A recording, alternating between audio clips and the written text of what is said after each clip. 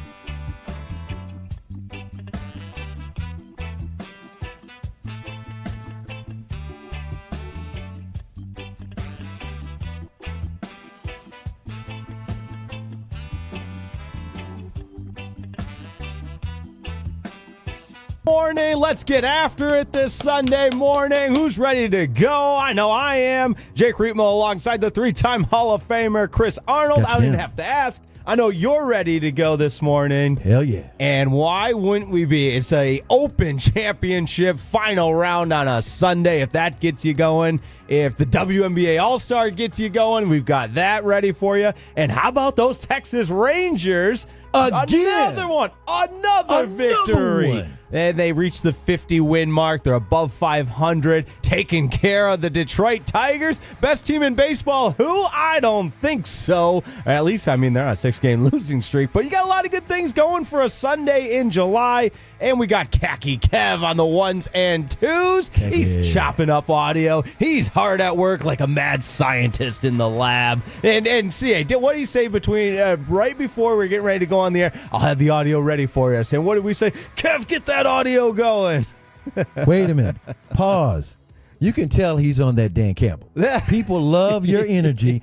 Tell everybody the secret again for those who don't know, because there's a lot of people who drink coffee. That's right. So the secret is, and I've got my Dan Campbell cup, who I aspire to be just like that. Glenn Rose on. Yeah, absolutely. Texas A&M on. Former Cowboy. Head coach of the Detroit Lions doing his thing. No doubt about it. I mean, I could watch old Dan Campbell clips up from that season on Hard Knocks for hours on end when he's just, I love you guys. And that just gets me going, you know. But you got to add a little espresso to your base coffee. So the espresso gives you a little kick, or as Shane Gillis might say, a little extra bump, you know. You know what you got to do? You're going to have to put these ingredients on your Twitter feed sometime. I should. But go ahead and tell the Tolos. Yeah. So it's a double base of the dark. No, none of this fluffy caramel sprinkles, cake, coffee pops, or any of that, or froth and double backwards, shaken twice, spun a couple of times. It's just dark coffee with espresso. Double shots of espresso. It's what the pilots drink on those long red-eye flights that they got to stay. Coast. Yeah, exactly. Stay wired for. And that's what we do here on 105.3 The Fan. You do here. Yeah. We stay wired and That ready is to that go. energy. And by the way- Absolutely. and by Good the morning way- to the Tolos, by the way. Good morning, Tolos. And by the way, we always tell the Tolos, thank you for letting us ride shotgun with you while you do whatever you do on a Sunday morning. In fact, we know it's a gig economy. Some people are working out there delivering packages or opening the shop up or headed over to the grocery store. Whatever it is, 877-881-1053. Let us know what you've got going on, and we will give you that shout out. And by the way, speaking of shout outs, in the North Texas area, it's going to be another hot, muggy day. Oh. It will flirt with 100 degrees. It will not hit 100 degrees, but it'll feel like 115 degrees. Tolos are texting in right now on the Frankel and Frankel Injury Attorneys text line. In all caps, that's all caps, Brandon. I love it. 817 says, hey, Jake.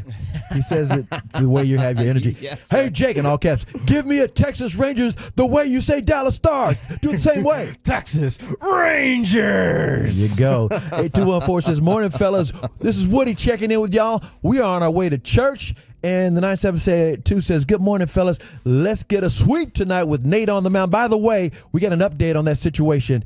It won't be Nate. We'll That's tell you what right. happened, and we'll break it down a little bit, but it's not going to be Nate tonight. It's At the still going to same be a great time, pitching School matchup. was going to be there, though. Oh, yeah. It's still going to be a great pitching matchup, but that's And- right. We got time for a deep dive on that. And guess what, Tolos? For the first time on a Sunday, This is big. Go ahead This and is tell big. them. This is big. You're going to give me the honors? Yeah, I you- get the you're honors? quarterbacking Look at today. that. All right. I'm waving to everybody because we are on the fan cam. Woo-hoo! Shout out to the hardworking team at Odyssey Dallas, 105.3 The Fan. Carter Freeman and his entire video team. Khaki Kev was Trevor Beck yesterday. are you saying all platforms are in effect? You know that's the buzzword that always gets Everything. How many cracks me up. platforms are you on? That's right. Are you a multimedia journalist? Yeah, you just on the radio. Are you print?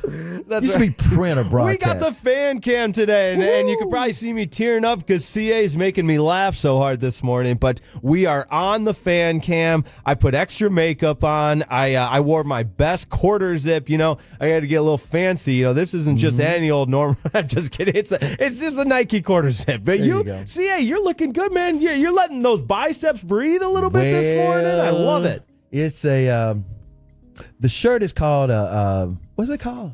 Compression shirt. Yeah. I was just gonna say it's got like some compression shorts. You're ready to? Are you working out after this? I can only work out a little bit. You know about the bicep. I know, yeah. Well, string if people missed tech. it yesterday, what? How did that happen? Just done a few too many push-ups.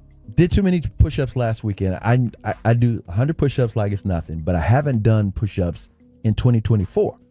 I mean 100 of them. Done push-ups. So I do 100 like it's nothing. There's some guys, including my son, who were doing some push-ups, and they were like trying to get over 50 or whatever. And I was just sitting there watching. I had no intention of doing anything. And then my daughter said, "Daddy can do 100." So I had to step up. love that. And all of a sudden, I got to number 15, and I heard this popping sound, and I'm powering through. I get to 70, and I just stopped because the other side started. And then I got a text. We got a text because I was talking about this yesterday. We got a text from Tolo that said, look on the YouTube of wrestler Cody Rhodes. And I swear to God, he's got that same bruise from the arm. Anybody that knows wrestling, and if you go ahead and you can see I got the same thing right now, but his was completely torn, a torn pectoral muscle. I have a strain. So I got to keep it in shape, but I was useless for a day. I'm confident you will because, my man, CA, you're always on top of that Gotta stay physical fit, fitness. man. Absolutely. A lot of other Tolos checking in, which we appreciate at 877-881-1053. This is from the 601. Let's go, fellas. Trucking through the Florida Panhandle, Beep, beep. making my way to Miami. Got y'all riding shotgun. Let me get a Smokey Bear update, CA.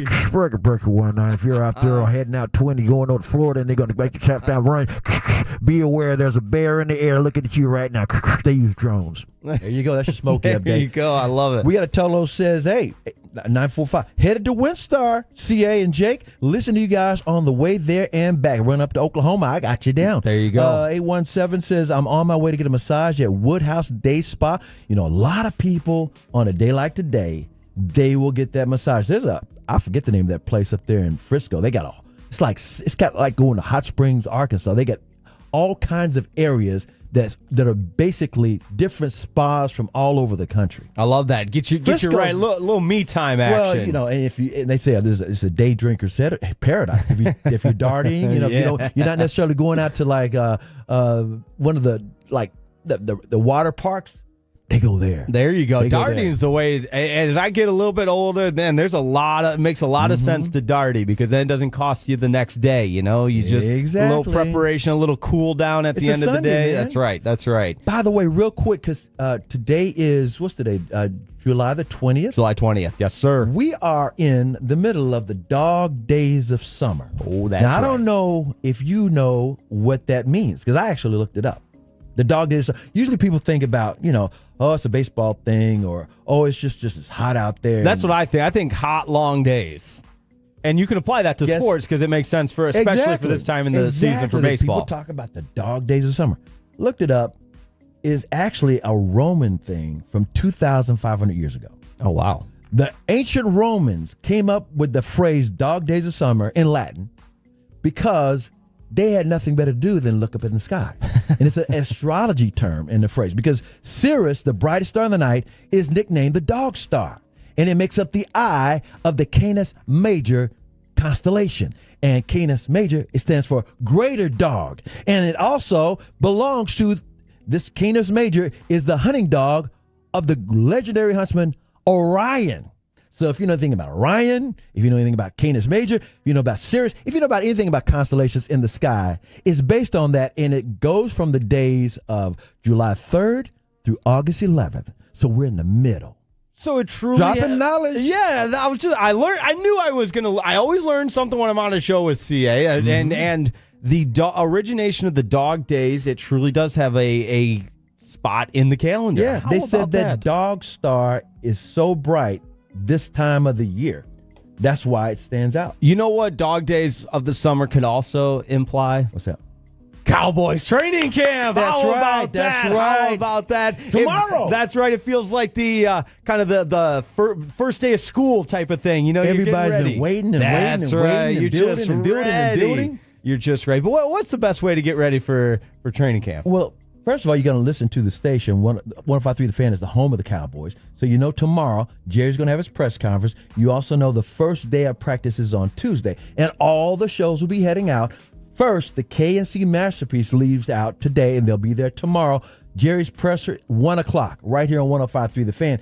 And then next week, you got G-Bag Nation and the Sean and RJ show. And by the way, that Bobby Belt did it again. For those who missed it, that Bobby Belt is a genius. He is a diabolical genius. He's always messing with ChatGPT, and he came up with an AI version. He asked it to create an AI song about all the shows heading out to Cowboys training camp. And it is brilliant. He said, and do it with a country music background. For those Tolos who missed this, you got to hear it. So, hey, Kaki, you got that? Take a listen to this. KNC are off to camp, Cowboys near, asking players things like, would you fight a deer? A week goes by and the real scouts arrive. No, not G-Bag, it's the morning guy.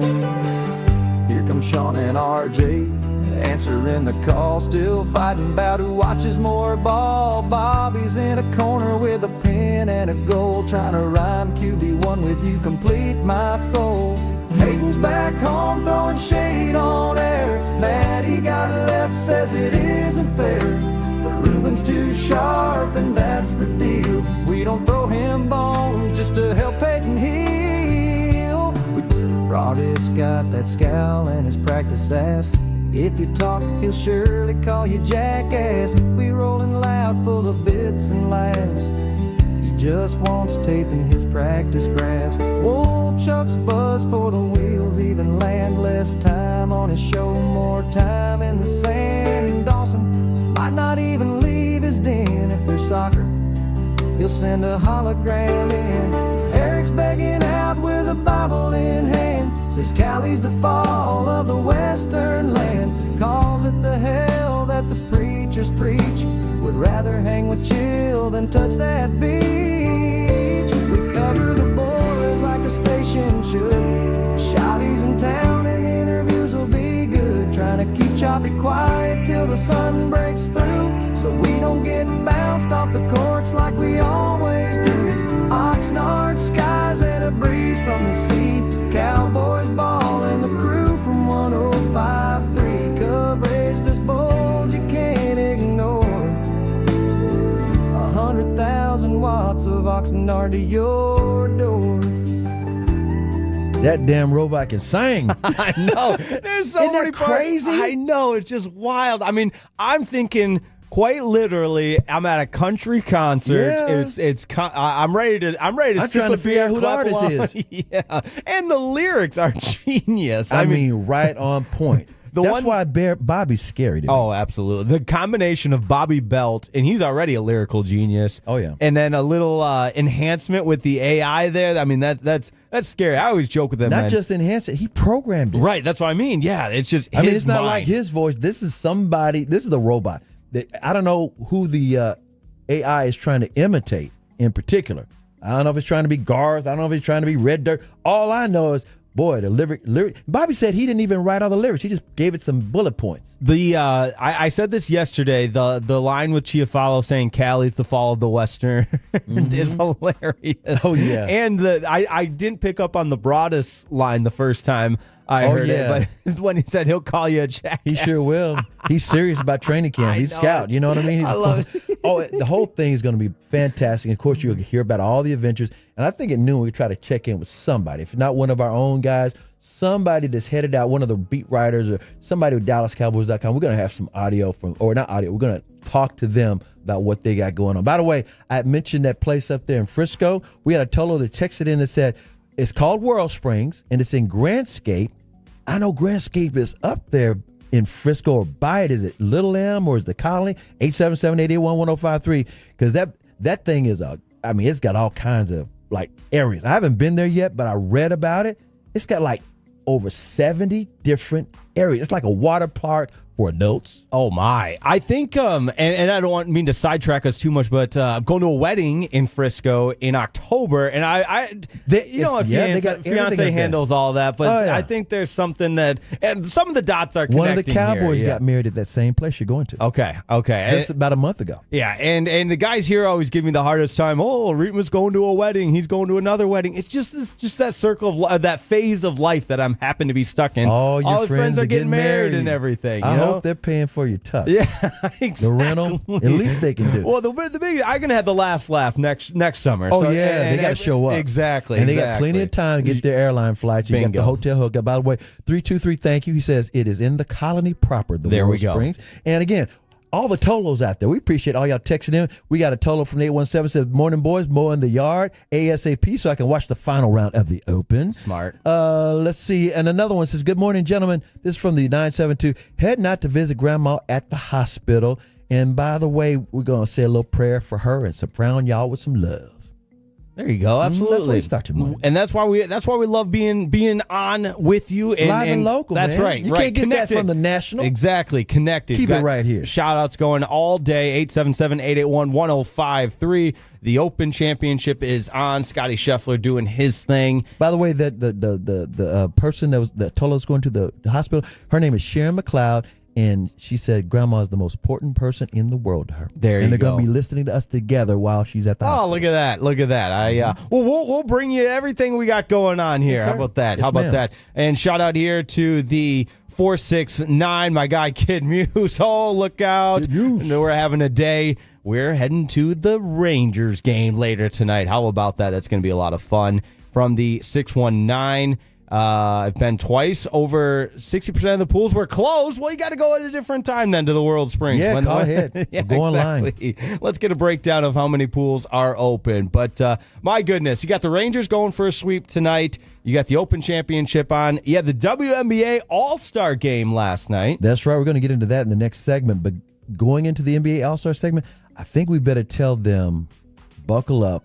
about the matchup and the pitching situation tonight. We're not going to all the details. We got to pay off that tease. No doubt. Let's do that next. Don't go anywhere. He's the 3-time Hall of Famer, Chris Arnold. Let's do that. I'm Jake Reitma, 105.3, The Fan. The Fan is everywhere, thanks to Comerica. Now on the iHeart.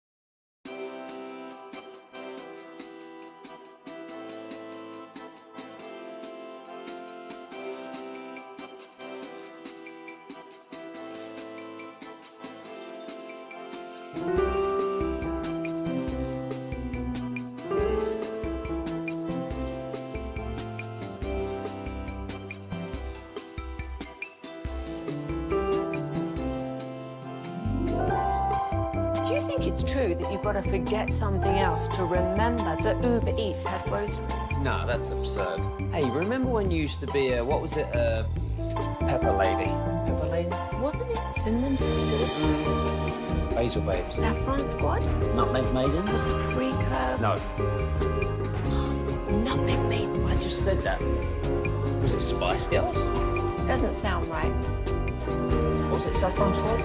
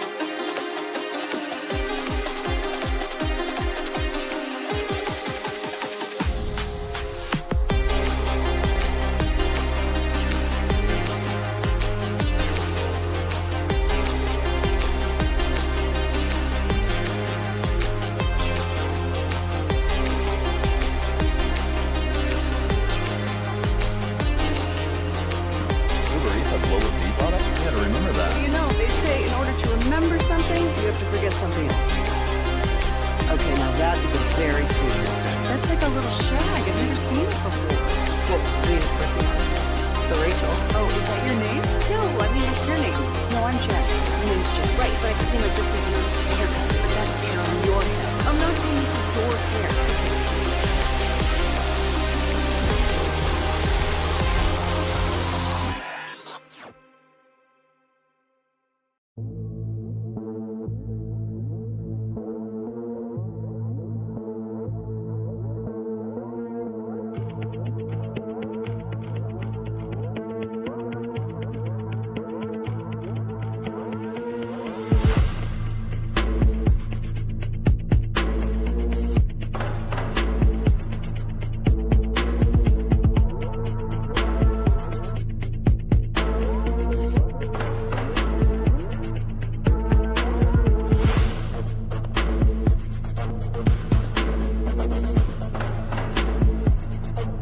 Here's the pitch.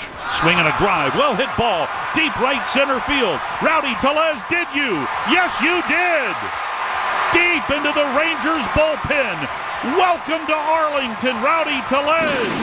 It's a 3-run shot, and it's 3-0 Texas. How about that? A 3-0 count made it 3-0. And that's really all the Rangers offense needed because the pitching has been so good. And other than just that one little solo shot in the 9th inning for Riley Green for the Tigers, it would have been back-to-back shutouts. But hey, 1 run in 2 games. Final score 4-1. Rangers win. So Kamar Rocker did his thing. Yeah, you give up 1 run in 2 games, you're probably going to win both those games, and the Rangers have. How about that? They got a chance to go for the sweep tonight. Tarek Skubal on the mound for the Detroit Tigers, the reigning Cy Young winning pitcher. But we thought it was going to be Nathan Eovaldi. Not to panic, just a little back tightness. Wait. This is the national game they're televising. 100%. Sunday night baseball. Are you saying it's not going to be Eovaldi? I'm teasing. No, yeah, it is not going to be Nathan Eovaldi. A little back tightness, but it's not expected to be anything majorly. So it's Jacob Latz instead, who you should recognize. He's had a ton of appearances and a few spot starts, in which his last spot start, CA, was actually really, really impressive. He went 6 innings when the Rangers were in Baltimore the last time he started. Yeah, put it like this. It was a bullpen day where the bullpen starts. He was starting, and he took a no-hitter into the 7th inning before allowing a hit. And here's the good news.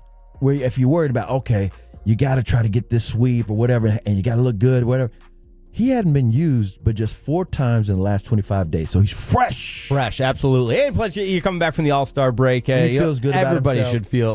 Everybody should feel good about the way this Rangers team is playing right now. Right. By the way, the only time the Rangers have lost to the Tigers this year, because you know you're the cheat code for the Tigers because, again, you grew up in the Detroit area. You know that team backwards, and you do baseball all the time. So Skubal is the only pitcher from the Tigers to beat the Rangers this year, and he did it one time. The Rangers are like 4-1 against the Tigers. They've had the Tigers number. And so Skubal's supposed to win. Yeah, he's going to win the Cy Young. He's the best pitcher in baseball, or at least in the American League. And the bottom line is, you can steal this victory, right? No doubt about that. I'll be there. Looking forward to it. I'll be at the Globe. So any Tolos there, come say hi. Looking forward to that. Okay, the Tolos want to know. What will you be wearing? I knew that was going to put me on the spot. It's okay. Let's just say you're a childhood team. Born and raised. You know what? You're going as a fan. You're not be wearing a media credential. Right. No credentials. It's how I discovered sports, and it was my formative years. But I always joke with Bobby Belt about this. There's a lot of crossover between Tigers, Rangers, Pudge Rodriguez, Ian Kinsler, Kenny Rogers, the Juan Gonzalez. The list goes on and on and on and on. So there's a pipeline. We'll leave it at that. But last night we had the WNBA All-Star game. And like a lot of All-Star games, the action on the court, if you will, wasn't the most intense, entertaining. Wasn't a lot of defense being played. Right, and everybody knows that. But here's what the angle about the game itself in the game that you take away from everybody in Dallas-Fort Worth. How did Paige Beckers do? Paige Beckers did fine for a rookie. And by the way, they came up with a new trick to try to keep this thing interesting. You know how people like to take logo shots? They came up with a 4-point shot. I saw that. I liked that. Yeah, everybody liked it. Instead of just being on the arc, which is a 3-pointer, they had like circles right up above that, not quite logo, 28 feet. She hit the first ever 4-point shot in WNBA All-Star game, any All-Star game history. So she hit that shot, it was sweet, and then she made a layup or something. That was it for her.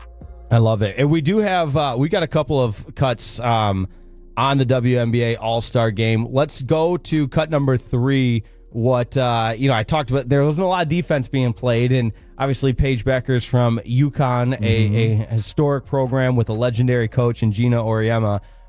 Paige Beckers was asked, what would Gina say about the All-Star defense that was being played in the All-Star game? What do you think Coach Auriemma would say about the defense being played in this game? Just complete awful, disturbing demonstration of basketball on both ends of the floor. Actually, we're making a lot of shots, but it's probably because our defense is trash. So. I love it. I can almost picture the disturbing display of basketball. But Elle Duncan had another take on the defense. She was doing some nice commentary. Yeah, when they were covering it at halftime. Here's what Elle Duncan had to say on the lack of defense being played. All right. Well, again, we hope it gets a little bit more competitive because like a girls' trip to Cancun right now, there's no need. Yo! Easy. That sounds like Air Chiafalo. Right. Double entendres. Seriously, she's ready to hop on the fan with takes like that. But in all seriousness, the WNBA can be an opportunity, or the All-Star game, I should say, could be an opportunity to make a statement, and that's exactly what the players for the WNBA decided to do with what they wore in pregame warm-ups. Cut number 1, if you will, please. For fun, but this is also a business trip. This was just moments ago after the anthem. They revealed these shirts that say, pay us what you owe us, because, of course, right now, I'm at the backdrop of All-Star. They're having negotiations and meetings right now with the Players Association about this new CBA. And what do you make of this move to very publicly say to the league and put them on alert, we want this money? Oh, and the crowd, when the game was over, pay them. While they were doing the post-game interviews, pay them. For those who don't know, they were wearing T-shirts that said that. And the thing that was so wild is, it's really not that wild. NBA players and WNBA players, since the pandemic even started, have always been allowed to wear T-shirts with various statements on it. They're not like, you can't wear that T-shirt, it's a distraction. No, they wear those T-shirts during warm-ups, and they can wear whatever T-shirt as long as the whole team wearing the same kind of T-shirt. And so both teams, all the players were wearing their T-shirts. And I think they said at that players union meeting, 40 players showed up.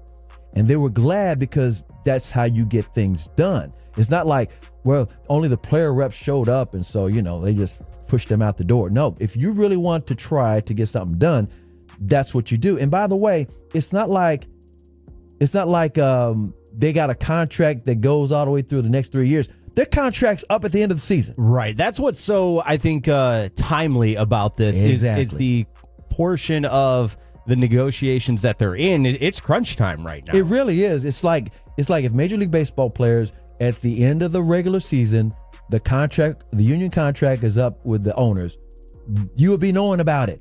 If football players, the owners better lock something in, the players union, their contracts up at the end of the season. That's what's going on with the WNBA right now. I think only thing people have been paying attention to is Caitlin Clark, and she's been hurt, or there's a lot of defense, elbows being thrown. Women are being like, woo, they're playing like guys out there. But no, their contract's about to be up. And meanwhile, the WNBA and the NBA signed a massive deal. And that's what I wanted to dive into, because you've done a little bit of a deep dive on some of the numbers part of this, because the economic component of it is fascinating to me. And I don't talk about that, but I have a business degree from a private school where I played football, and it was business. And you have case studies nonstop, and I see a lot of noise on both sides of the aisle that pay these players what the WNBA is exploding. The new TV contract, it's going to be large, or it is large, and very large. What that share and that revenue share will look like with the NBA, because it is subsidized by the NBA. But on the other side, you've got the noise of people saying the WNBA hasn't made money in years. So how can players expect there to be a raise if they haven't, as a league, made money? Here's what's so wild about that whole thing. Everybody knows right now that the TV ratings are through the roof. Everybody knows that the brand of WNBA is like super strong right now. The NBA, with their streaming rights deal, made a $76 billion deal. And $2 billion of that is for the WNBA. Again, the NBA is going to get their money back. And people are saying, well, nobody's saying that these players are asking for, NBA player contracts. They're not even asking for Major League Baseball, NFL, name a sport. They're not even asking for like hockey contracts, NHL contracts. They're not talking about that. They're just talking about making more than $65,000 a year. Right, which I was seeing some breakdowns, like 9% was one that continued to come up. And you got the Clay Travises on one side that are making noise. You got Dave Portnoy, who we talked about yesterday, is going to be with Fox Sports now, and of course the CEO of Barstool, and he talked about he was defending that these players should be paid more because of the increase in exposure for the WNBA. Again, it's like any kind of investment. If you invest in something, this is what you got to understand about owners and people that invest. You lose money initially for a while because you're good with that. No business makes money initially. You're expected to start having an ROI, a return on your investment, at some point down the road. Well, this is what's happening right now. In the meantime, early on, the players were only getting paid $65,000 a year, and that's what they're getting paid right now. In fact, every All-Star, guess how much All-Star money they got? $2,500 for making the All-Star game. Thank you. So I'm just saying, we're saying this in the same time you're hearing about different NBA players making $100 million, or you hear about certain teams. I could go on and on and on. Name a sport, and you're hearing like, oh, so I give you Micah Parsons. Micah Parsons wants to get about $45 million a year, and he deserves it. And we know the TV money is there, et cetera, et cetera, et cetera. But what I think a lot of sports fans are confused about is, they're like, whoa, the WNBA is losing money. If you see the ratings, you see the ROI is in the middle. The process is going. And the NBA has already gotten paid by the streaming deals already, $76 billion. So they're not losing a penny per se, because a part of the package of their deal was, guess what? We got these WNBA games, and that's also the future. So the networks are betting on the future, and the players are like, well, guess what? We're not asking for the world. And let me give you some numbers here. Here are the numbers, just so the context. NBA ticket sales, this is per year, $2.5 billion. Merchandising for a year, $1.2 billion. This is NBA. Major League Baseball ticket sales, $3.4 billion. Merchandise, $1.6 billion a year. NFL ticket sales, $3.3 billion a year. Merchandise, $4 billion a year. WNBA ticket sales, $60 million. Merchandise, $20 million. We got a total that texted in, and he did the math. Give props to the 903. Pay us what you owe us. Let's see, it's $50 million a loss a year. You got 144 players. This we're talking about where they are right now. These ladies need to be paid at least $347,000, $222 each to play basketball. So they're not asking for multi-million-dollar contracts. They're just saying, come on now, $65,000 a year? Proportionately looking to make more than... And you do numbers for a living outside of this, right? That's a scary thought. But yes, sometimes we can break it all down, because that's what Portnoy was talking about from a franchise value. And you can look at the years and years of lost revenue operating in a deficit as a league, WNBA league total, but he was looking at it from owning a specific franchise to the moon. And he said, I would buy a WNBA franchise right now if there was one in Boston. In the Bay Area. In the Bay Area, they just started. It's a sellout every night. It's at the Chase Center. They make insane money, and they're not even competitive yet. Yeah, that's a good point. And it is interesting to discuss, because you're going to have the Wings are moving to Dallas Convention Center. They decided that last year because they know the growth. They've run the numbers. They said, you know what? This thing ain't going to lose no money. It's about to turn and flip big. So they're just saying, pay us more than $65,000 a year. Yeah, I would have. The part that there's NIL money at schools.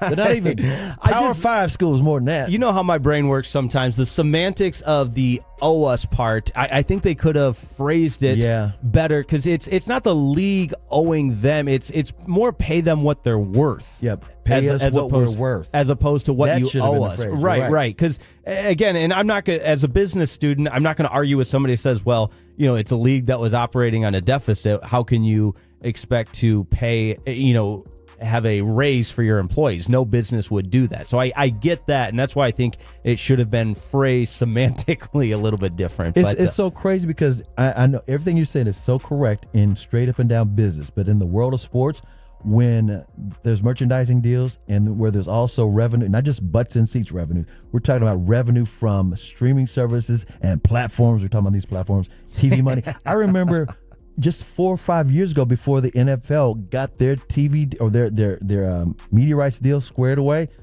I can't even tell you how many old head broadcasters kept talking about, well, the ratings say, and the other night. I said, it ain't based on the ratings. Anymore. You're leaving out all these apps. What's an app? I mean, this is 2022. I know. Dak doesn't deserve. I'm like, his agent knows about the deal that's about to happen. It's going to be worth over $100 billion. Turned out to be $117 billion. I was preaching this on this station forever, and people were listening to me like I'm talking Chinese arithmetic. Like, they're like, duh, but Dak doesn't deserve. I said, it's his turn. It has nothing to do. If all that money, all these players are getting money now, and I think people understand the concept. In NFL especially. But guess what? They didn't a few years ago, and now they just blinked their eyes. Oh, okay, yeah, Mike should get that kind of money or whatever. It's like hundreds of millions of dollars, because there's hundreds of billions of dollars, and if they don't spend it, that's why there's unions. The owners have to spend a certain amount. They have to. That's why they have unions. No. That's why baseball players will say F you and go on strike. Yeah. Well, that's what, the All-Star game served as that platform for the WNBA players to be able to voice or make a stand. And now the fun part, we see how it all plays out. And speaking of fun, CA, we are just around the corner from training camp. And so coming up, let's go inside the Star. As a matter of fact, speaking of Micah talked out about how come he ain't signed. Look at that. That's next on 105.3 The Fan. With the Bosch 18-volt 2-in-1 impact driver.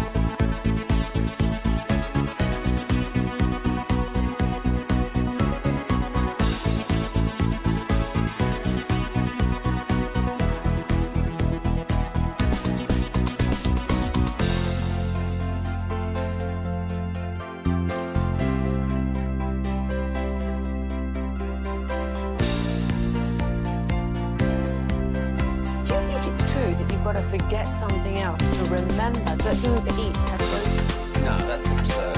Hey, remember when you used to be what was it, Pepper Lady? Pepper Lady? Hazel Babes. Saffron Squad? Nutmeg Maidens? Pre-curve? No. Nutmeg Maidens. I just said that. Was it Spice Girls? Doesn't sound right. Was it Saffron Squad?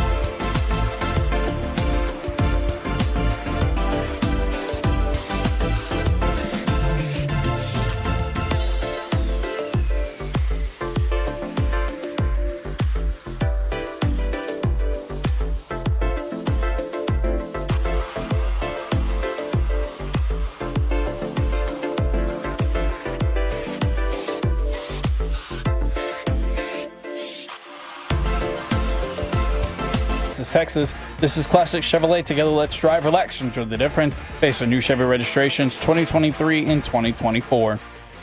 Scotty Scheffler in cruise control, 17 under. The guy's a machine, CA. Dallas' own. How about that? What was his streak? 19 consecutive round or 19 consecutive tournaments of wins when he leads after 3 days heading into the final. It's about to be 20. Basically, it's over. Yeah. Yesterday, we knew it was over. If you follow Scotty, it's over. He had a 4-stroke lead yesterday. No doubt. I mean, now he is just 7-stroke lead. He has done what the people at the top of their sport and the peak of their career do. When they get an opportunity, they take it, and it's just. We're going to have some good audio later in the program of what it's like playing against Scotty Scheffler, but we'll keep you updated. Sometimes you just got to kick back, and I know it's probably not going to be close. Man. Exactly. It's admire the dominance. It's like when Tiger first started. You admire the dominance. You say you might not see this that often. No doubt about it. But we're just getting started on a Sunday morning, and it's time now to go inside the Star. The Dallas Cowboys getting set for training camp in Oxnard, California. I love following all the You say Oxnard like Jerry does. I always say things funny around here, and everybody says, this Jake, is exactly you say the funny. way. This is exactly the way Jerry says. He says Oxnard, and that's what you just said. Oxnard. It sounds like somewhere you'd have the Oxnard Open Championship at Oxnard. How do you say it? Oxnard? Oxnard. Oxnard. I got to work on that gnarly pronunciation. But in Texas you gotta say Oxnard, but Jerry says Oxnard. There you go. But you're not the only one. I appreciate that. How about a little positive update? Let's go. Demarion Overshone, his social media over the weekend. Nice little shirtless selfie. Who doesn't love a shirtless selfie? I mean, yeah, you can get on board with that. But I got no problem with that. Good. He shared good news from the doc. We getting active this season. All glory to God and to my guys in the training room. So he wants to had be a schedule. He want to be back as fast as he can.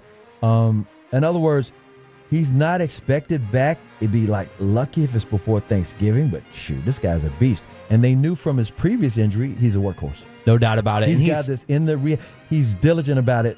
And like everybody can't handle it. It's mentally, it's a different thing to deal with. And he's switching numbers to zero. Agent Zero. Agent Zero, just like his college days. And I read I would say I read an interesting article where, and right, wrong, or indifferent, but the number 0 jersey won't be available until he's playing. So there's like the anticipation of awaiting his return. And that's marketing. Yeah, exactly. The article is hilarious. They said because it could time up where it's right in that Christmas season where, wait a second, now I got number 0 available. What a great Christmas gift. Yeah, and by the way, the reason he never got to wear it, it's a long story. I'm not going to make Cowboy fans already know. The mascot, Rowdy, that was his number, and Jerry insisted that only Rowdy could have that number. And then he said, wait a minute, okay, this number's not retired. Come on, Overshone, you got it. We promised some Micah, but yes, looking forward to that for sure. We promised some Micah Parsons audio with the, I don't want to say dark cloud looming over Cowboys training camp, but it's like this, a nonsensical cloud. There's no reason. They know they're going to sign him. Why are they not signing him yet? And by the way, T.J. Watt signed for $41 million a year. For a lot of people, like, well, Mike has always wanted like 45, so that doesn't hurt Mike at all. Well, you always put this so perfectly that it's just whoever's turns next, and it's the same with quarterbacks. That's why it doesn't make sense for Jerry not to sign his guys. Exactly, the market setting, and I think Parsons' audio is pretty. He's, and to his credit, he's kind of remained taking the high road through all of this. But here's the most recent Micah Parsons audio that he had to say. I would never understand it. We wanted to do the contract last year. They're just kind of like, we want to do Dak and CD, and then you go out there, perform again, and then, you would think like, all right, we'll get it done early. We know there's some guys that's about to get ready to get repaid, like Miles, Max is gone. So you would think like, hey, let's get ahead of that. You know what I mean? I just never understand, when guys come into the league and they're consistent and they, they perform well, why they got such an urge, but then there's guys that just have one good year or maybe 2 good years, and it's just like they get it right away. And even now, you got TJ and Max and all these other guys that's getting paid, and you can't want us to take less because you just decided to wait, We obviously want to get done early. We want that relief off our backs, but obviously ownership is always going to make it drag out, make it more complicated than it has to be, lack of communication in that standpoint. But, I just always say, God has me this far. He ain't done with me yet. So, I just keep working, keep going. And then when it come, I'm going to be ready. But, it ain't going to be no drop off. Yeah, Mike, what show is this? Keki, is The Undertaker? Yes, 6 feet under pod with The Undertaker. So if you had Micah Parsons talking with The Undertaker about football on your bingo card for 2025, you might have just got 5 in a row. Well, I explained why this is taking so long yesterday.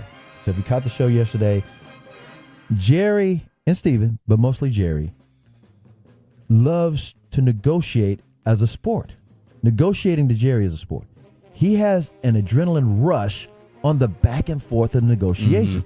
It's like a high for him. It's a high for him. He's trying to figure out if the agent's going to slip up or if he's going to slide in some kind of thing and he can get the deal done or get clever with it, because he's actually won a few of these things out of the blue. He signed Tyron Smith to a sweetheart deal behind Tyron's agent's back one summer at training camp. So those are things that Jerry thinks he can do, but this day and age, the price always just goes up. And I guess Jerry just looks at it like, well, it's the price of doing business, but I enjoy the back and forth of negotiation. And David Mulligetta by the way, is the toughest agent. He's getting all the money for his clients. He grew up here in Dallas. Mulligetta, I think Jerry's trying to think if he can beat Mulligetta and bring it. Remember, he started off and said, I don't even know I don't even know his name. So that's gamesmanship with Jerry. This is his Super Bowl. Yeah, it's almost like a predictable process, and I think you alluded to that, where it's unnecessary, but at the same time, the track record points to the fact that this is how it works time and time again. I'm glad that Micah understands it, because he's explaining it to like most people. It doesn't make any sense because all these other guys getting paid. He said, but I'm fine. You know, God has a plan for me. And by the way, Micah will be at training camp, and we're just wondering if he's going to kind of start chomping at the bit and put on a helmet and get out there. He might not, but he's Micah. It'll be interesting to see. How about Jimmy Johnson, the Hall of Famer, legendary Jimmy Johnson? It'll be his first year not in the broadcast booth. I forgot. So he'll be taking games in from the comfort of his own home and not involved in. You help me on this. I should know it's Fox. I believe Fox. Yeah, right. Here's the deal. Jimmy lives in the Florida Keys. Whenever he's doing the football, he has to fly all the way to L.A. to Fox's studios, and it's cross country. Don't get me wrong. And he's been doing it for all these years, and I think he's damn near 80 or something now. Bottom line is, we won't get to hear Jimmy talk about it no more, but you found some audio? No audio, but he did an article, and this is on DallasCowboys.com, or he did an interview with the article being on DallasCowboys.com, where he just kind of provided some advice, obviously with Shadi being his first year. But he talked about the difficult schedule that they have towards the latter portion of the season. And they're a little top. He said they're a little top-heavy salary-wise, obviously. But they're under the cap, Jimmy. That's what Steven and Jerry don't tell the fans. So he said their 53-man roster might not be quite as talented at the bottom of some as the other teams. So the number one thing for Shadi and the Dallas Cowboys, above all else, you just got to stay healthy, CA. That's what he said. Just stay the bottom line. Healthy. I've always said in sports, especially in football, it's a war of attrition. And the healthiest team at the end has the greatest chance to win it all. It's a good way to put it. And the other part about the staying healthy when you have a Cowboys team with the number of games that they have against what we expect to be our legitimate teams, contenders down the stretch, that depth is going to be so important. That war of attrition. But I think every coach, whether they've been a head coach at the highest level for one game or the lowest level for 100 games, anything in between, will tell you, we just got to keep guys healthy. Exactly. I mean, it happens all the time, no matter what the sport. But in football in particular, it can definitely flip a season if it's the key person like the quarterback, or a key person like an edge rusher, or a key person like a certain linebacker or corner. Right. I mean, it's all that. Think about this. Do you know that Deron Bland and Trayvon Diggs have only played one season together? That's crazy. And both of them led the league in picks a couple of years ago. I mean, each year. Right. They've had their breakout years, but not together. Exactly. And it's just so crazy because those two guys are really good ball hawks. What's it like playing against Scotty Scheffler when he's got the lead on the final day? We've got that audio for you. We'll give you an update on the Open Championship. Don't go anywhere. He's the three-time Hall of Famer, Chris Arnold. I'm Jake Reitman, 105.3 The Fan. Faces for radio, you be the judge. Watch.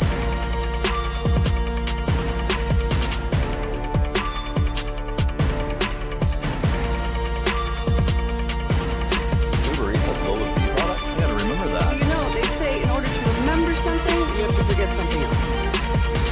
Okay, now that is a very cute haircut. That's like a little shag. I've never seen it before. Well, I mean, of course you have. So, Rachel. Oh, is that your name? No, I mean, what's your name? No, I'm Jen. My name's Jen. Right, but I just feel like this is your haircut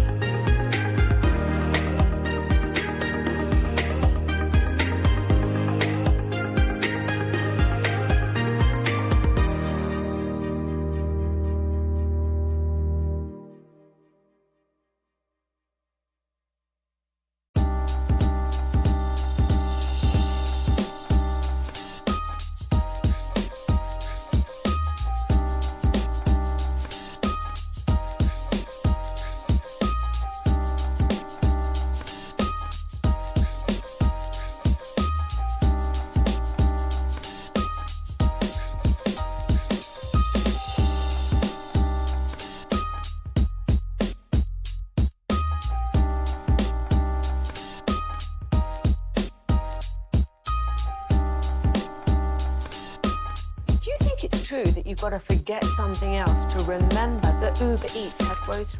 No, that's absurd. Hey, remember when you used to be a, what was it, Pepper Lady? Pepper Lady? Wasn't it Cinnamon Sisters? Basil Babes. Saffron Squad? Nutmeg Maidens? Paprika? No, Nutmeg Maidens? I just said that. Was it Spice Girls? Doesn't sound right. Was it Saffron Squad?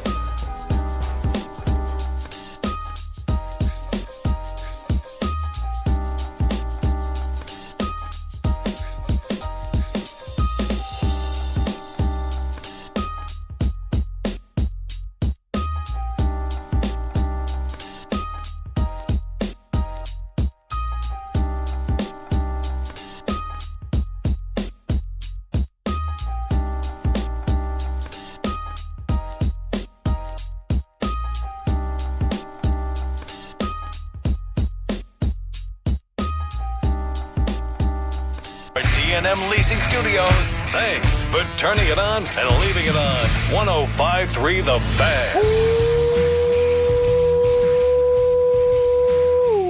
Here we go. It's hour number 2. Oh, here we go. Hour number 2 on 105.3 The Fan. You're home for the Dallas Cowboys and Texas Rangers. I'm Jake Rietma. He's the 3-time Hall of Famer, Chris Arnold. Got you down. We got Khaki Kev in the Pimp Cup on the 1s and 2s. Was that a Dak Prescott not tip of the hat? Here we go. I made the mistake of watching quarterbacks on Netflix last night before I fell asleep, so that's in my head right now of the kill, kill, kill, or can, Or Omaha. Yeah, I would love more than anything to just be obviously 5 foot nothing, never going to be a quarterback, but my dad was a quarterback, and the cadence of it would be so fun. Oh, yeah. I would Kind of draw 'em off. Yeah.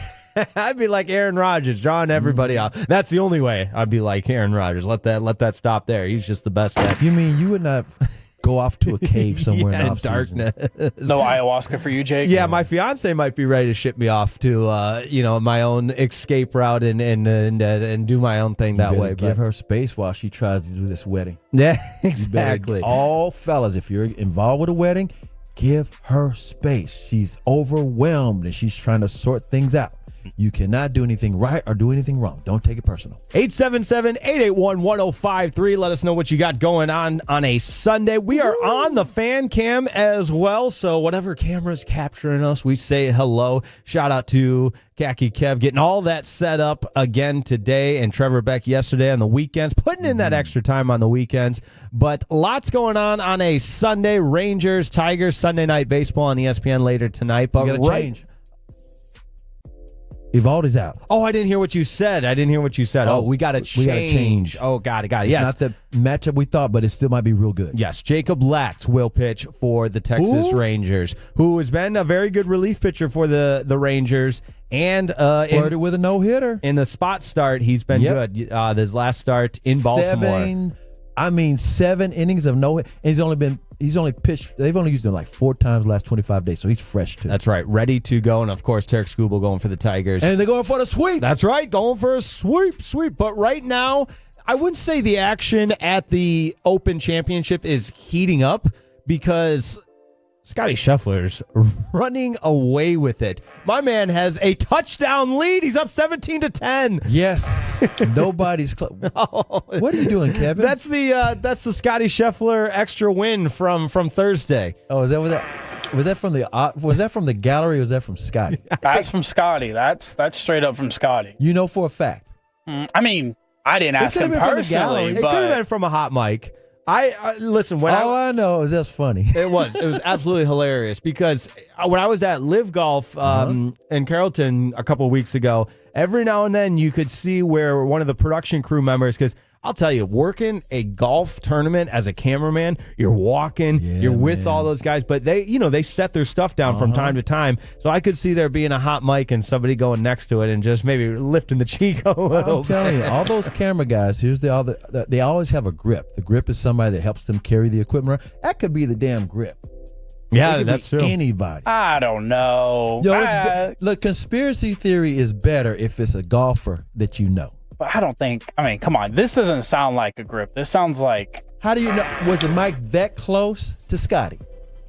Okay, or was it closer to the I'm saying crowd? it's a fart. I'm just saying it's a fart. We That's know all I'm it's saying. we know it's a fart, but whose fart is it? Farts are never not funny, but can we move on from the Scotty Scheffler? Well, Khakis the one that hijacked the segment. No finger pointing over here. We got to talk about a guy who is about to win his second Open chair, his second major of the year, and he's just going to knock another one off with the career Grand Slam, and I just got nothing but fart noises in my outdoors, right? All right, I'm done. All right, but thank you. There it is. Scotty Scheffler, 17 under. Rory making a little late charge. He's tied at 10 under. But an interesting story here, Chris Goddard, who has been on a charge as of late, could be in consideration to make that Ryder Cup team and this impressive performance. And if you're looking for other storylines within the Open Championship, Goddard could be a guy that snags that last Ryder Cup spot to represent the United States, just because he's been hot. And there's always the notion of you gotta go with the players that are the most hot, because in years past, the one of the knocks on the U.S. Ryder Cup team is, hey, let's just play golf with our friends and pick our friends instead of the best players to represent. Moment. Exactly. So whether it's Patrick Cantlay or some guys that haven't been playing as well, they might just be peeking back at their spot on the Ryder Cup. Chris Goddard, a guy that could take that last spot. So Scotty's up by 7 after 7 or through 7.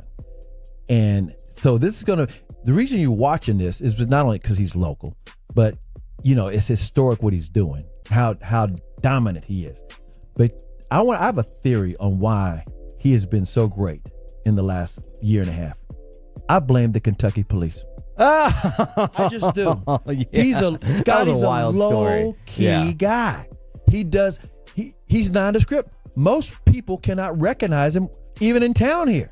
He's just low-key, does wonderful things, family man. He's only like 26 years old, 25, 26 years old, and he's dominant. And I blame the Kentucky cop who pulled him over for trying to zip through the backup traffic to make the tee time, and thus he had to get arrested. And now he's got a tattoo of a tear down one eye.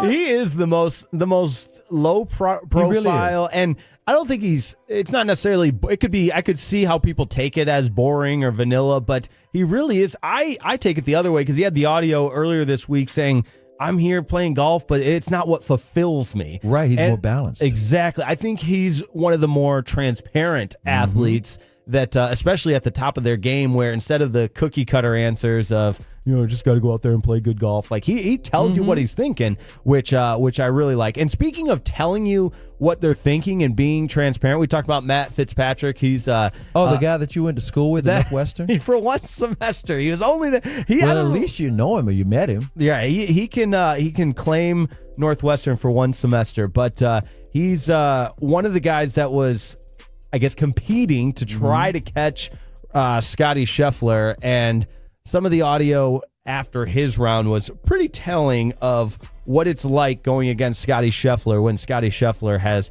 a commanding lead and you're trying to chase down Scotty Scheffler. Here's Matt Fitzpatrick. Well, hopefully I blow up. I mean, let's be honest, I don't really care. I just want him to not play as well as me, obviously. So, yeah. The only hope is a Scotty Scheffler blow up, and that's not happening. Ain't gonna happen. It ain't happening. He's too calm and collected. Yeah, I think you could hear the almost the humor and comedic route he's taking of the reality of the situation is you ain't catching Scotty Scheffler when he's got this big of a lead. No. What did you say? 19 straight victories when he's leading by 3? No, when he's won after 3 days. Exactly. After 3 days. So you can't catch him until he loses. It's almost kind of like what this streak is looking like, and it's not exactly the same by any means. Remember, Tiger had not missed a cut in like 100. Like, everybody misses a cut here. Not Tiger. That's like when you're focused and locked in, and that's the way Scheffler is after three rounds. No doubt about it. But one other thing, Khaki, we got Tolo texting in from the 540. Says that was confirmed to be a fan. They checked it out. There you go.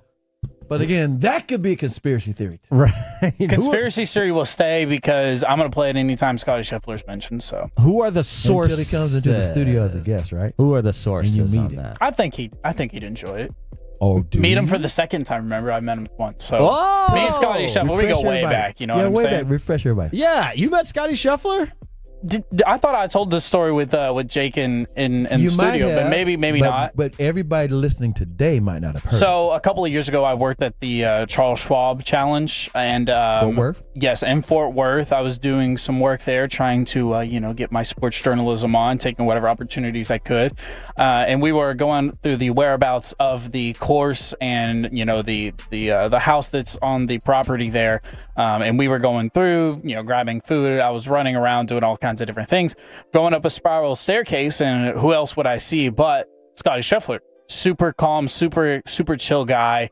I want to say it was before he started his round, and he had maybe like a 10-15 second chat with us, and Look out. just chill guy. If you didn't know Scotty Scheffler, you wouldn't think that was Scotty Scheffler, kind of thing. So I guess what I would say is who you think Scotty Scheffler is exactly who he is. Real chill guy, real cool guy. You He'll would stop never and know talk who to he you. was if you didn't see that tattoo below his eye. Exactly. Right, yeah. The only thing you know. Gives it away. No Rory rants from me today because Scheffler is Dominated. is in control.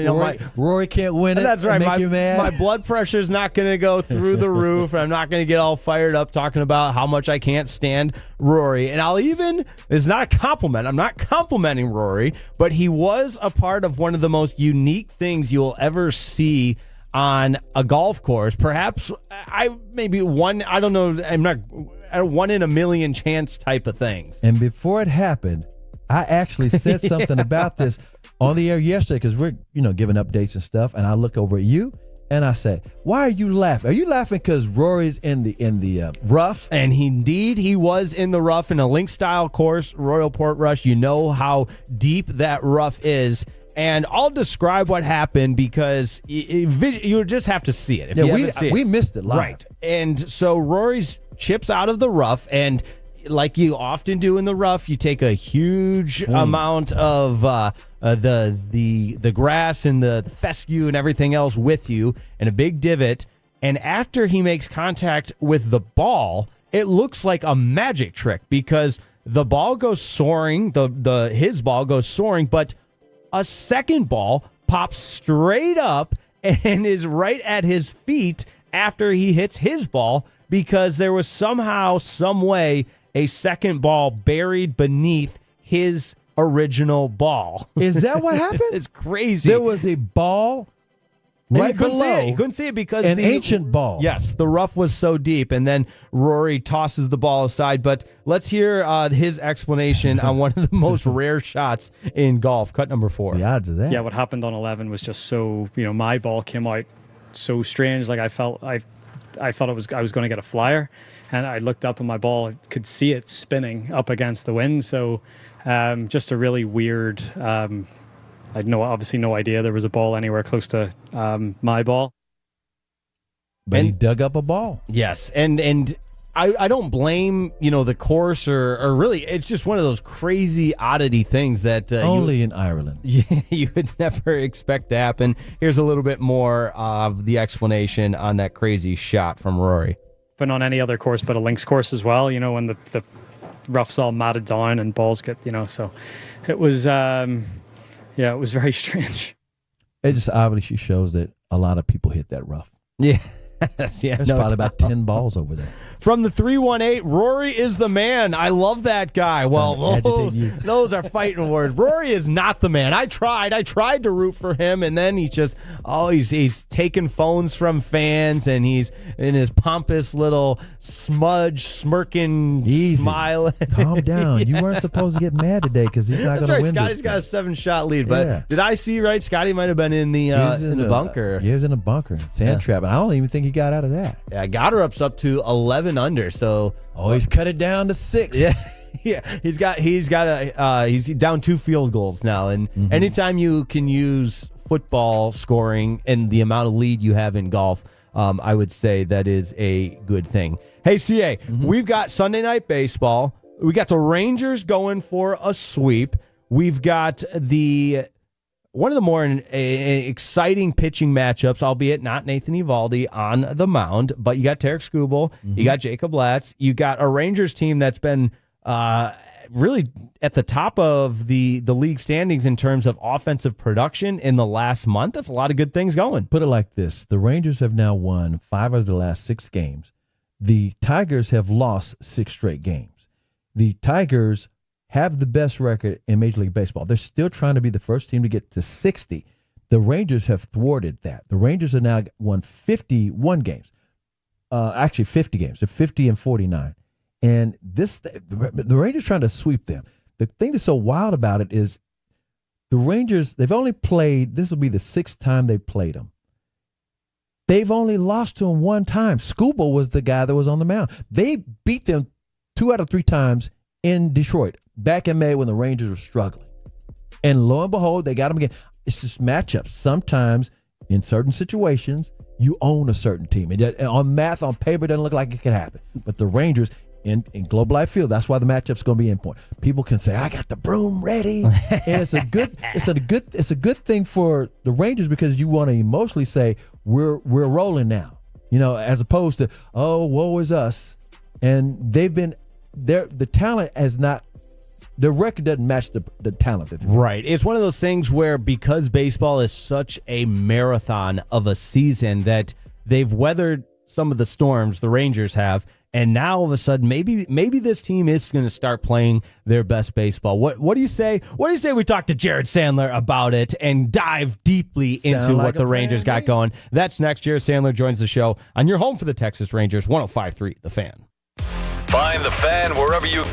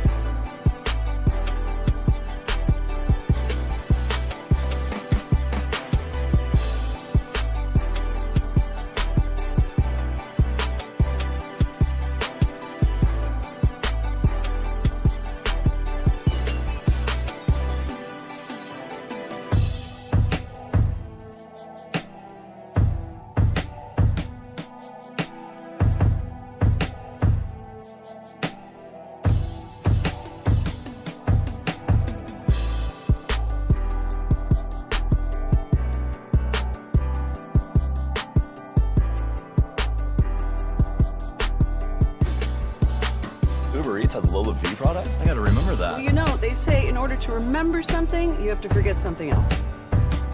Okay, now that is a very cute haircut. That's like a little shag. I've never seen it before.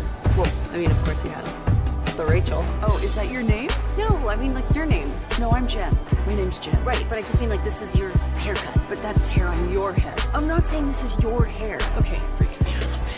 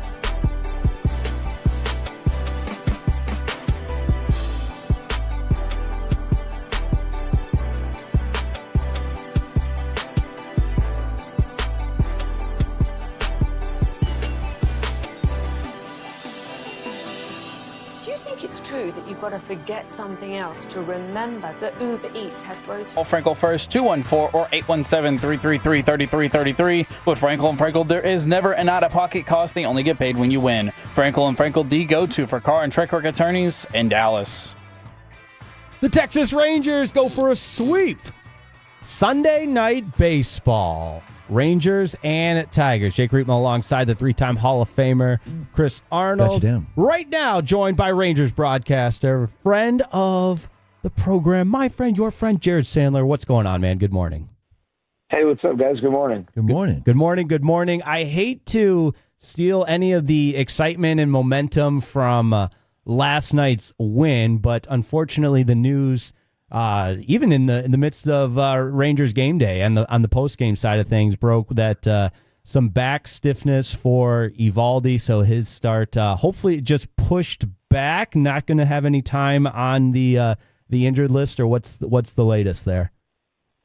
Yeah, we'll have to wait and see. I know he'll get some further work done today and be reevaluated. But yeah, total bummer. I think just from like a baseball fan standpoint, the possibility of seeing Eovaldi and Skubal and on a national stage Sunday Night Baseball is going to be a lot of fun.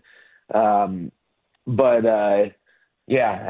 guess tightened up during batting practice yesterday. I spoke with Nathan a little bit earlier. I know he's obviously hopeful that things will continue to progress, but no knowledge at this point on whether this is going to be just a few days delay and he'll be on the mound against the Athletics, or whether it will require a little more time. But hopefully things can get straightened out. But you're right. I mean, it was a nice win, but definitely a little bit of a buzzkill when your horse on the mound has to miss a start. Jared Sandler with us on 105.3 The Fan, presented by Blue Nail Roofing. And Jared, just a starter's routine the day before a scheduled start. Does the change obviously from a normal Sunday day game into a night game, does that impact any of his routine beforehand, or what? I guess in your estimation, what goes through the process of discovering all of a sudden, okay, day before the game, I'm feeling some back tightness, and obviously better to discover it before he starts. But what's that routine like for Eovaldi? Well, most of the games he pitches in are night games, and more often than not, it's a night game that follows a night game, right? So I know that, Sunday Night Baseball is not something that, is typical, but, he doesn't always throw Sunday day games, right? So, I don't think that there's anything abnormal about his routine. He obviously had a little bit extra time off, because of the All-Star break. Not a ton. It was just going to be a week in between starts. But yeah, I mean, he wasn't like, this wasn't a Mariano Rivera thing where Mo tore his ACL, shagging fly balls. Nathan was just out there standing, talking to guys like he typically does. That's a time when a lot of pitchers will talk shop, or maybe, and I don't know who he was talking to in that moment, but throughout batting practice yesterday. But that's a time when a pitcher maybe will take a young pitcher aside and try and pick his brain and understand what he was thinking, doing this or that. And for a guy like Evo, he's constantly talking to guys, learning from them, and a lot of guys, love to pick his brain. So, he wasn't out there trying to win a Gold Glove in batting practice. I think he was just out there shooting the breeze with guys, and then felt stuff tighten up, and obviously went and got it looked at right away. And now enter Jacob Latz. Can you talk about why Boch decided to use him? We know that he damn near pitched a no-hitter last time he was a bullpen start. Can you talk about his background, but why him in particular? Is it about the rotation and not messing everybody else's starts up? You just tell us what the thinking was. Well, yeah, I mean, I think, he's available. He had thrown the first two games. Obviously, this isn't anything they were planning for, so the possibility that, he would have been used yesterday or the day before was certainly real, but he wasn't. And he's got the ability to pitch bulk innings. Is he going to go 7? Probably not, but is he going to go, 4 or 5? He should be able to do that as long as he's effective, right? And so I think that kind of helps them, better replicate just a starting pitcher in that spot. They don't have to make a roster move. They don't have to do any of that stuff. He's fresh. He's available. And honestly, because of Kumar Rocker going 6 1/3 innings and the bullpen not being last night, and because of Patrick Corbin the night before and pitching so effectively, they've got the ability to do that. They haven't had to use a long man, and so it's not like they're going to be super exposed. We'll see. They might make a roster move if Evo shows up today and the determination is, hey, you're not going to be ready in 2 weeks. They'll make a roster move and bring up another arm. But I don't feel like they have to. Let's say Evo shows up and hey, you might be good to go in 5 days. And in which case they don't want to have to make a roster move. I don't feel like they have to make a roster move to protect themselves. Caleb Bosley's available. He can serve as the long man. Jacob Latz obviously is the starter. See how far he goes. You're protected with Bosley. Hopefully Latz can give you 4 or 5 innings and you go from there. Jared Sandler with us. It's time to we've established that Eovaldi's not pitching tonight. It's a buzzkill. It is what it is. But let's talk some excitement and the experience that the Rangers have shown in the last 2 games, just putting forth some runs offensively. And how about Rowdy Tellez? I mean, I'm going to put my hand up as might be my new favorite player, just the physical specimen that he is and the spark that he provided with that 3-run homer last night. Do you feel like he's been, aside from the production and whatnot, but just a spark for this Rangers team? Well, when you hit a 3-run home run, you're going to be a spark, Jake. That's a good point, Jared. You witnessed this at the Partridge Park Wiffle Ball Tournament. I might have been really serious, but whenever I came up and hit home runs in wiffle ball, I was a spark for my team, right? So, yeah, you weren't quite as big as Rowdy Tellez, if I remember. I wasn't. No, I think I am, as a full human, as big as like Rowdy Tellez from like the belly button up. I mean, he was just like a massive individual. But yeah, no, I mean, he has the reputation of being a really good teammate. And, hopefully, and we had Elvis last night. Elvis used to work out with him in the off seasons. Rowdy's, he's not from here, but he lives in Prosper. So, I'm sure he's excited to get a chance to play for his adopted hometown team, if you will. But yeah, I mean, I think he's the type of guy who, throughout his career, he's a streaky hitter, and when he gets going, he gets going. And I don't know if this means he's going to get going. He's probably not going to start tonight with Tarek Skubal on the mound, but Rowdy probably will start primarily against righties. But yeah, I mean, the Rangers offensively have really turned things around. June 7th is the date that you've probably heard over and over and over and over. That's kind of when the tide turned. But despite all the progress, they still haven't necessarily slugged the way that I think a lot of people felt like they'd be able to. And Rowdy Tellez, that's what he does. He slugs. And the other thing too, I know this is going to sound silly, but, you always hear people complain that, well, you can't just rely on the 3-run home run. That can't be a strategy. It's kind of like, hope isn't a plan. And that's right. You don't want to be a lineup that relies on that. But I'd also say that hitting the 3-run home run's pretty sweet. Yeah. And the Rangers this year, coming into yesterday's game, were 25th in Major League Baseball in home run rate with 2 runners on. And so that's to say, the frequency in which they hit a home run with 2 runners on to hit a 3-run home run was among the worst in Major League Baseball. And in an era where batting average is what it is, it's tough to put hits together. And on a team that, yes, they've gone on base a lot better here over the last month and a half. It's been a big part of their turnaround. But in general, not a team that I think was built to just, live on the bases. You need to have that big bop. And, Rowdy Tellez's 3-run home run yesterday obviously was huge. I'd love to know what the record is for a team when they hit a 3-run home run while the game is still competitive, right? So take out the 3-run home runs when it's 10-0. You're losing, but like when the game is still, within 3 runs on either side, what's the team's record when they hit a 3-run home run? And I'd imagine it's really, really good. And I know that, again, that's going to sound silly because that's an automatic 3 runs. Well, the point is base runners are tough. You do not get base runners you get them about a third of the time, on average. And so when you get base runners, the more you can take advantage of it, the better. It's a lot tougher to string together 4 or 5 hits than it is, say, to have one ball that goes over a fence and gets you automatic production. And so hopefully the Rangers can start hitting the long ball a little bit more. Speaking of the long ball, do you have an update for Josh Young? We haven't heard about him in a while. Yeah, I mean, he's homered each of the last 2 games. I'll be honest, guys, it's really tough to judge. He's playing, in Nevada, I think technically in Summerlin, but we'll just call it Vegas, and the ball flies there. So it's really tough to know. I think at the end of the day, him hitting the ball out of the yard is great. I saw the one last night went to right center. I think the one the night before went to right center. And I think when Josh is at his best, kind of like Adolis Garcia, they're not the same hitter by any means, but when both those guys are at their best, they're taking advantage of their ability to slug to the opposite field gap. And that's more, it's not about slugging to right center for the sake of slugging to right center. It usually is pretty telling about their approach, when they're letting the ball get deep and be able to take advantage of the fact they do have power in that direction. And that usually also means that, they're staying back and ready to hit breaking balls as well. Typically they're going to right center on fastballs.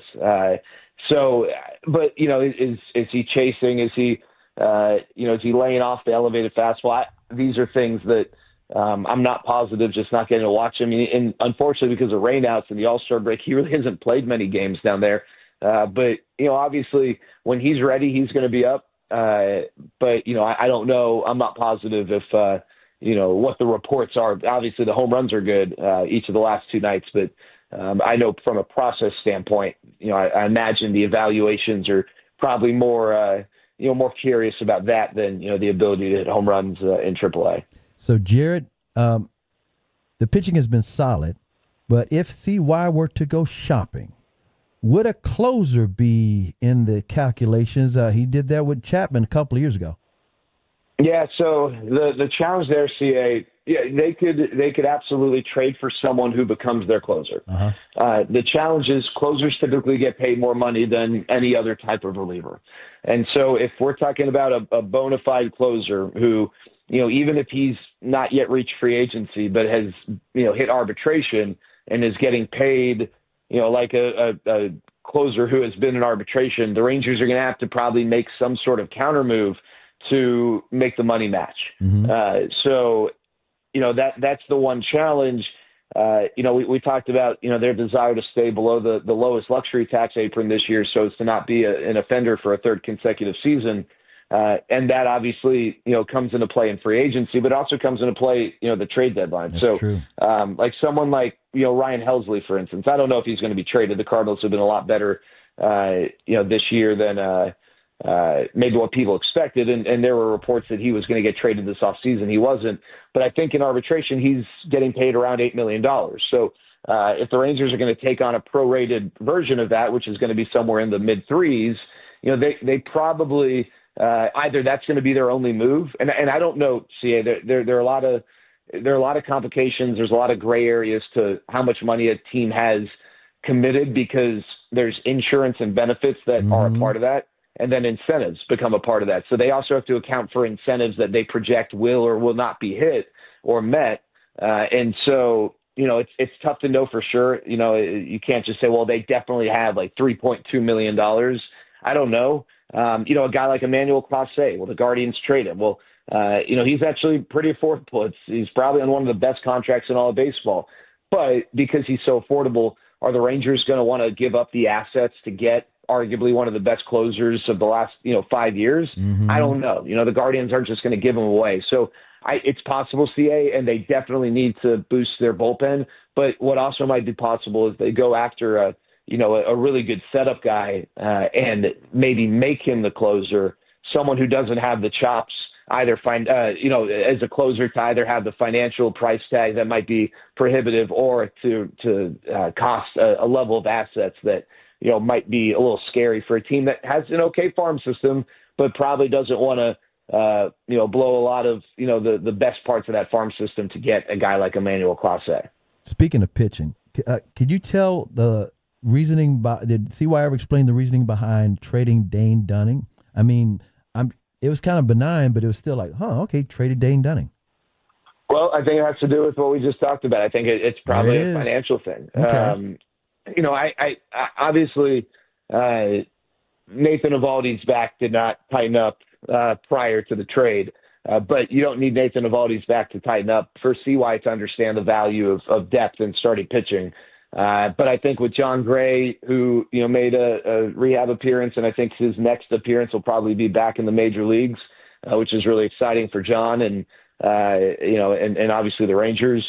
I think with Jacob Latz's ability to give you 4, 5, 6 innings, I think that they kind of felt like, hey, this is an opportunity for us to maybe, and this is going to sound pretty wacky, but they can save about $1 million in trading Dane. And again, that $1 million might not seem like a lot, but that could be the difference between their ability to and not to acquire, a reliever who can help the bullpen. I hear you. I think that had something to do with it. Will Jose Ruiz help out the big league team? I don't know. It's possible. He's going to be in AAA to start off, but I guess that's possible. But I think really it was an opportunity to save a little bit of money. And, obviously with the way that Dane had kind of been up and down, I think the Rangers were maybe ready for, to give Dane a change of scenery. And I think Dane's probably ready for a change of scenery too. But we'll see him next weekend, which is kind of funny. He'll be, as long as he's on the big league roster, he'll be in town when the Braves come play the Rangers this weekend. The irony of it is, the words of Cardi B, CY is not, he's a boss, not a player. He making money moves. Exactly. That's exactly what I was going to say. And you too, right, Jared? Really? That's what you were going to say. Yeah, I was thinking about Cardi B for sure. Exactly. CY know about her. She was just dating someone famous. What's his name? Trayvon Diggs' brother. Yeah, Stephon Diggs. Yep. And so it's sports related. Yeah, it's definitely sports related. Yep. That looks like a similar type of boat party I've gone on with. You? Yeah, all the time. That's Jake does that all the time. Petoskey Lake. Hey, Trayvon Diggs or Sean Kemp? Who has more kids? Oh, that's a great question. Sean Kemp. Shoot it. Are we sure? I don't know. Baby mamas or more I was kids? just curious. It might be Phillip Rivers. I'm just curious. It might be Phillip Rivers. Oh, interesting. Okay. Well, I bet Trayvon Diggs isn't driving around in a minivan. Jared, thanks as always, man. Well, have a great night and appreciate you hopping on, brother. See you guys. Appreciate you. There he goes, Jared Sandler. And Phillip Rivers is creating his own football team. No doubt. Yeah, he's past the basketball team, but I think it's at least. I said football. Yeah, he's the same wife. I mean, that's what the question was. Is kids who's got the most kids? That's true. Hey, what do you say? Y'all taking it to another level. Just real quick, Trayvon Diggs has confirmed 3 kids. There is rumor of more, but confirmed 3. Sean Kemp has 7. At least 7 is what Wikipedia says. Cromartie. And how many does Phillip Rivers have? I think Rivers has like 11 or 12. Exactly. Yeah. He thinks he's Elon Musk. Yeah. He's just trying to get a starting football. Y'all counting baby offense. mamas. I'm counting kids. There you go. Let's take a Jake break. We'll kick our feet up. Don't go anywhere. It's 105.3 The Fan. Your neighborhood Kroger pharmacy is happy to welcome. Used to be what was it? Pepper lady.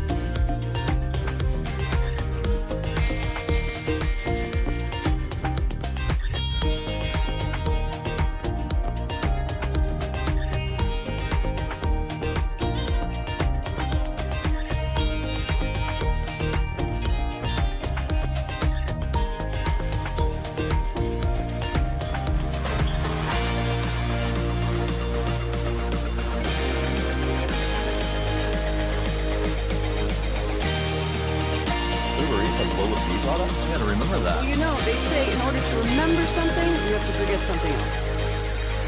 Okay, now that is a very cute haircut. That's like a little shag. I've never seen that before. Well, I mean, of course you have. It's the Rachel. Oh, is that your name? No, I mean, like, your name. No, I'm Jen. My name's Jen. Right, but I just mean, like, this is your haircut. But that's hair on your head. I'm not saying this is your hair. Okay.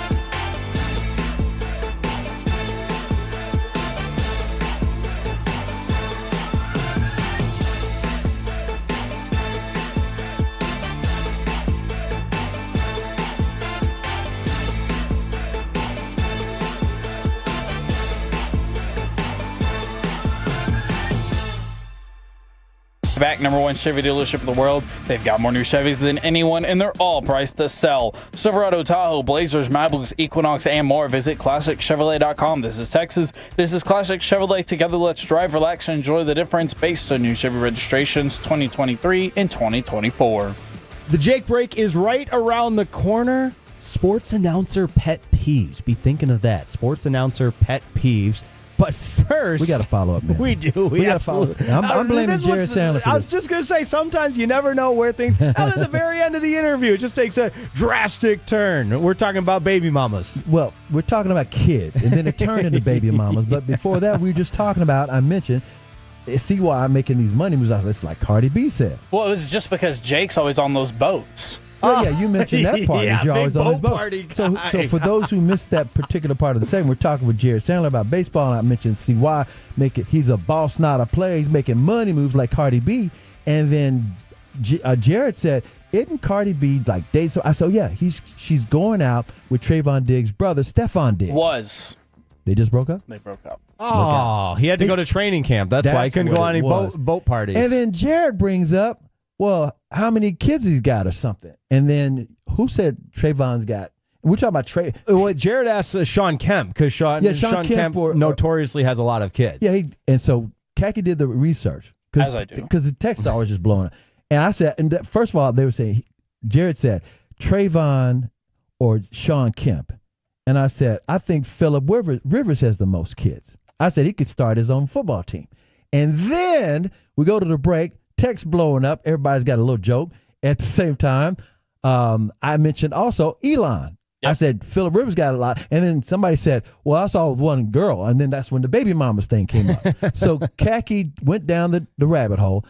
First of all, how many kids does Sean Kemp have? Sean Kemp has, and this is from Wikipedia, this is important here, at least 7 children with 6 different women. Okay, so that's why I always qualify with it, that we know of. Right? At least. We always say that, right? Okay, and then how many does Trayvon Diggs have? Trayvon has 3 confirmed children with 3 different women. Now, there is that rumor out there that he has 7, but 3 confirmed. Okay. That is the important part there. We want to do real journalism. Okay, so let me go. Give me what I said on air 10 minutes ago. Give me Phillip Rivers. How many kids does he have? 10 kids. I told y'all. All with Tiffany Rivers. And we got a total that One texted in that says, to be fair, Phillip Rivers spent all that time in San Diego where the weather is so nice year round. And like, that doesn't matter. I love He got making 10 weather. kids and they all in the I Winnebago. guess. Okay, so then I threw out Elon. I said he's got almost as many kids as Elon, and I was guessing Elon had like 11. Well, what did they say about Elon? This is according to Page 6. So if you're a Page 6 subscriber, then, whatever, take this with a grain of salt, if you will. At least, again, using that word at least. So, whatever. 14 children with 4 women. His first wife, they had 6. First wife had 6. Wow. And here's the deal. We even got Tolo from the 903 said, what about Nick Cannon? See, Nick Cannon. Okay, hold on 1 sec. See, Nick Cannon, and then, you can just go down the list of all these guys with different kids, with different women. It's a crazy world out there nowadays. It doesn't matter what you don't have to even be an athlete. Yeah, we got a lot of texts coming in. Tyreek Hill's another one that, I think he's just gone officially. He and his most recent wife have separated. Yeah, so Nick Cannon, 12 with 6 different women. 12! Mic drop for the 903 because so far that's the most that we know of. And again, I was telling you this off air, Khaki Kev. I would always tell guys in their 20s, because this started when I was in college. I'd say, how many kids you got? None. I don't have any kids. I said, that you know of. That's always the $1 million question. Of. And then all of a sudden, guys' minds are racing. You could be single, you could be married. You could not even have an exclusive girlfriend. And you go, oh, that I know of. As far as I know. See, is this your PSA to all the guys out there to just, No, I don't have a good piece. I'm just always saying, do not assume you have no kids. What do you say we kick our feet up and take a Jake break? I'm a people person. I absolutely insist on enjoying life, not a workhorse. He's not some walk-on scrub, yo. The boy's a player. He's a star. And he busted his butt for you. Oh, my God. Okay, it's happening. Stay calm. You never know what might hijack a Jake break. And today it was, how many kids does people have? Baby mamas. And baby mamas and athletes with a lot of kids. But my plan was to talk about some of your biggest announcer. By the way, some of these guys we mentioned, they're Mormon. Oh, that's great. Y'all cranking them out. Yeah, look at that. Cranking them out. So 877-881-1053.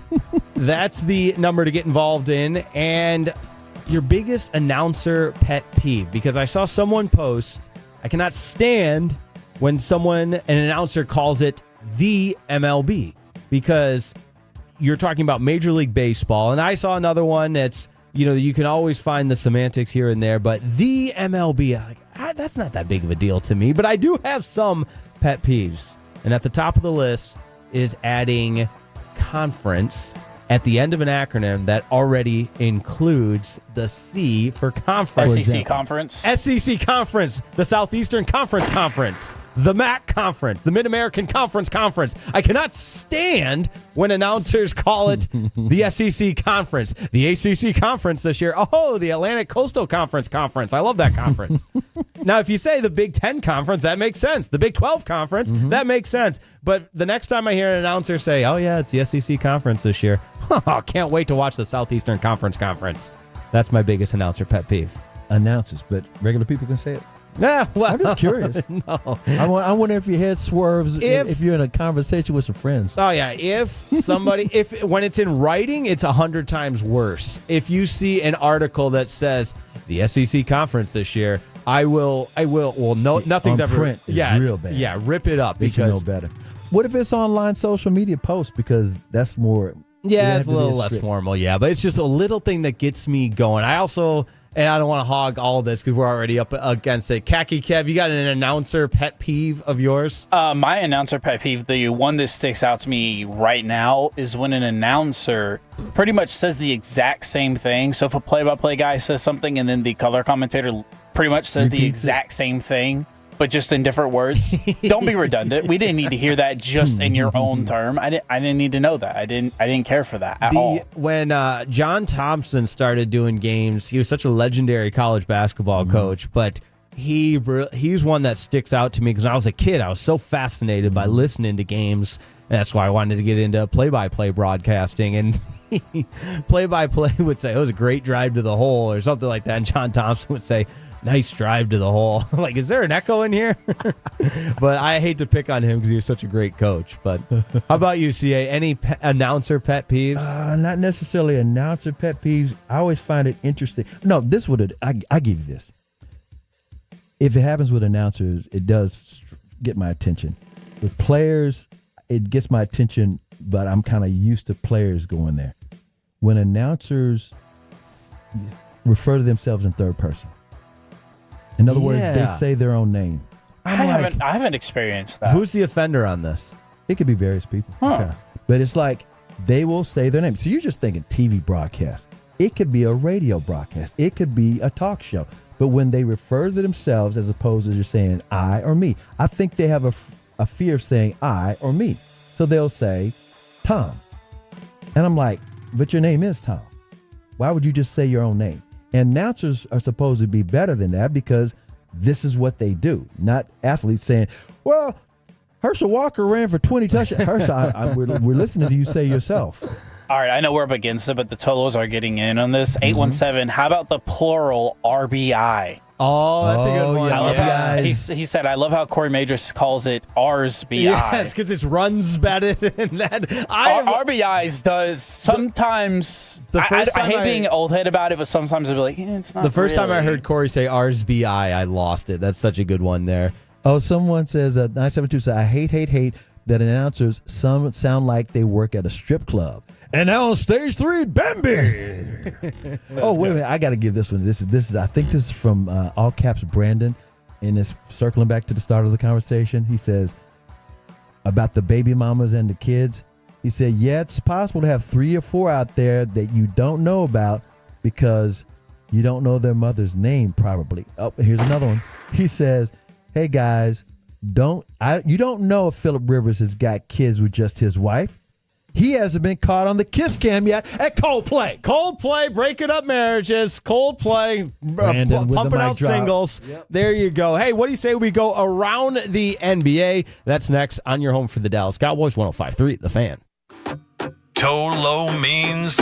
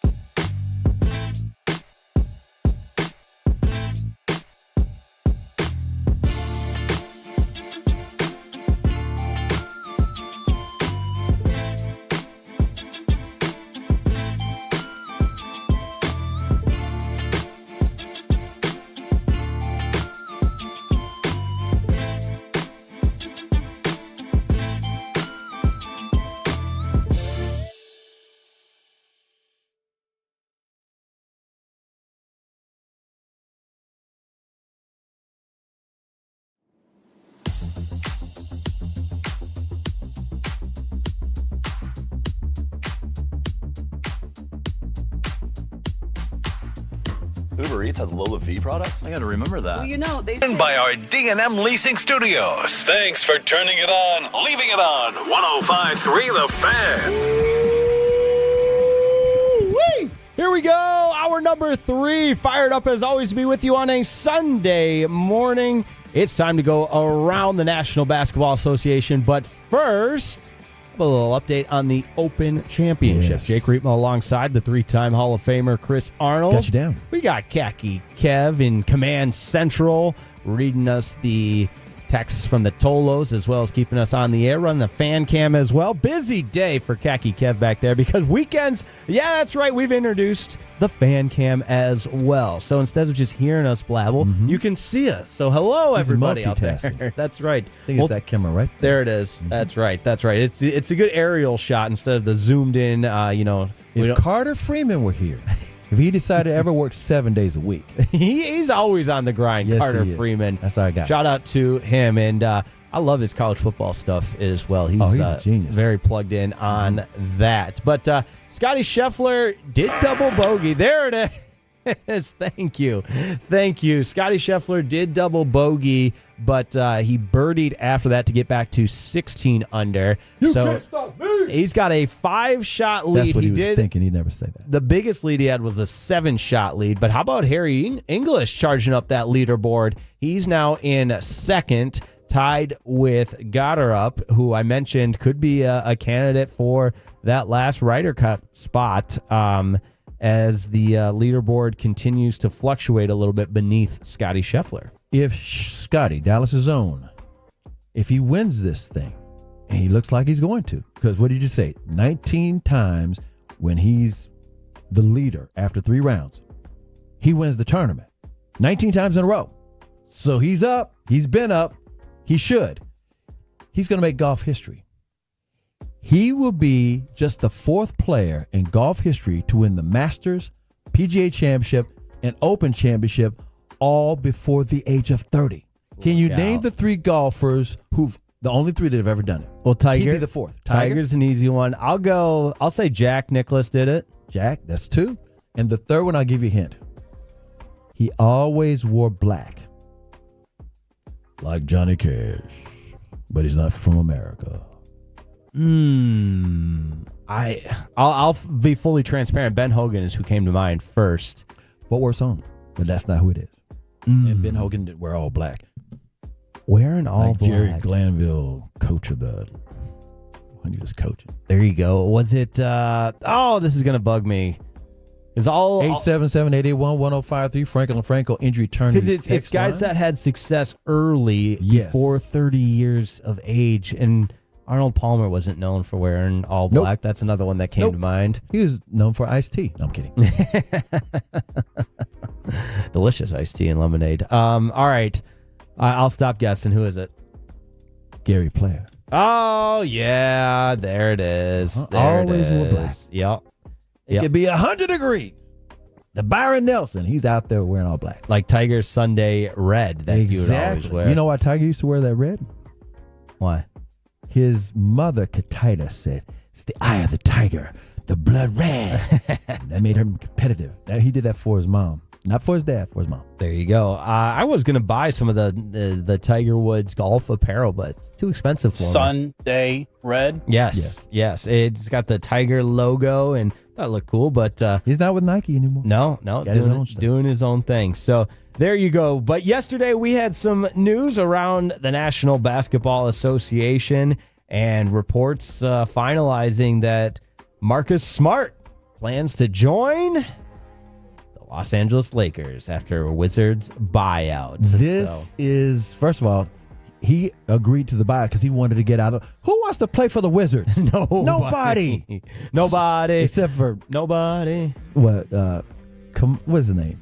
Went to the Jordan Poole. No, not Jordan Poole. He got traded there.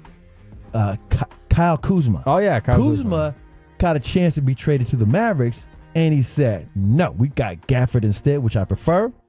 But he was like, "No, I want to finish up with it. I already got a ring. I want to just play with the Wizards, no pressure." So here's Marcus Smart. And by the way, he's Flower Mound Marcus's own. He's from Dallas. Been knowing him since he was in high school and went to Oklahoma State. the subplot of the story, he's going to go to the Lakers. His contract's being bought out because that's what he wanted to do. He's going to sign a 1-year deal with a player option. So basically, next summer, he'll be a total free agent. And it doesn't work out for the Lakers because sometimes be careful what you pay. As Spencer Dinwiddie. By the way, Spencer Dinwiddie has signed with the Charlotte Hornets, for those who are wondering where Dinwiddie went. Be careful what you ask for, because the Lakers fans are like Cowboy fans. They demand a championship. They don't just say, we'd love to win a championship. No, they're like, we better win a championship every year. We're the Lakers, damn it. Marcus Smart, I feel bad for him when he was with the Wizards, and before that, when he was down in New Orleans when they traded him, because literally he was the heart and the soul of the Boston Celtics. And they traded him.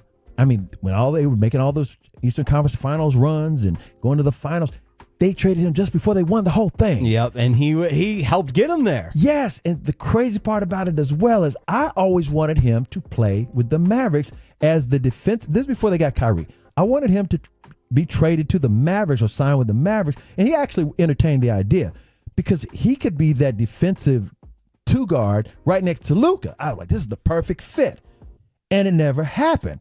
And this is when I knew it because he extended with Boston and dyed his hair green. I was like, oh, he ain't coming. It's not going to happen. I do remember. Yeah, that he was looking like Dennis Rodman out there with the green hair. So here's the kicker.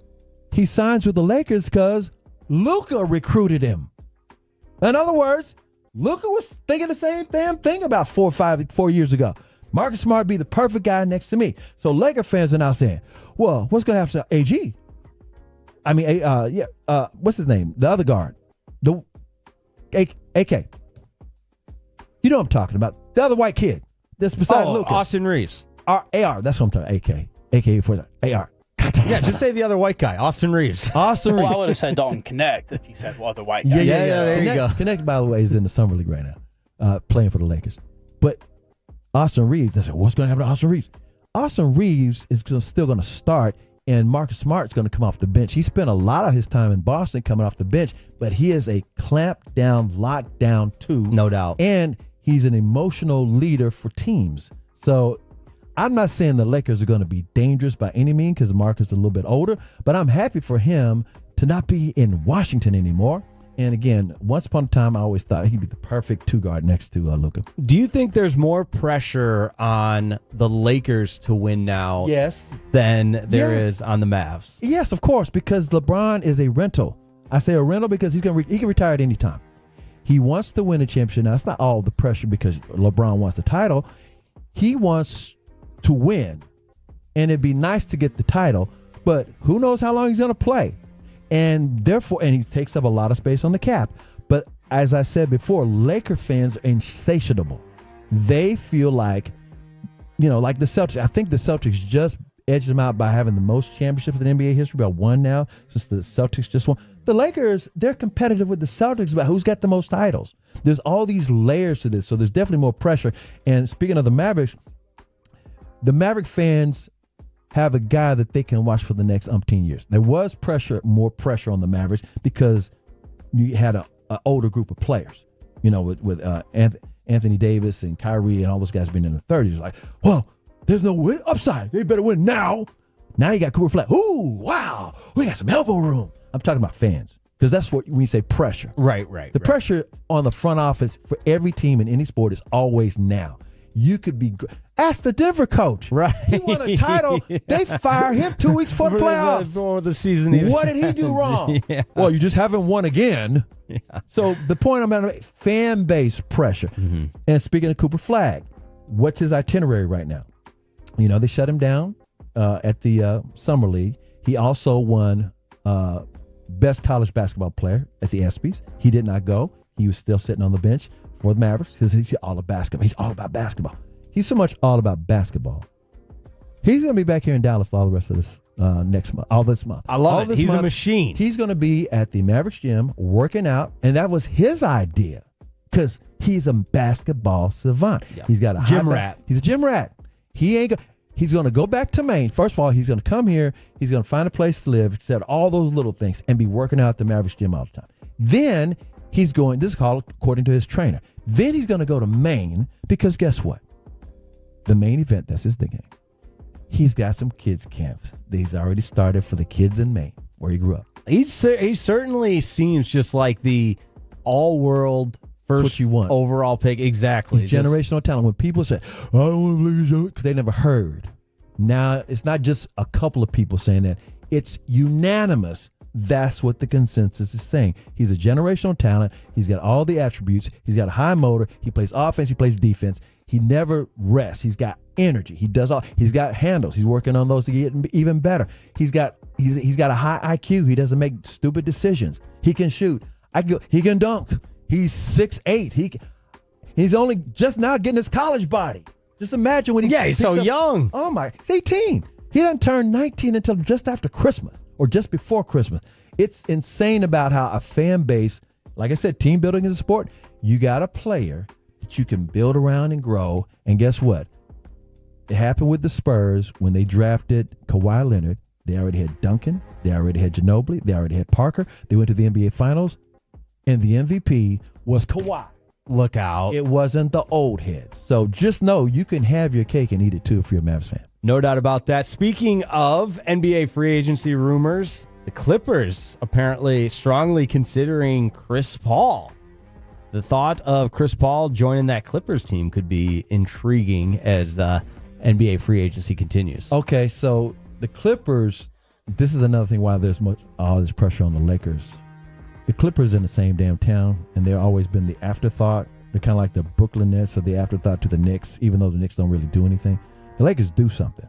But the Clippers have got the best stadium or the best arena. They got the richest owner. Yeah, the Intuitive Dome. Steve Ballmer. It's the most exceptional thing you've ever seen. It's all I can say is it's mind-boggling. But they also have a roster that's got very talented players, including Kawhi, James Harden, who just extended his contract. They just got, who else did they get? They just got, what's his name? From Phoenix, Bradley Beal. That's right. Bradley Beal, who had the most toxic contract in the NBA. Only he and LeBron had no trade clauses. LeBron's deservedly. Bradley Beal, the Washington Wizards said, we'll just throw that in when he was there. Phoenix's biggest trade disaster they've ever made. So he goes over to the Clippers now. And Chris Paul, the reason why Chris Paul was never in play for the Dallas Mavericks as an option to hold it down till Kyrie was healthy is because Chris Paul said, my kids are in high school. We live in LA. I want to play somewhere near them, which is either going to be Phoenix or the Clippers. And therefore, boom. He may be a defensive liability to a degree, but he's still got that high basketball IQ, and you can have Lob City all over again. Yeah, there you go. I was just going to say, run it back, right? How about without Blake Griffin? Yeah. Poor Blake Griffin. Oh, man. He was one that his body just gave out on him with all the knee surgeries. But, I mean, he had a tremendous career for sure. Did. For sure. And last one there. As far as free agency rumors, the Knicks and Kings apparently linked to Ben Simmons, who that's a name that we haven't discussed in a while. That's because we don't know which Ben you're going to get. Yeah. And again, it's a mental wellness thing with him, but at the same time, you just can't explain. He's got a big contract, and he earned the contract initially. But this guy's, he's afraid of a layup. He's very talented when he's at peace. So that's the best I can say about it. Right. He does. I'm reading the article right now. Obviously, some injury issues that centered around some back problems disrupted his availability when he was with the Nets. Played in just 90 games over 3 seasons. So combined with the shortcomings on the court, you've also got the health factor as well. But around the National Basketball Association, in the midst of free agency here, excited for the Cooper Flag Dallas Mavericks. A lot of people are because, again, be aware, they're going to play a game in Mexico in November. I want to say it's against Detroit. Yeah, it's against the Detroit Pistons. And they're also going to play a preseason game against the Lakers in Las Vegas. Oh, there you go. It's not necessarily going to be Luka versus Cooper Flag because veterans usually don't play that much in the preseason. I mean, Bronny James, right? But you'll definitely have other veterans playing. I'm not saying, you got the guys on the roster, but I'm talking about the main guys. Most of them, they don't play that much. So if Luka plays, it might be for 2 minutes. Yeah. Yep, 30 seconds maybe. Hey, what but do the we NBA is hyping this thing. I wouldn't be surprised if they make that when the schedule comes out. NBA schedule comes out usually the second week in August, right around in there. I bet when the schedule comes out, it's the Mavericks versus the Lakers on Christmas Day. Christmas Day, there you It's go. gonna be part of that card. Look out. What do you say we play everybody's favorite weekend game where Khaki Kev and his Master Control Center has prepared some of the best audio that we've heard on this station throughout the week. And CA and I will try and guess who said it. We need the Tolos. Who said it? We need the Tolos to guess who said it as well at 877-881-1053. Who said it is next on 105.3 The Fan. Miss anything on The Fan? Ever wish you could go back in time? You can. I got it all on Something else.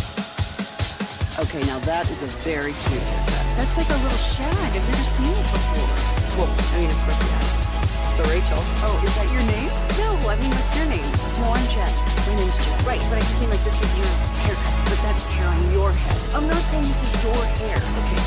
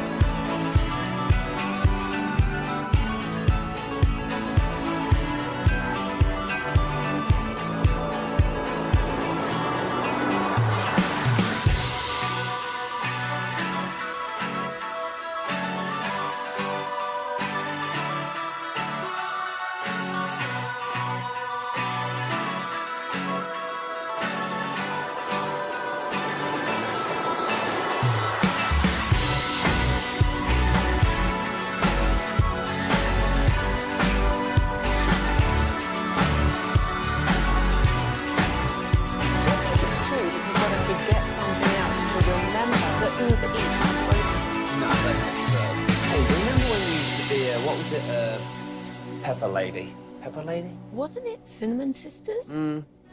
Basil Babes. Saffron Squad? Nutmeg Maidens? Paprika? No. Nutmeg Maidens. I just said that. Was it Spice Girls? Doesn't sound right. Was it Saffron Squad?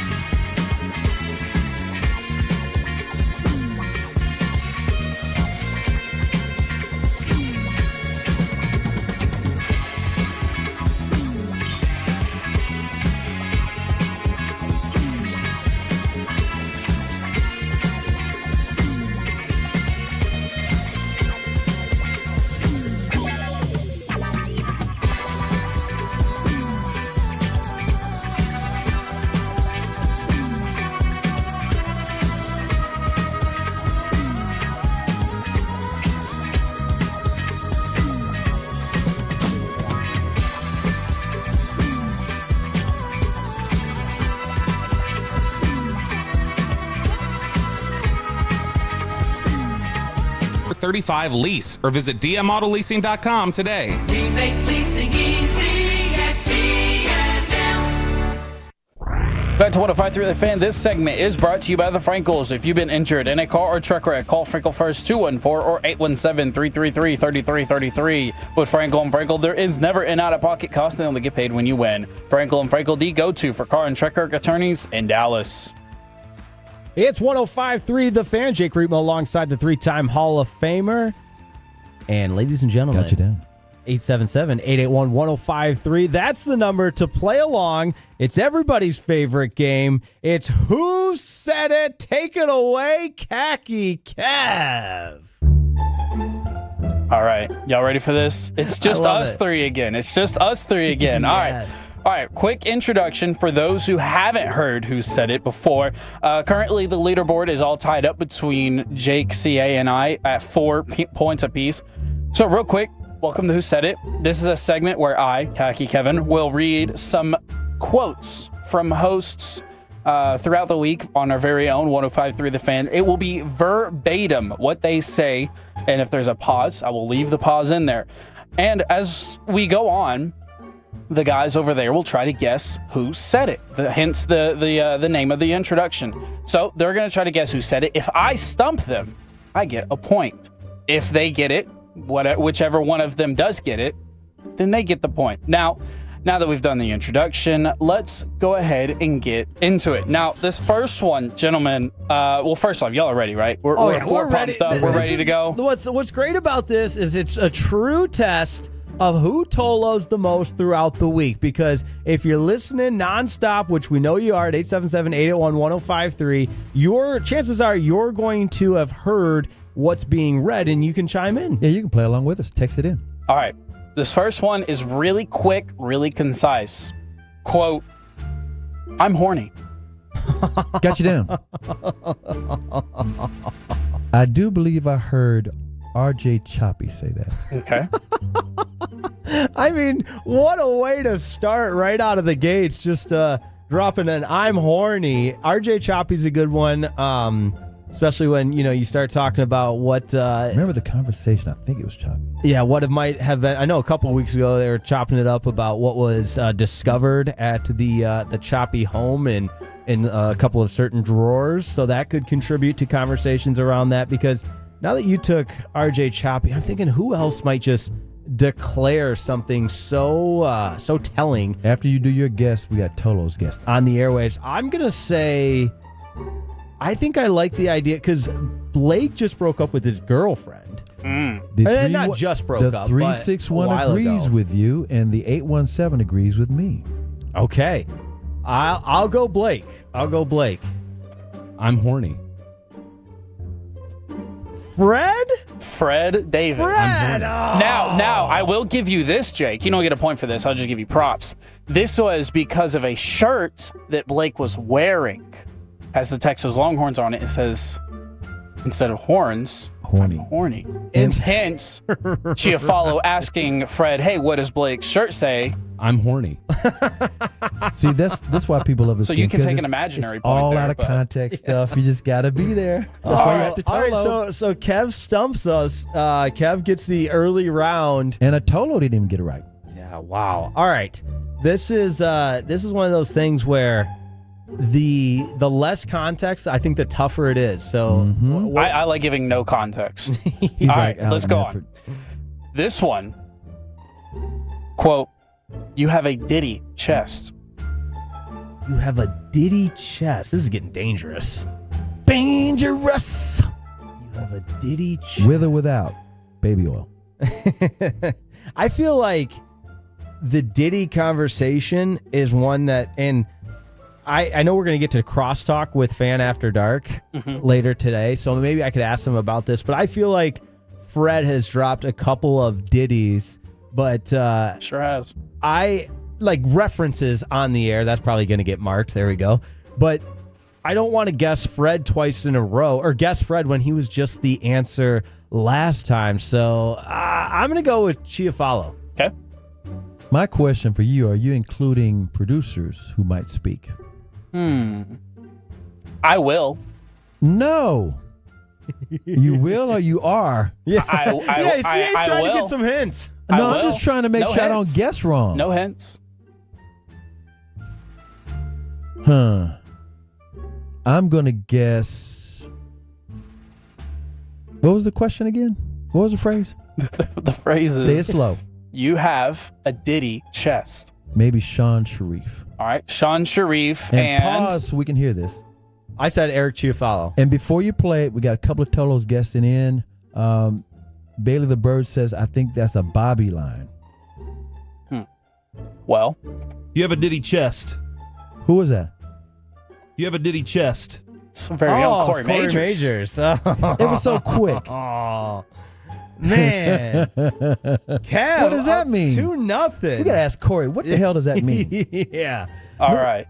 Nobody's seen Diddy's chest. Yeah. What? Yeah. Well, what do you have the background of what was being context. discussed? I do not. Okay. I don't have the context. That's all right. That I just don't means really we know get to follow up. I don't So know. you just pulled that out of Medford's file. I really don't know if context is going to help it either, though. To be completely honest He with probably wants to get out of it, so you better give him some context. you. All right, let's go Hold here. on. So I know we can update the Tolos in the standings. How many cuts do we have left? We've done 2. How many, All right, how many so rounds? you know what? Here, I'll tell you this much.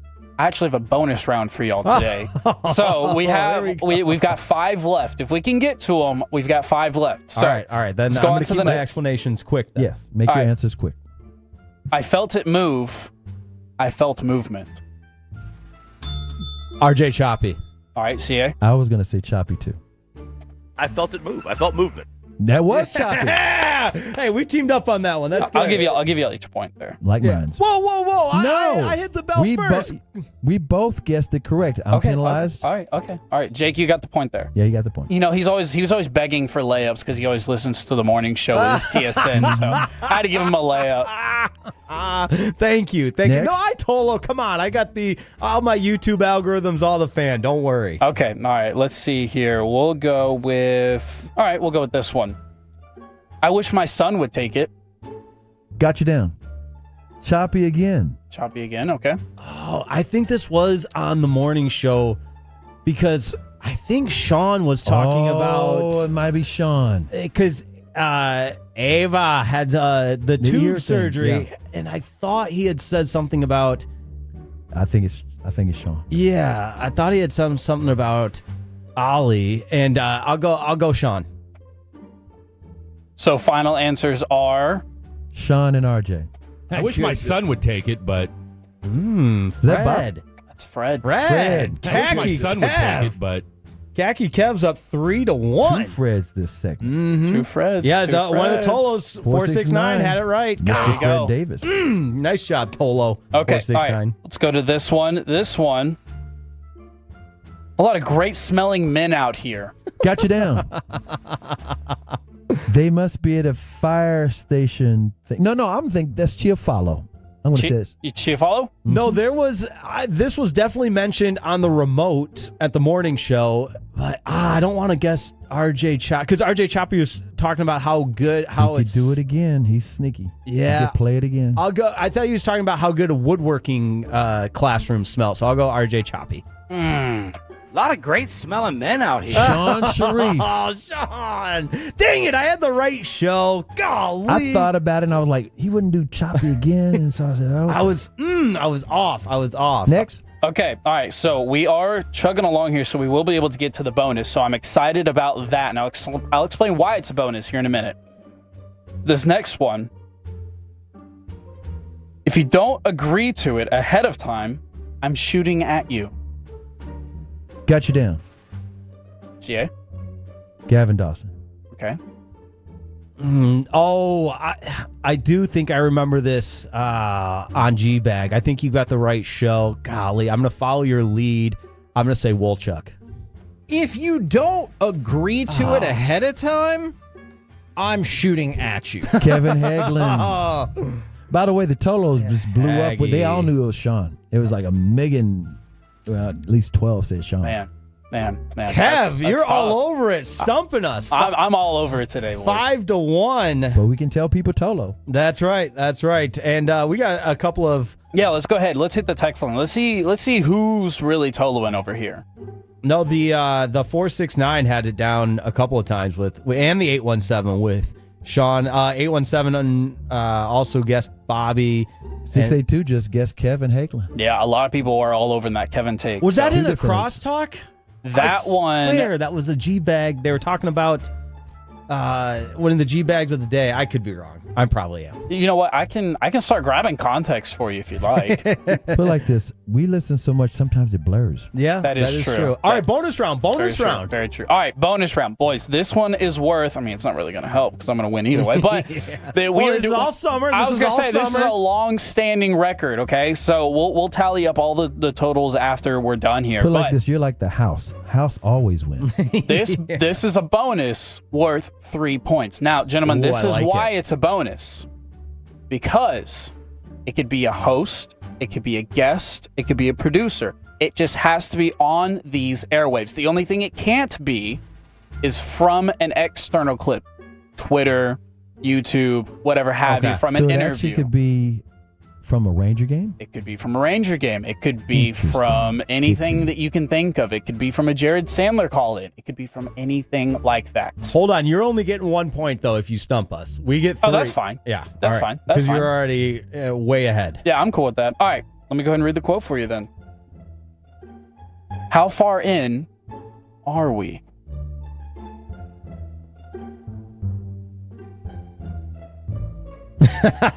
We both just look at each other. We got no idea. That music is making my mind just whirl. It sounds like, The music just makes you say, I'm going to give it to, we've had him on the show. He's been kind enough to join us on both Saturday and Sunday. Longtime friend and mentor. I'll go Jared Sandler on a Rangers broadcast. Repeat the quote. How far in are we? Oh, one of the Tolos agreeing with me at the 469. Let's hope we're right. 682 says RJ. I'm thinking Broadus. So we got Broadus and Jared. How far in are we? Oh! Who was that? That's Matt Hicks. I said Hicksy first. We were so close. As soon as I said Rangers game, I said Hicksy. And it turned out to be true. Oh, we were so close. I should have stuck with that. Yeah. I was on the right track. Khaki Kev. My goodness. Is that, you got 5 or is that 6? 6 for me. Oh, what a poor performance from us today. I even gave you morning show layups. I got one of them. It's like we're playing blackjack. He's the house. Yeah. I'll tell you what. I enjoy being on third base if that's. I enjoy being the house much more than being a guesser. I did not enjoy that near as much as I enjoy being back here. I promise. So good stuff. Updating the standings. I at least got 1 to add to my resume, so I got 5 points for the summer. And CA, you're stuck on. How many did I have last time? 4. You still got 4. And then Kev jumps ahead and puts a stranglehold on the lead. He's got 10, but we'll keep Who Said It going all summer. We're gonna add a cooler just to mess you up. I want to ask y'all, because we do have a little bit of time here. Did y'all have a favorite cut out of the ones I picked today? The horny one was pretty hilarious. Yeah, that's a drop I'll be using. I'm horny quite a bit. Yeah. The Tolos, couple of them were talking about when Hagelin was talking about the shooting. He said the context was different. Tolos 682 and the 214 said they were talking about dueling and shooting your gun up in the air. Oh, okay. Well, see, that would make sense. So play that cut again real quick. If you don't agree to it ahead of time, I'm shooting at you. That makes it even more funny. I have to say, I think the clips that are either really short, like Fred's "I'm horny" one, or the long, drawn-out explanation ones, those are the best. Those are hilarious. We as Who Said It continues to evolve, because the house has a stranglehold on this, and I'm just going to keep tolling so that way I have a hunter's chance in all of this. But I think we'll create a point system. I liked that 3-pointer at the end. That was a good call by you, Khaki Kev. Well, I have my moments. Oh, gentlemen. You always have your moments. That's what we love about you, Khaki Kev. What do you say we do a little college football kegger? Hey. Talk a little college football. All the media days going on this week. Let's do that next. Don't go anywhere. He's CA. I'm Jake Reitman on 105.3 The Fan. Our biggest giveaway of the year is still going strong at Chuck.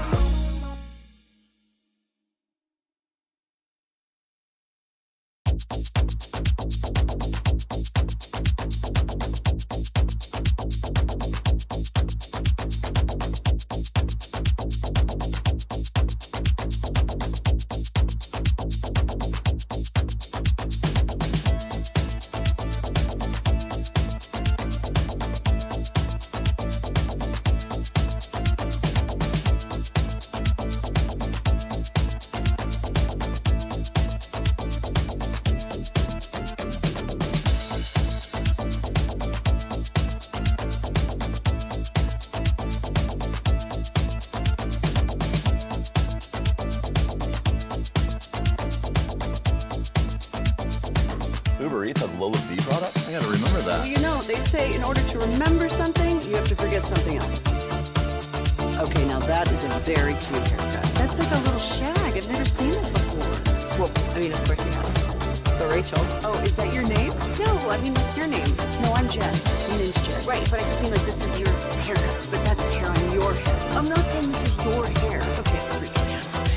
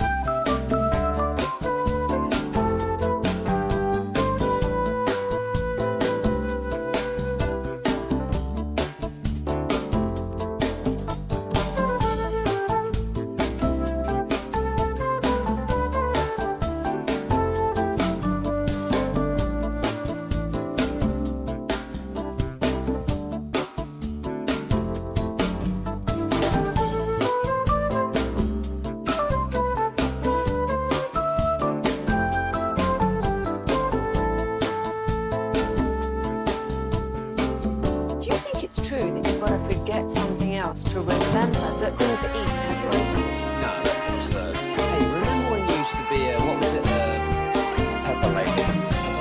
What were you doing? Hazel Baby. Saffron Squad. Nutmeg Maybelline? No. Nutmeg Maiden. I just said that. Was it Spice Girls? Doesn't sound right. Was it Saffron Squad?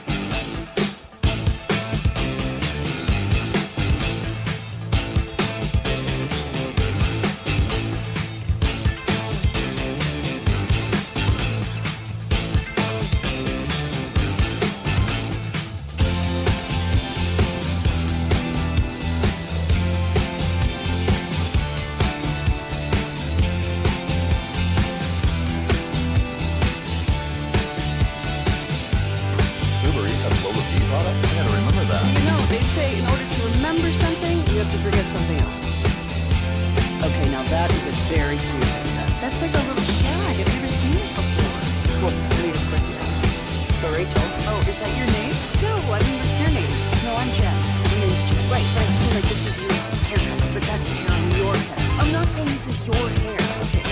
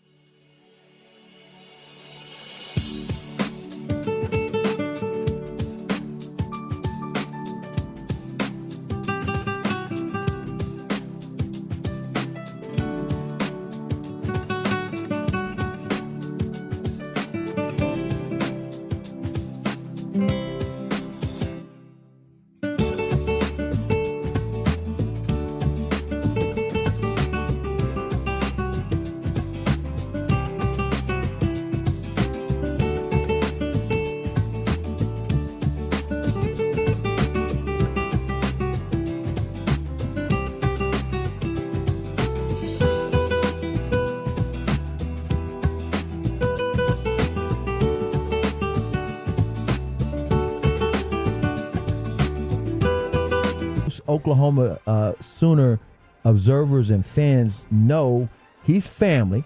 In other words, he was Venables, who was with Bob Stoops the first time around. He's got a little elbow room. They're not looking at the elbow room. Whereas the coach at Alabama, he came out of nowhere. No doubt. Let's stay in the state of Oklahoma. Oh, wait a minute. Hey, 940 says Venables will be fired by November. Wow. Because he beats some teams. If he beats Texas, it gives him a stay. Yeah, they in Oklahoma. You'd know better than this, better than me. And you said that is going to be his third year there. Mm-hmm. Okay, year 3. Yeah, it's probably. Don't get me wrong. Coaches are hired to be fired, and he knows this. But we'll stay in the state of Oklahoma and go on out to Stillwater. That's where Mike Gundy, according to this score, is at a 4.33. That's because they collapsed last year. Yeah, that is the start improving now category. Did you know he's never had a losing record? Yeah, it's bizarre. Isn't that crazy? Yeah. But he stood the test of time. I give him credit for that. The pressure on him, this is how he knows he's under pressure. He grew the mullet back. Yeah, he had to get his mojo back. He knows. The write-up says, what a bizarre situation for one of the greatest college football coaches of the 21st century. What? The wheels finally fell off at Oklahoma State last season, culminating in a disastrous 3-9 campaign. The offseason didn't inspire much optimism, and the coordinator hires are mediocre. But can Oklahoma State really fire Mike Gundy, the face of the program? Let's hope we don't have to find out. Put it like this, they got money. Yeah. They got money. It's not like that's a poor program. When people are like surprised that Texas Tech is like spending millions on the softball team with NIL, Oklahoma State's got big money alumni. I promise you. Two more I want to note for in that same category of better start winning now. Let's go on over to Arkansas because Sam Pittman. Yeah, he's one of the top. This article says he's one of the top hot seat contenders from last season. I can see that. Because Pittman did the least to dispute any concerns. A bowl berth and an exciting young quarterback in Taylon Green was at least enough to earn Pittman another season at Arkansas. But navigating a non-conference matchup against Notre Dame and a brutal road schedule won't be easy. Dun, dun, dun. I'm glad you mentioned that schedule. People are forgetting about these schedules. When they come up with this list, these people who put together the list and the hot seat, they're looking at the schedule. And they're like, yeah, you better win that game. Oh, that's a gimme. They better win that game. Oh, they're going to lose this one. They're going to lose that one. They're going to lose this one. This next one, I wouldn't say it's near and dear to me, but I can relate. I can relate to some of the backlash for this individual. Recent backlash, not his past, because he had a whole thing going on at Ole Miss that I have no part in that. But Hugh Freeze, head coach at Auburn. Oh, yeah. And it is off to a disastrous start. And worse than that, this summer, this is the part I can relate to. This summer, he's gone under criticism. Why? Why? He's spending too much time on the golf course. Oh, hell. That's the worst thing a coach can do. They want to know that you're grinding 24/7. They want you recruiting, especially the perception. In this day and age of 24/7 NIL and the collective. And you can't be golfing. Hugh Freeze is out there with a camera golfing. in front of you. Come on, man. Yeah.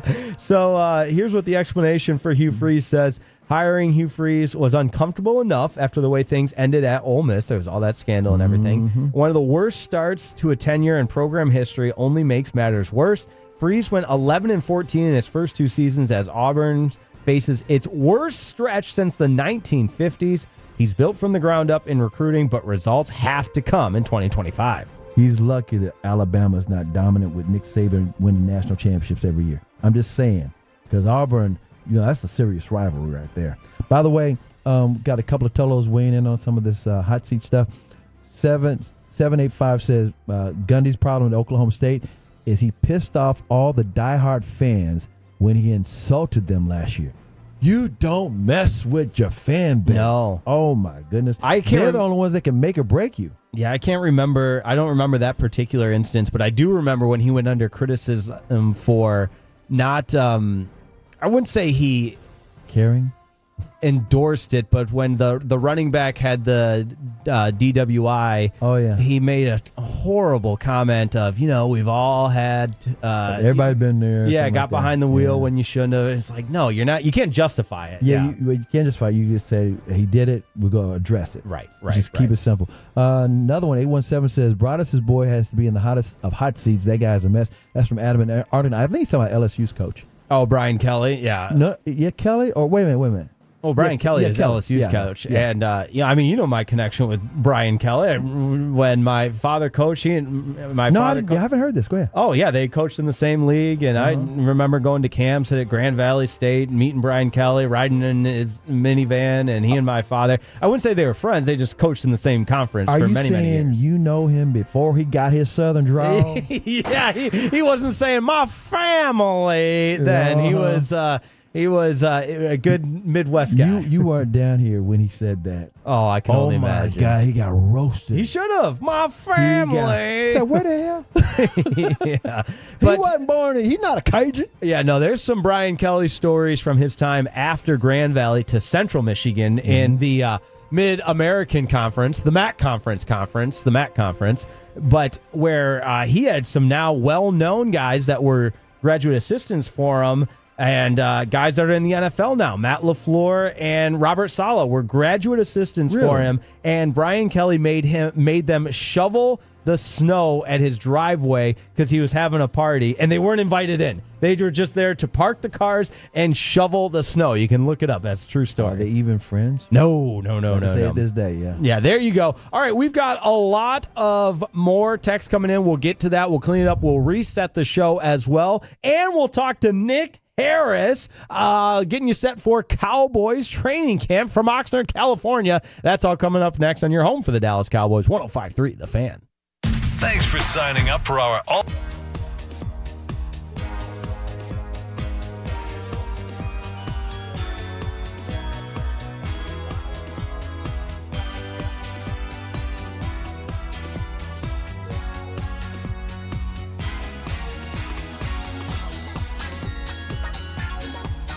think it's true that you've got to forget something else to remember that Uber Eats has groceries? No, that's absurd. Hey, remember when you used to be a, what was it, Pepper Lady? Pepper Lady? Wasn't it the Ninja Sisters? Basil Babes. Saffron Squad? Nutmeg Maidens? Pre-curb? No. Nutmeg Maiden. I just said that. Was it Spice Girls? Doesn't sound right. Was it Saffron Squad?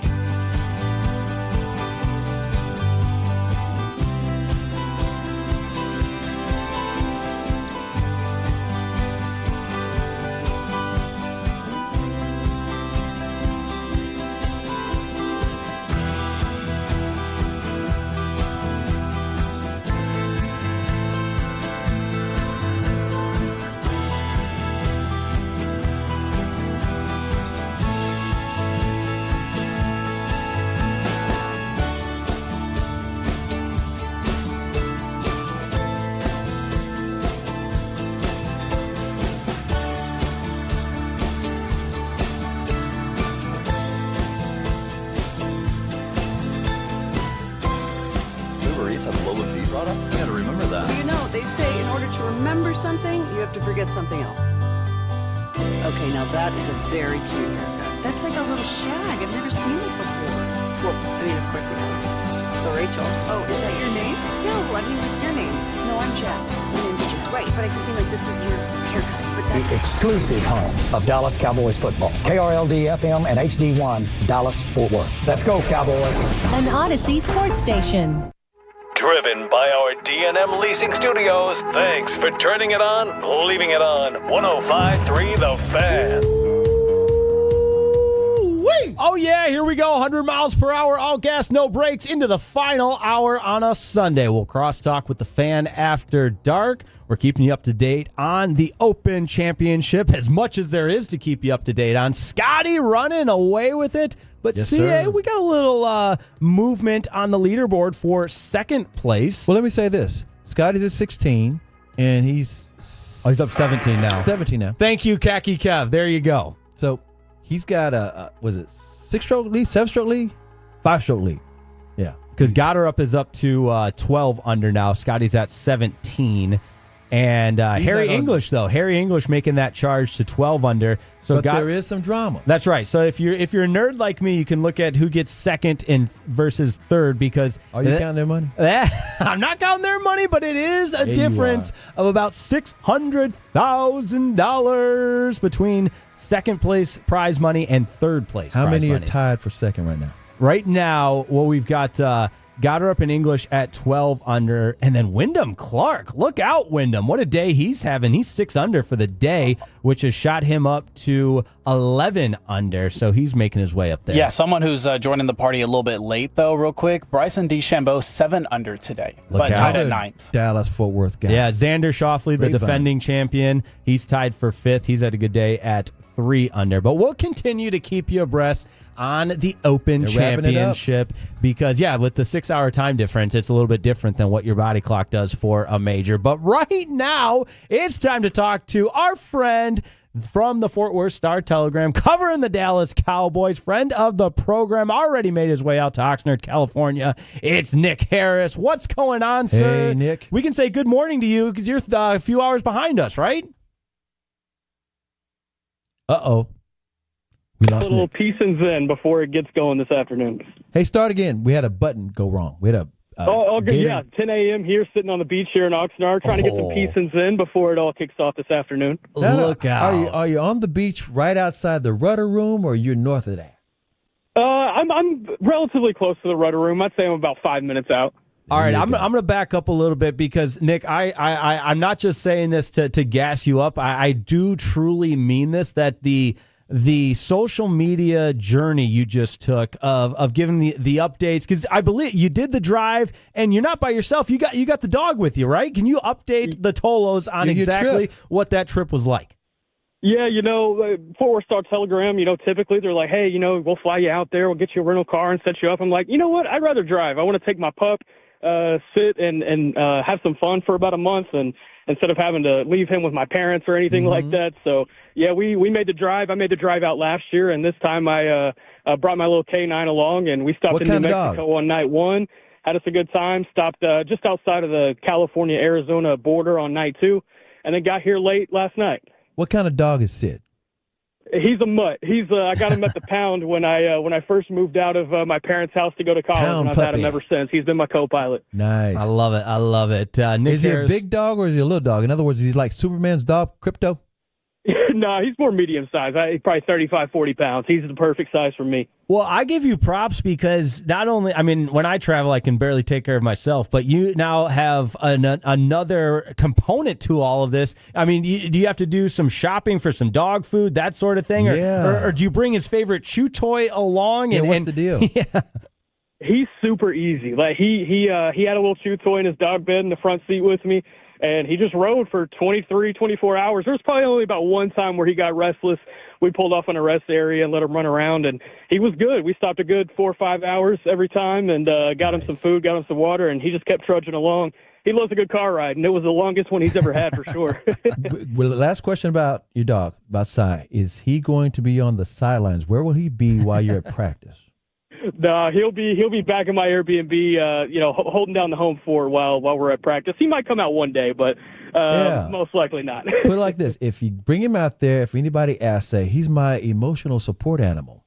Exactly. Exactly. Go. Nick Harris, Fort Worth Star-Telegram, joining us on 105.3 The Fan. Aside from having a dog for your maybe just emotional support and everything else, a companion. What are some of the big storylines you've got your eyes on heading into? Actually, before that, because I'm still painting this picture in my mind. Who's there yet?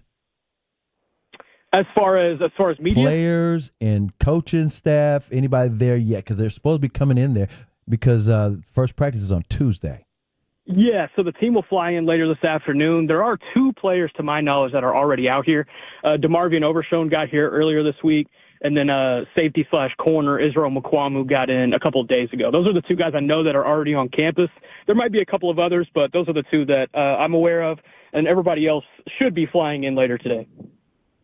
Well, that's going to be great. I'm looking forward to that. As far as, this time of year we start getting into, or we've been getting into all the position battles, and that we can all agree the post-draft leading up to training camp can can get a little bit lengthy, a little drag on a little bit. Now that the cliches can start coming out, we're popping pads. You can smell the taste of the grass and everything else. Knockers. No doubt about that. What are you most excited for?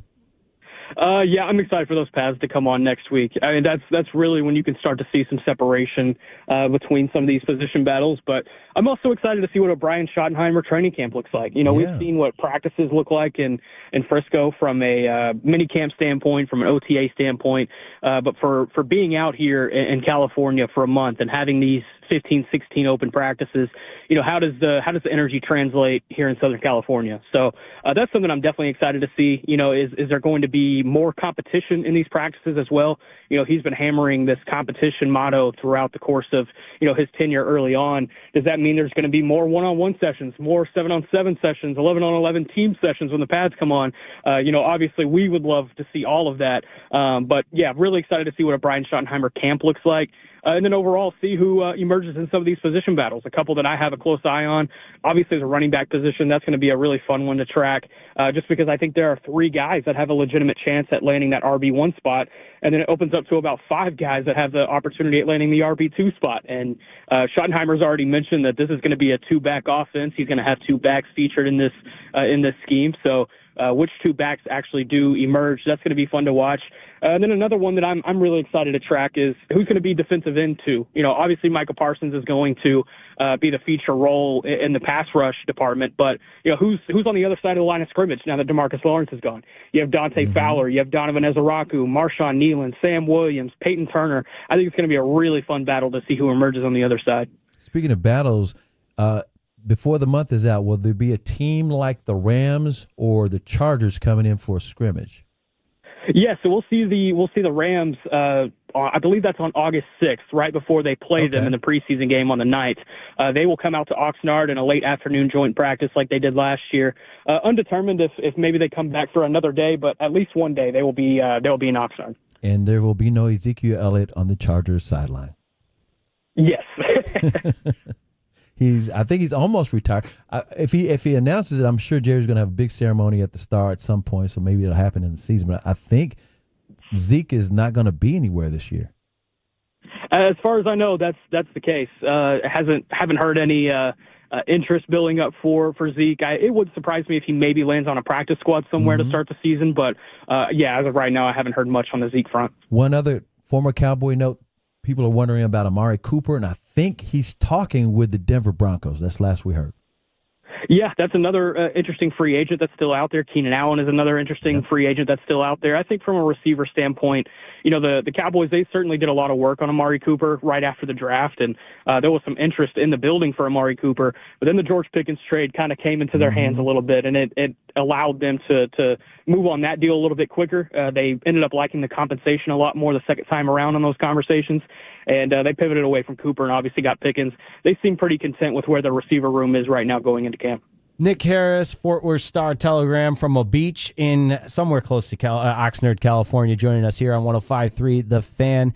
And Nick, something I'm curious, it's more of an opinion question that with you being as plugged in as you are would be able to provide for us. Obviously, Dak, the leader of this team, face of this team, Micah, so on and so forth. But leadership is often something that we've talked about with this team, or maybe even lack thereof. But do you have your eye on any potential, I don't want to say, unexpected leaders, but guys that could utilize this training camp as a way to kind of take a step forward in that department of an impactful locker room guy? Yeah, I think the first one that jumps to mind is Tyler Smith. With Zach Martin and Tyron Smith retiring over the offseason, there's obviously a big hole in that offensive line room from a leadership standpoint, and I think it's right there for Tyler Smith to take it. He's exceeded expectations even more than he had as a first-round pick coming in a few years back, and he's entering now, year 4 already? It's crazy. Entering year 4 with a lot of hype, with a lot of energy in that offensive line room. I think it's his for the taking as far as taking that step forward. I mean, he's the NFLPA rep for the Cowboys, so he's already got a sense of leadership within the team. But I think he could really take the next step forward, be a part of that leadership council, and be that guy, at least on the offensive side of the ball. On the defensive side of the ball, we've talked about Micah Parsons quite a bit, but I'm curious to see which of these new faces takes a step forward. Whether it's a Dante Fowler, he's already been here. He's got experience with some of these guys. He's a seasoned veteran. He could take a step forward most likely. And you also have a guy like Jack Sanborn, really loved in the locker room in Chicago, could potentially bring that same kind of experience to Dallas. And then Kyer Elam. Things didn't work out for him in Buffalo, but he had a strong minicamp, strong OTA session. He needs to combine it with a strong training camp. But, that cornerback room could certainly need some leadership as well. And that goes to Deron Bland, too. Not the most vocal guy in the world, but, he does a really good job of leading by example, and he could certainly bring along some of those young guys with him. A lot of people are sleeping on the fact that the Cowboys have 3 quarterbacks on the roster. They've got, of course, Dak Prescott. They got Milton. But they also have Will Greer, who also knows Dak backwards, knows the system pretty much backwards. And I'm only bringing this up because there's been talk that maybe the Cowboys keep only 2, and everybody just assumes, well, Will Greer is just not going to be around. I'm wondering if they keep 3 because Will Greer knows the stuff backwards. What do you think? Yeah, that's an interesting one. And for Will Greer's case specifically, something I was thinking about as I was going through a 53-man roster projection a couple of weeks back is, we call back to a couple of years ago. Whenever Will Greer, he had a decent preseason, a decent training camp, and he looked to be on track to be that QB3 in the offense. Well, then everybody looked around and they traded for Trey Lance and they let Will Greer walk. And I ask myself what has changed in 2 years for them to bring him onto the roster for the season. That's a question I would have. Maybe he proves a little bit more in the preseason and is able to find that 53-man roster role. I think regardless, there are going to be 3 quarterbacks just because of Dak Prescott's health and how that's looked over the course of the last, half decade. I think you need 3 quarterbacks with a quarterback that's over 30 starting. But I question if it'll maybe be somebody other than Will Greer just because of what the front office did a couple of years ago. What has changed in 2 years? That's going to have to be what Will Greer answers here in training camp to find himself on the roster in late August. We'll put it like this. There's no Cooper Rush. Saying Cooper Rush got the job. Here's what's the craziest thing. The year before that, it was going to be Will Greer as the backup quarterback, but he was outplaying Cooper Rush in the training camp. And all of a sudden, he pulled a hamstring. And all of a sudden, he's the third-string quarterback. And as you mentioned, they bring in Trey Lance, and he's out of there. And I'm like, wait a minute. Greer is a really good guy, and he's put it like this. It's not like he's a starting caliber quarterback in the NFL, but he's one of those guys like Chase Daniel, where he's always ready and he knows the deal. And if you have to put him in for a start, you ought to be all right. Joe Milton, he's got tremendous upside. I think he's your number 2. There's a reason Cooper Rush isn't here anymore. And I'm with you. I'm thinking they got to keep 3 some kind of way. Yeah, and with Will Greer's case, too, I think what has kept him in the league so long, he's a coach's kid. And he's not only a coach's kid, his dad is the head coach at Providence Day School in North Carolina, which is basically the DeSoto of North Carolina. And they put out a lot of talent. Yep. They put out a lot of quarterback talent. So that goes to speak to, Will Greer and what he grew up in and the kind of knowledge he has in just playing the position. I mean, it's kept him in the league now as he approaches 30 years old in some way, shape, or fashion. And he's obviously loved quite a bit in the Cowboys locker room. Coaches love him as well.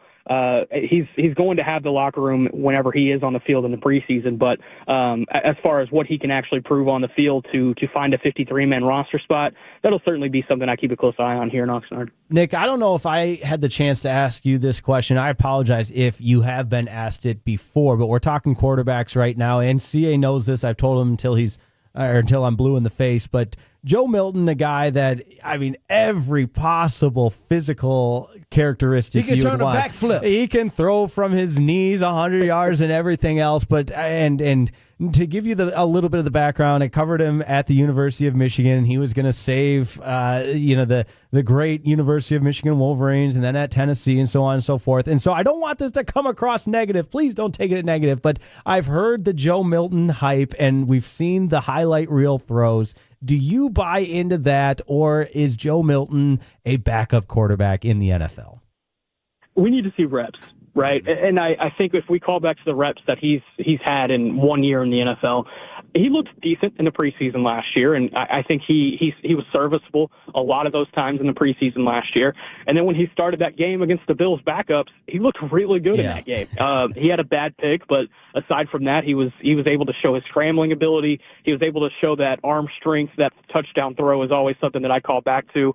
You know, he's young, and he's going to need reps in this league, and I don't know if the verdict is out necessarily on if he's a backup or if he's a starter in the NFL, but I think the blessing that he has going into year 2 is that he has a role, and he has a role that he can build on and develop on, and there's not going to be a lot of pressure on Joe Milton to perform immediately. And, you know, if there is a case where, you know, at some point this season, Dak Prescott goes down for a couple of games and Milton needs to step up, then maybe we cross that threshold then, and then we look back on the context of the preseason and how he performed. But I would say these next 3-4 weeks here in Southern California, that's going to be really big for Joe Milton because he's walking into an elevated role here in year 2. I think it's a blessing for him if you were to ask him.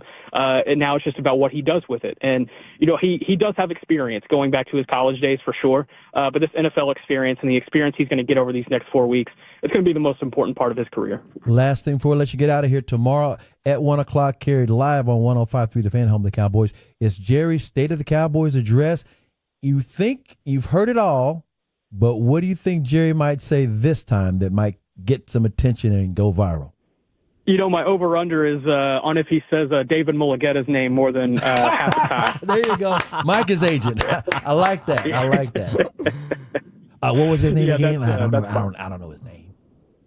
I think he's just going to come out and be like, "Hey, I just want to let you guys know I talked to David Mulligetta last night," and just let it roll from there, and that'll get some good laughs. Oh man, looking forward to that. Looking forward to your coverage all training camp long, my friend. And I got one more at the buzzer here. Does the dog like swimming in the ocean, or is it an on dry land kind of dog? Yeah, he's an anti-water type of guy. He was he probably was never seen an ocean before. He was a rescue dog in Hurricane Harvey, so I think there's some PTSD associated with the water in him. Yeah, no doubt. Well, we appreciate it as always keeping it real with us. Nick Harris, Fort Worth Star-Telegram, and we'll be locked into all your coverage all training camp long. Thanks for joining us. Fellas, I really appreciate it. Thanks for waiting on me these last couple of weeks. No worries. There he goes. Nick Harris, Fort Worth Star-Telegram. He's also the emotional support human for Cy. Yeah, there you go. Gotta love it. Hey, what do you say we do a little CA Stories Confidential coming up? What is on tap? How about a couple of Cowboys training camp memories? One of the greatest stories I've ever told. Next on 105.3 The Fan. 30 straight minutes with...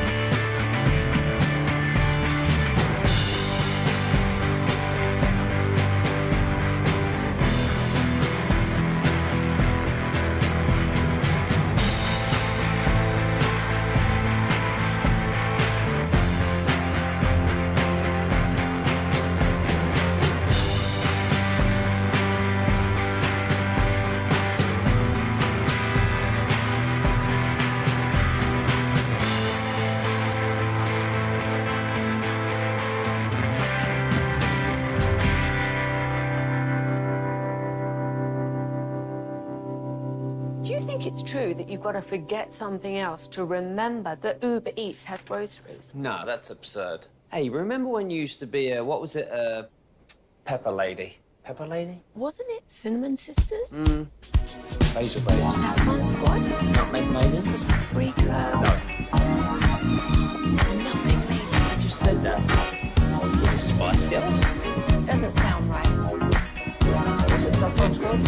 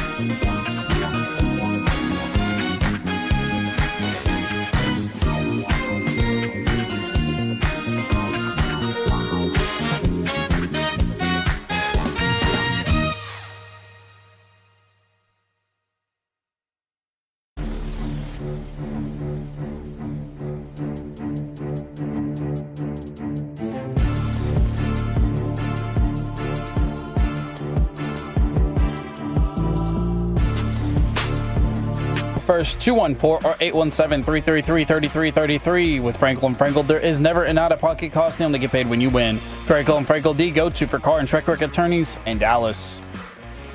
Scotty Scheffler is Schefflering, if that can be a verb. I think after today it can. When you've got a lead, you just you hammer it home, never a doubt.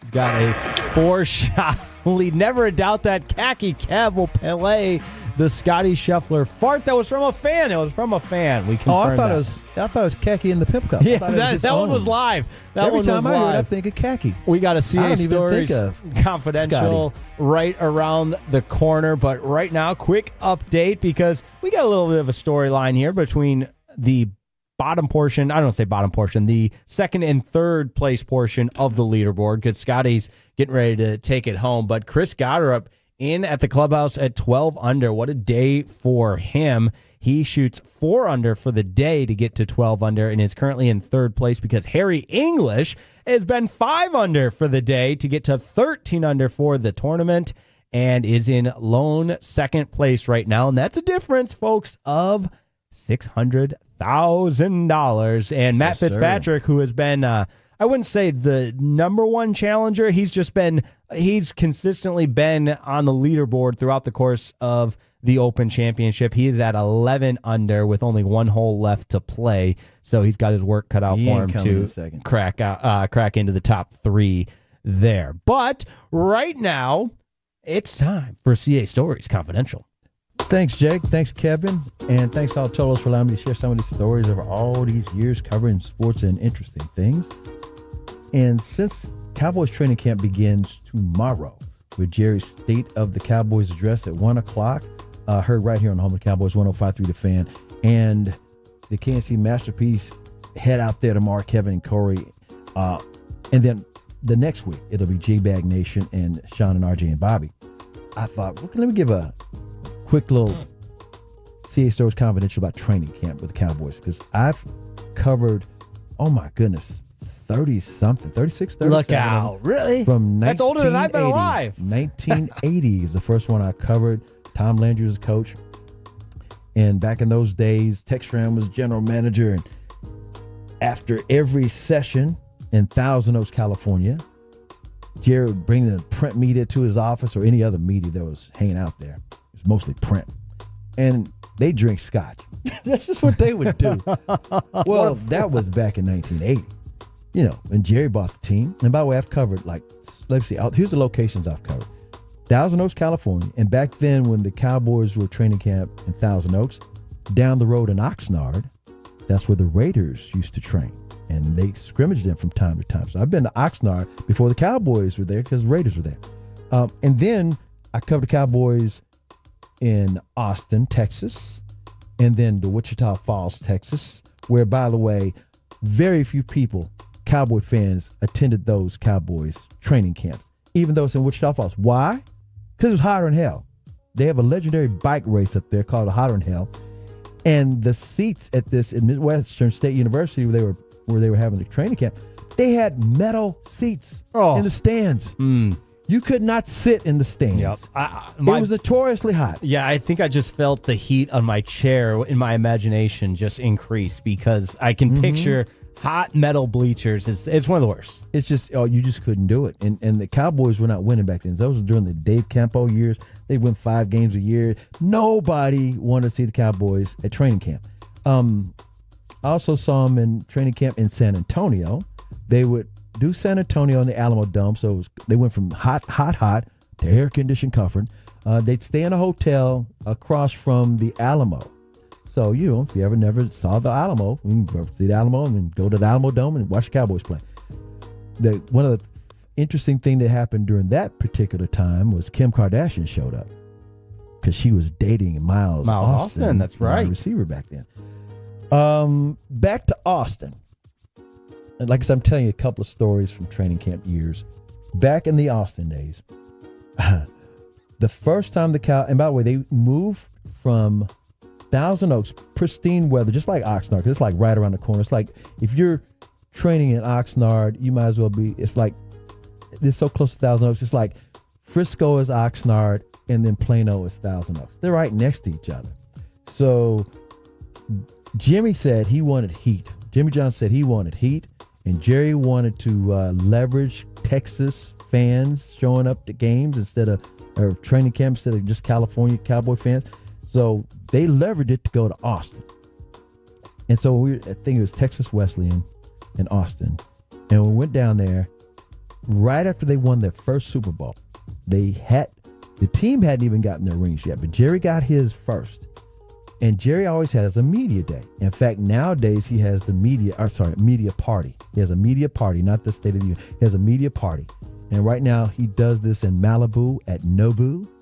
And you'll hear all the different talk show hosts say, "Are you going to go?" "Well, I'm probably going to go." And they kind of dress nice. You hear the adventures of who shows up at the media party at Nobu and Malibu. It's like a who's who, right? Oh, yeah, it's crazy.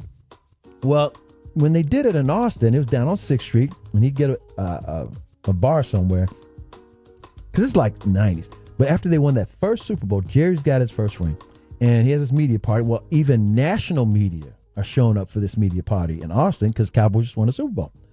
And there's different media there who had never even met Jerry, and some of them I kind of knew from covering other sports. And I'm sitting with this group, or standing with this group of guys on this tall bar stand or whatever, and they're like, and Jerry's working the room, he's on the other side of the room. And they're like, "Yeah, Jerry, he's got a big ego. I heard he's a jerk." I said, "No, he's not a jerk. He's got a big ego, but he's the nicest guy. I mean, he's a fun guy."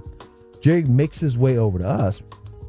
And so I introduced him to these different guys who had never met him before, all in the media, and he's schmoozing them up and talking to them and all that. And he's talking about how me and him are good friends and all that stuff. And he goes, "Mr. Chris, you are going with us to Mexico City," because they had a preseason American Bowl game down in Mexico. And I said, "Yeah, By the way, this was like on a Friday.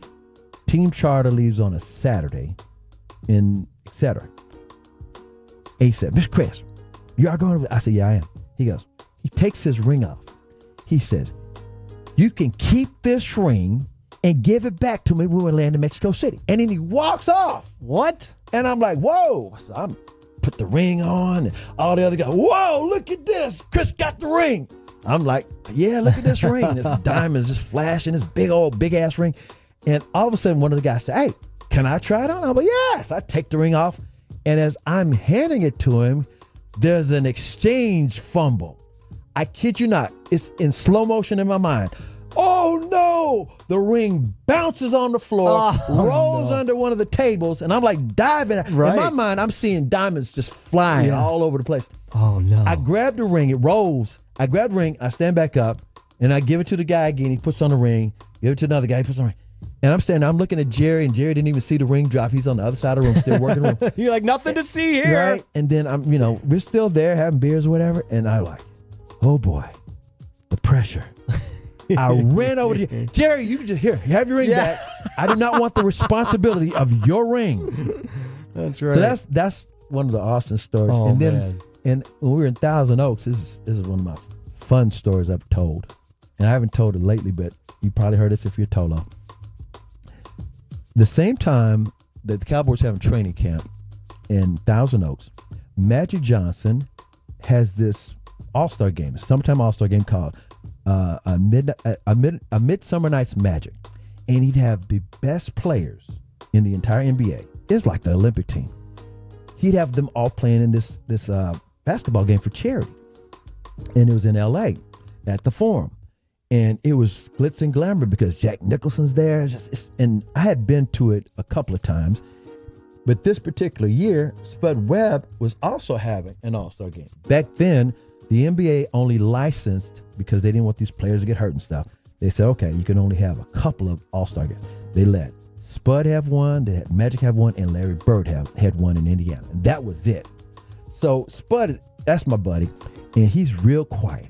And all the players love Spud. He won the slam dunk, and he's their little buddy. He's little, and he gets to go everywhere with them. He knows all of them. They all love Spud. And Spud always had turned it out the year before and the year before that at Magic's game. Crowd just loved Spud because he could dunk in the game. It wasn't like somebody's going to stop him in an All-Star game or a fun game like that. Well, they have the game, of course. You got all the celebrities at the game, and I think at this particular game, Arsenio Hall was a celebrity coach, and the other celebrity coach was, I can't remember, but it was star-studded crowd. I'm there primarily because I got to help Spud recruit players to his game. Spud is so shy. I'm like, Spud, just ask Clyde Drexler. He will be there. Yeah. Just ask Barkley. He will be there. These guys, look, man, I don't know. I don't want to be the one to have to ask them. So I'm asking them for him. Well, I'm doing all this. And by the way, everybody's at this game. Michael Jordan's at this game. Everybody's at this game. Bird's at this game. Everybody's at this game. After the game, Magic has an after party for all the celebrities who are playing in the game and all the Hollywood stars who are at the game. And he knows and all that. Rob Lowe is there. Nicholson's there. Eddie Murphy's there. And it's at this place called the Century Club. Dr. Dre actually mentions it in one of his songs back in the day. But it was this really cool place in Century City, which was right by Beverly Hills at the Century Plaza Hotel. And it was like you couldn't get in there. You just can't get in. And there's a line of beautiful women out the door trying to get in. They're movie starlets. They're just all models. Everybody's trying to be, because you got all these celebrities there. Nicholson's there. Spike Lee's there. By the way, I think Spike was the other celebrity coach. All I can tell you is it was like a big, Michael Jordan's there. Barkley's there. Everybody's there. Lottie Dottie and every damn body's there. And because I'm with Spud, we're in there. And I'm like, this is just insane. I am no longer in LA. And by the way, I had snuck out of training camp. This is too funny. I snuck out of training camp. I mean, not snuck. I left training camp, and Michael Irvin wanted to go.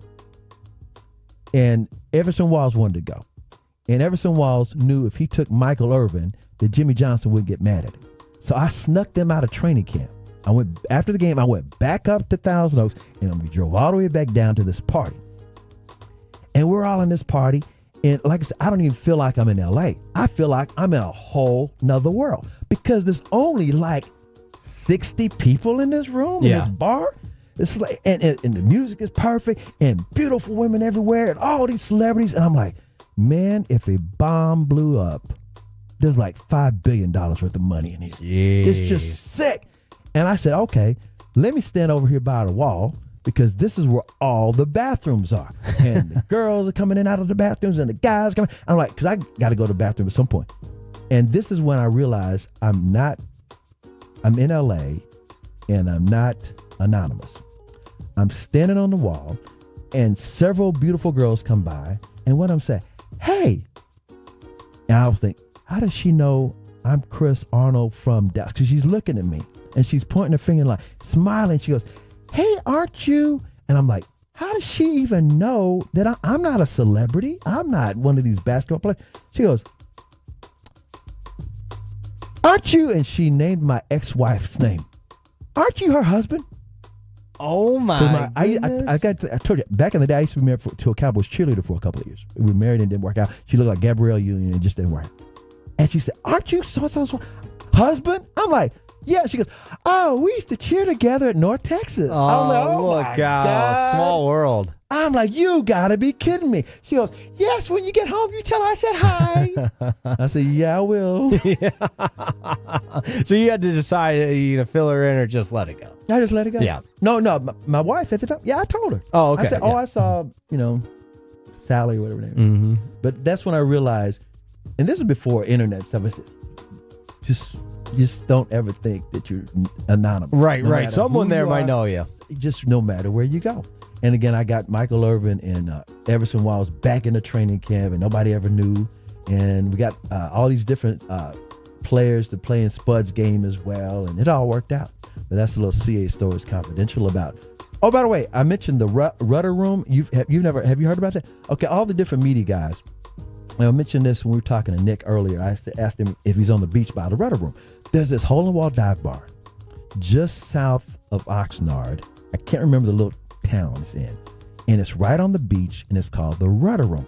And it's a hole in the wall, but it's got great atmosphere. It's cool to death.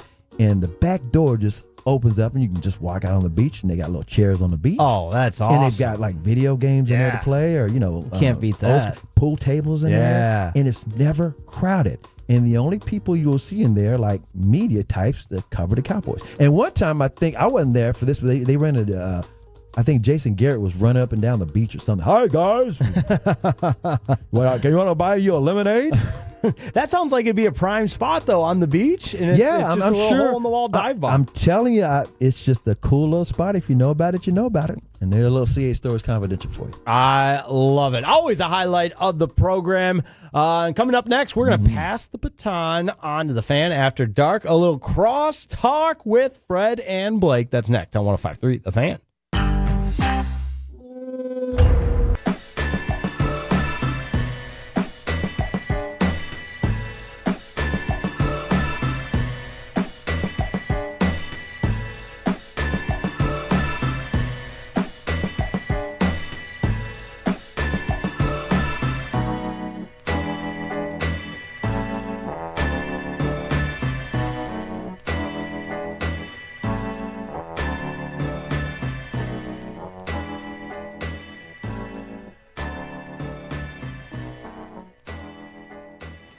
Uber Eats has Lola V products? I got to remember that. Well, they say in order to remember something, you have to forget something else. Okay, now that is a very cute haircut. That's like a little shag. I've never seen that before. Well, of course you have. It's the Rachel. Oh, is that your name? No, what's your name? No, I'm Jen. My name's Jen. Right, but I just mean this is your haircut. But that's hair on your head. I'm not saying this is your hair. Okay.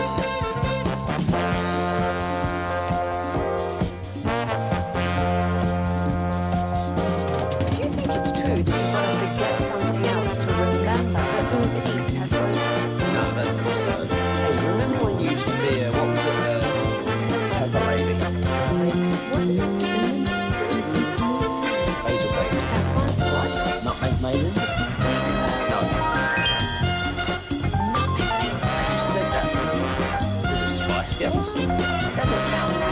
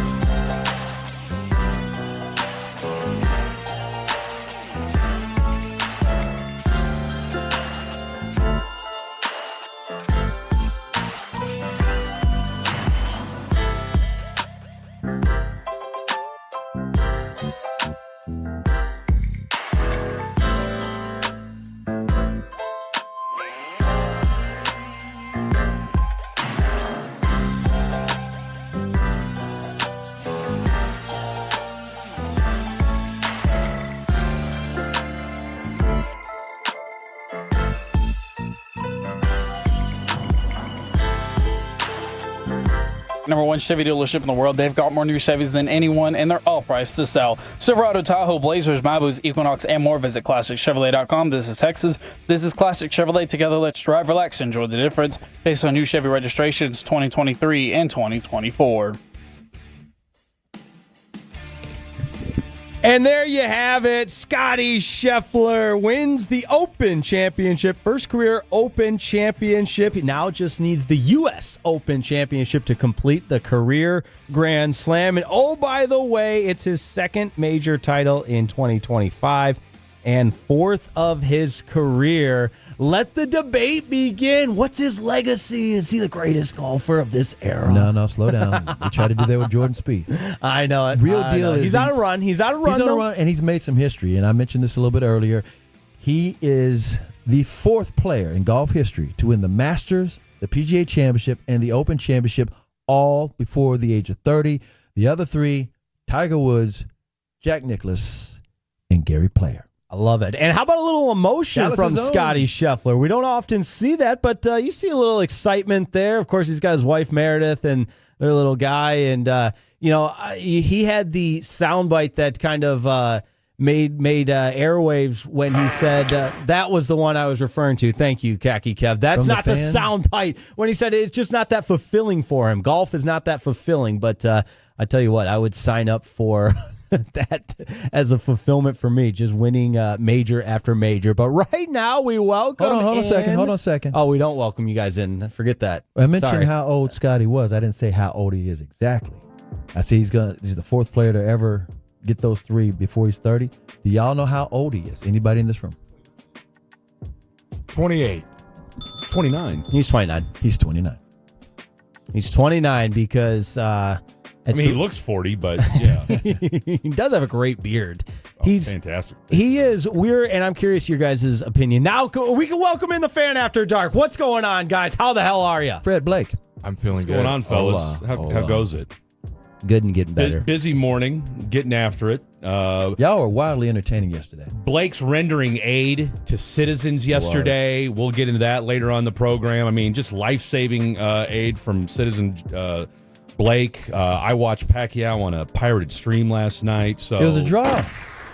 Hey, look, it absolutely was. Pacquiao did better than anybody expected. Man, I'll tell you what. Toe-to-toe. It was George Foreman-esque is what it reminded me of. 46 years old. But I'll tell you what, Barrios better be lucky. Because if that was old school Pacquiao, he'd have cleaned his clock in the third, fourth round. Yeah. Barrios is not ready for prime time. Yeah. I'm sorry. The only thing saving him was Pacquiao is a shell of his former self power-wise. Barrios keeps the title because it's a draw and, champ keeps the title. But it was It's fun to watch. It's fun to watch. It was a nice it way was, to. It was better than a lot of people thought it would sure be. was. Everybody thought it was going to be Tyson and Paul all over again. Speaking of people doing their last fights, I watched UFC. So I watched Dustin Poirier and Max Holloway go at it last night. A lot of people are saying it's Poirier's probably last fight. That was also a highly entertaining one that went to cards. That I love how Holloway does the little hit points to the ground, last 10 seconds. We're just going to scrap it out. Great fight if you were able to get your eyes on that one. Very well-balanced fight. But Dustin, probably his last one. That's pay-per-view, right?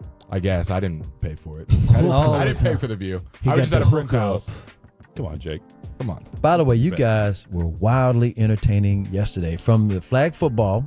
And you're retired, correct? I'm retired. You're retired. Because you guys were trying to get the. We're trying to get part-timers versus full-timers. So we know where you're at. Are you coaching? I'll coach. My back won't let me do this. I got 4 herniated discs in my lower back. Okay, so you'll be the coach of the part-time team. The question we have for Jake is, what position are you playing? I made a vow. He's retired too. I made a vow that I will never play flag football again because I was in a very here we go. I know. You guys can make fun of me. That's a very competitive league. An 8 Mile in Detroit. And a lot of really good athletes from the area, Wayne State, where a couple of guys have made the NFL, so on and so forth. And I was playing strong safety, made a break on the ball, don't remember anything. Blackout. Knocked the F out. Concussion, woke up, and it was hours later, and I was just, it's not worth it. I love football, but I cannot so you're play. You're going to be our OC. That's what I'm hearing. Tell you all that to tell you this. Yes. So. But I love the idea of part-timers versus full-timers in some type of athletic contest. By the way, y'all were talking about golfing on that too, because the morning show probably got the best golfers. Yes. If you want to make it competitive, make those guys walk the course instead of golf courts.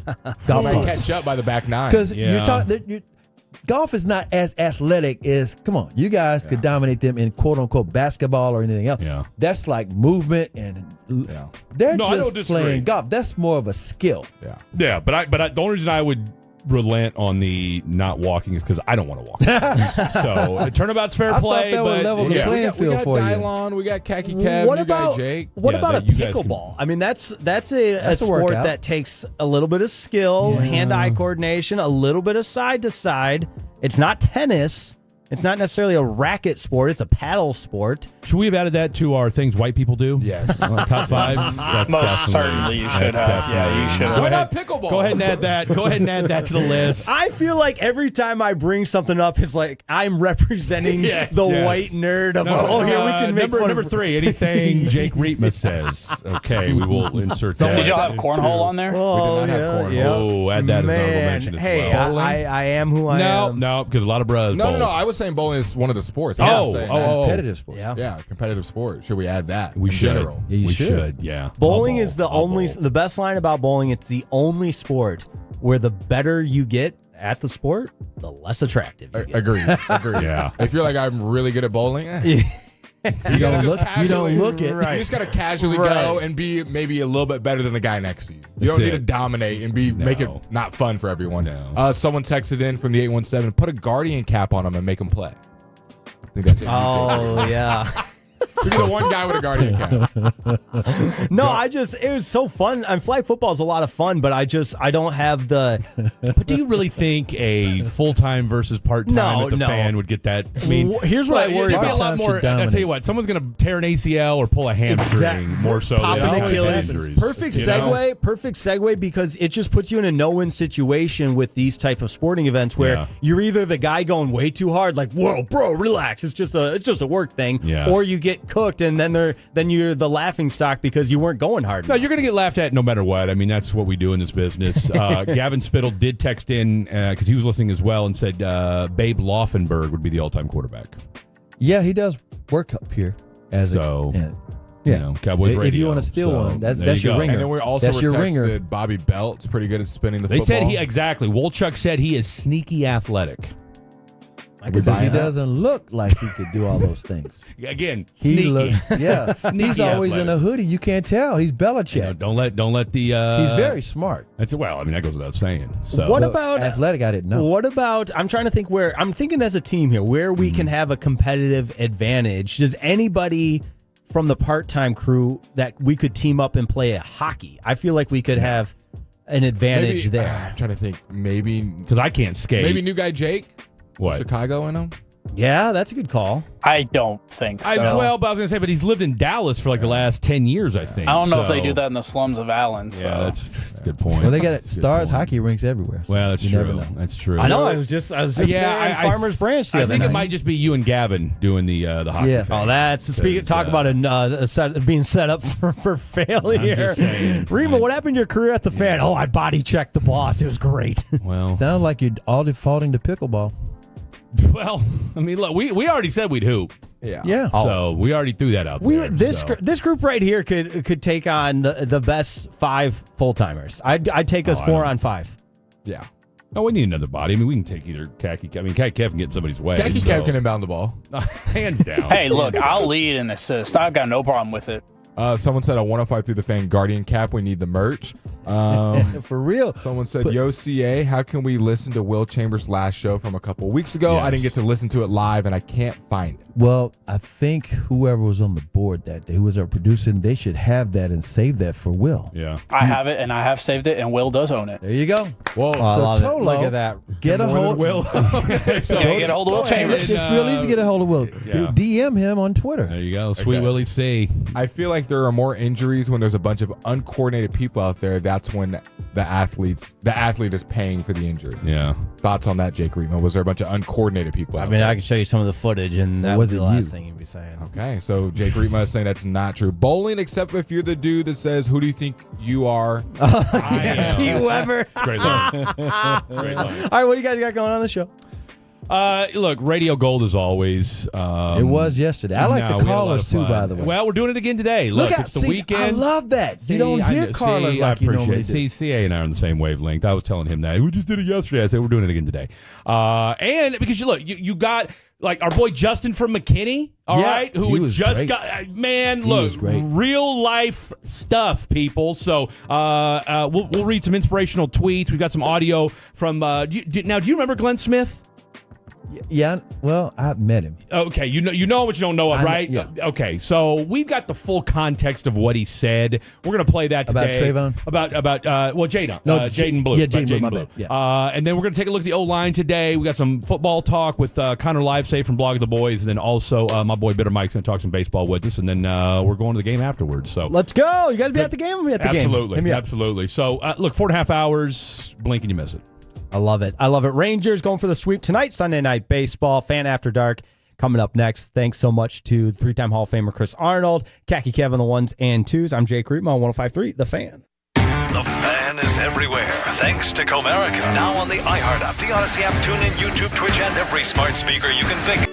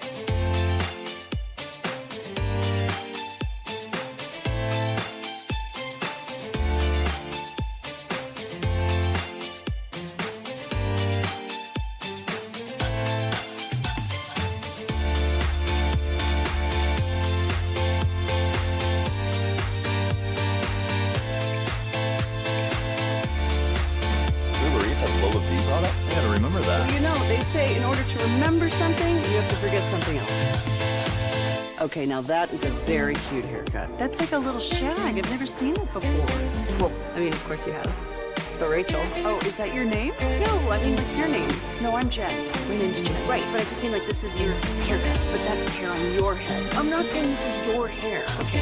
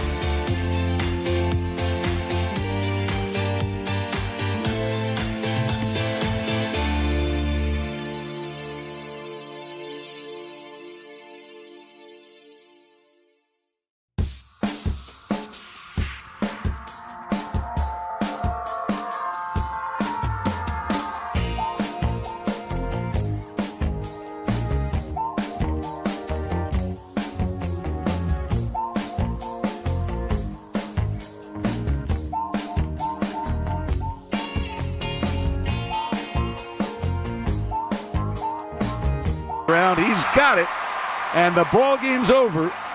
The Rangers have won the series as they've beaten the Tigers tonight 4-1. Hey, welcome in DFW. Glad to have you on board on a Sunday afternoon. Who's ready for a sweep today, huh? All we heard on Friday, the Tigers, best team in the American League. They're on a roll. Guess what? That roll is no longer. At least it's not right now. No, and they better slow it. You know why? Because right now, your Texas Rangers above 500 for the first time since late May. Let's go. 2-0 to start the second half of the season. You had, and oh, by the way, your horses, your Cy Young candidates haven't even thrown an inning yet, haven't thrown a pitch. Yeah. Patrick Corbin comes out on Friday, does them dirty. Our boy, my boy. Pickle Juice Kamar Rocker. Because if you listen to the show earlier this week, we broke down our 4 players that we picked earlier this week, or picked at the beginning of the season, and I was mocked for my selection. Now, granted, Josh Young is still in AAA, so we'll leave that alone.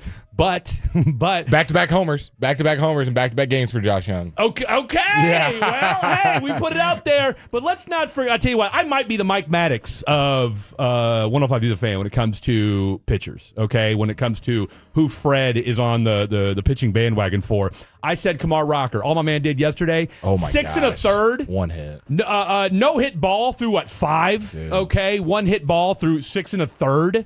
Now he hit 2 or 3 walks. That's okay. Don't care. The splitter's splitting. Okay, the splitter it's splitting heads. It's splitting souls right now. Okay, Robert Garcia gets himself a save the other night. Right now, your Texas Rangers looking, dare I say, nicely. I got a question.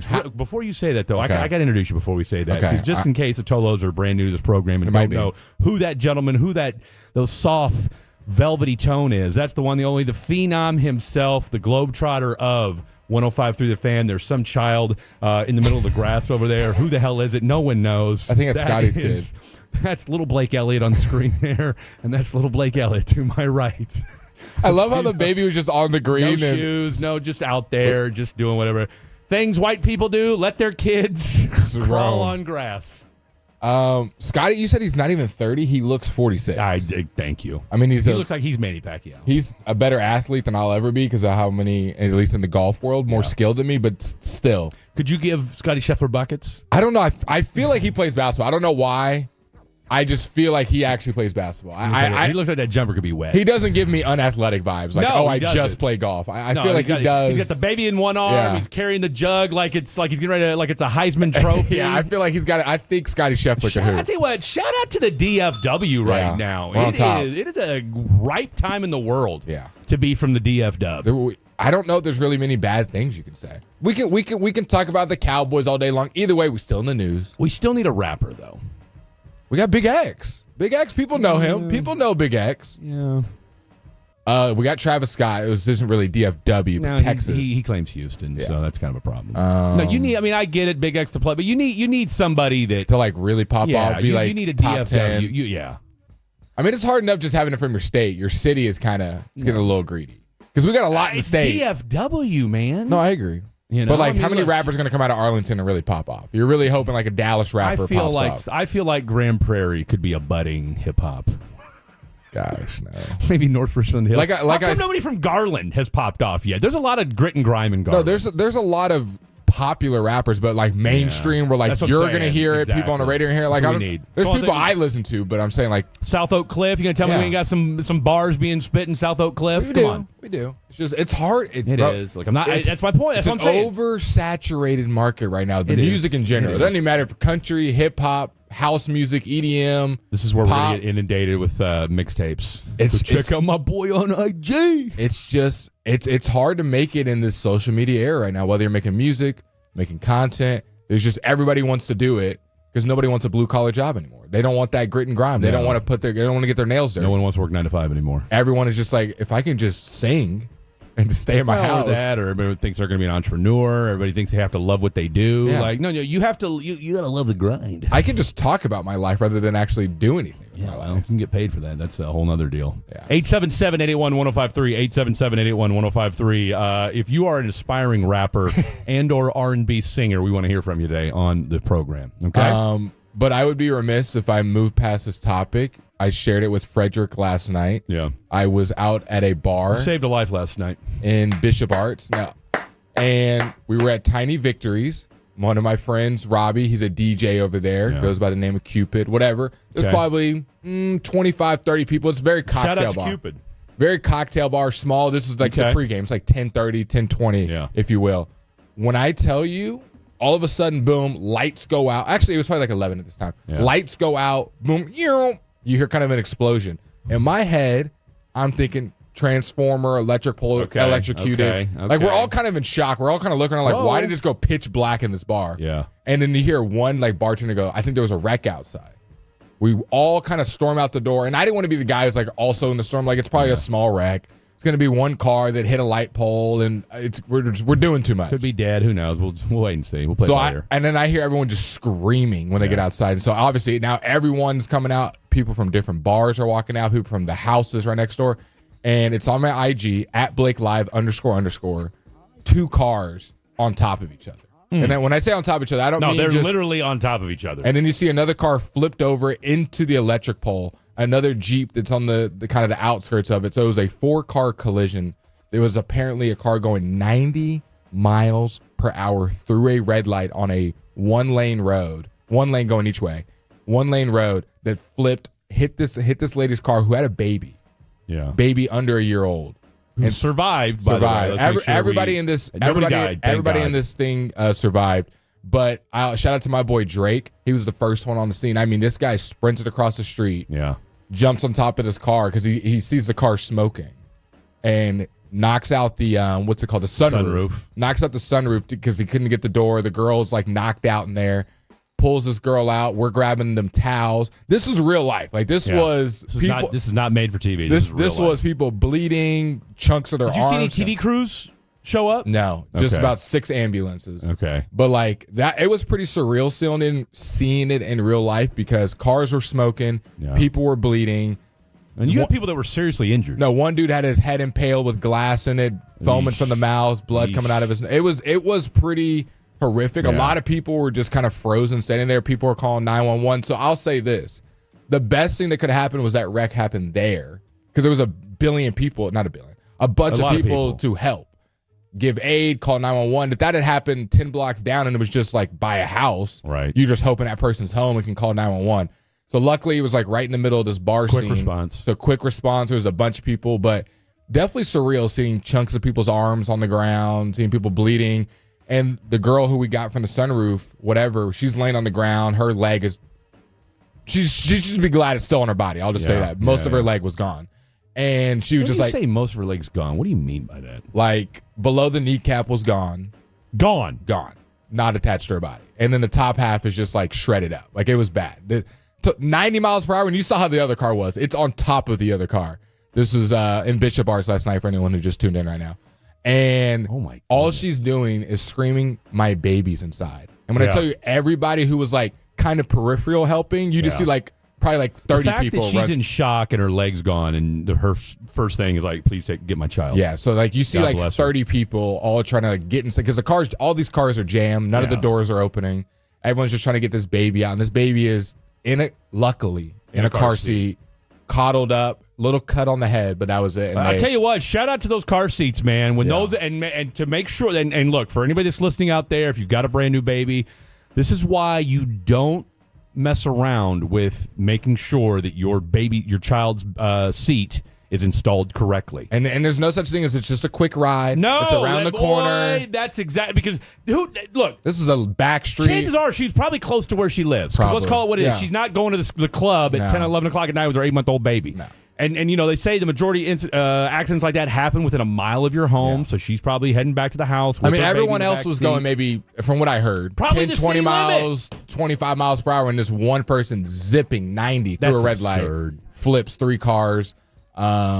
It was just crazy. You see you see all these firemen obviously show up. They got the baby in their hand. They're trying to figure out what's going on. There's glass everywhere. People are stepping on glass. But shout out to all my friends. Shout out to all the people that are at the bar. Yeah. Everybody got into. There was a paramedic guy who was at the bar who was like kind of the one like aiding until everyone got in there. Like, hey, do this. Grab their arm. Yeah. Put a what's it called? The little tourniquet on this person. Did it restore your faith in humanity last night? It did, because don't get me wrong, there was 2 or 3 people that were just recording, and my boy Drake, he said put your not a good word away and let's help these people. Like, cars are smoking, people are flying out of cars. We need to, like, you need to. But you know what? But and again, there's something to be said for not everybody's built to respond that way. That's why first responders are a very I mean, your person. It's a special personality for a person, and kudos to you and your boy Drake for running. I mean, that's a horrific thing to see a woman's leg missing. Okay, like not everybody's built to see that. The dude was the worst. The dude was. I'll say this, trying to keep it a PG. You didn't know if he was still alive when we were right. Well, I mean, was not moving. The story you told me last night. I was like, you showed me the picture last night. You were FaceTime. We were FaceTiming. The first thing I asked you was, did anybody survive that? Yeah. And when you said everybody did, I was shocked because I have no idea how. It's a gruesome looking accident. At Blake Live __. I didn't like post anything gruesome. It's just the cars on top of each other. Just the aftermath of it. And like you said, I think everybody was pretty much gone. I think all the ambulances left by then. Ambulances were pretty much gone. It's just the aftermath of it. So you don't have to worry about seeing anything gory on there. I would never post anything like that. But the reason I bring it up, drive with 2 hands on the wheel. Please be careful. Have your seatbelt on. Please drive the speed limit. Yeah, and the biggest thing I took away from it doesn't matter if you're the best driver ever. No, somebody else. Oh, that boy. One lane street. You're just going home or going to see your friends down the street. Because there was 2 girls that just said they were just going to come to Tiny's. 20 people in there. They're just going to say what's up to their friend. Hang out. And next thing you know, you're in a horrific car accident. Some clown show. Anyway, shout out to you. Shout out to everybody that responded to that. And like Blake said, please, please, please just be careful out there. Because again, you just never know what somebody else is doing. So that said... Humanity fast forward to today, and again, Blake's faith in humanity was restored for at least a 12-hour period. Let's restore it for the rest of this hour. Let's do it. Okay, you know what? Let's restore it for the rest of this program. How about that? Let's be grateful this show, guys. Here's a question I got for you. Has your faith been restored in your Texas Rangers? I mean, shout out to Rowdy, to Les. Okay. Shout out to my boy. First hit as a Ranger. 3-runner. 3-run jack. Yeah, that's a center. That's not an easy home run. No. Well, and Globe. But he's a big dude. That's a big boy. I like it. We need a little bit of... No. You need some... That was supposed to be Berger and Peterson. Man. And you know what? I'm not mad at Jake Berger right now. No, Jake Berger's still my boy. He look, we are still on the Berger bandwagon. All right, we're on the Berger train. But Berger's had a rough go of it. Okay, we talked about this a little bit. I mean, with his daughter and the health issues she had before the season started, I think that had something to do with just kind of where his head was at. And we've talked about this before. Anytime your kids are going through something, you're going through something. So let's hope that he gets off the IL. I think on the 23rd. So you get him back in the lineup. But if Rowdy Tellez, who again, this is not his first cup of coffee in the major leagues, he's been there, done that, knows this lineup very well, knows this team very well, and can add, as the kids say, a little bop to the middle of that lineup. And I'll tell you what, we're so excited about this. We're going to talk more Rangers today as well. We're going to hear from you again, okay? We're going to make this a regular routine here on Fan After Dark. Tolo's on the telephone once again, okay? You guys lit up the phone lines again yesterday. We want you to light up the phone lines again today. Cowboys are in training camp, and because a couple guys... And look, if any of you female Tolos want to chime in, of course, the phone lines are welcome, and like I said, that's going to go down at 2:40. A couple of you guys are upset that we did not ask you any Mavs questions. Okay? We had a couple people texting the program after we got done doing Tolls on the telephone. We're upset that, hey, how come I didn't get to answer any Mavs questions or put my Mavs 2 cents in on my phone call? So you know what? We're going to open it up when we do Tolls on the telephone at 2:40. Cowboys, Mavs, Rangers. How you feeling about Stars' DFW new Sports? head coach. Stars' new head coach. Just, you know what? You got 45 seconds to let your DFW thoughts be heard, and that's going to go down at 2:40. We got our boy Connor Livesay, friend of the program. He's going to join us at 3 o'clock, talking all things Cowboys as they get ready for Cowboys training camp. A lot of them are flying off to Oxnard today. My boy Mike Babbo, he's joining the show at 3:20, talking all things baseball. Not just the Rangers, but the entire league as a whole, now that we're kind of underway with the second half of the season. And, of course, plenty of Fred and Blakery tomfoolery here on a Sunday afternoon. Training camp is in full effect, or at least it will be. First practice on Tuesday. They're flying out on a jet plane today. We've got motivational quotes to get to. We've got the Jaden Blue. What was exactly said? You just heard one snippet. Glenn hasn't responded to us, but that's okay. We've got what he said on the Locked On podcast. And Micah Parsons, will he or won't he show up to training camp? We've got the latest on that as well. So much to get to today. Don't you go anywhere. Dylon. Used, 3 towels this morning, if I'm not mistaken, after he took 2 showers. So much to get to. Don't go anywhere. It's Fan After Dark. Faces for radio, you be the judge. Watch your...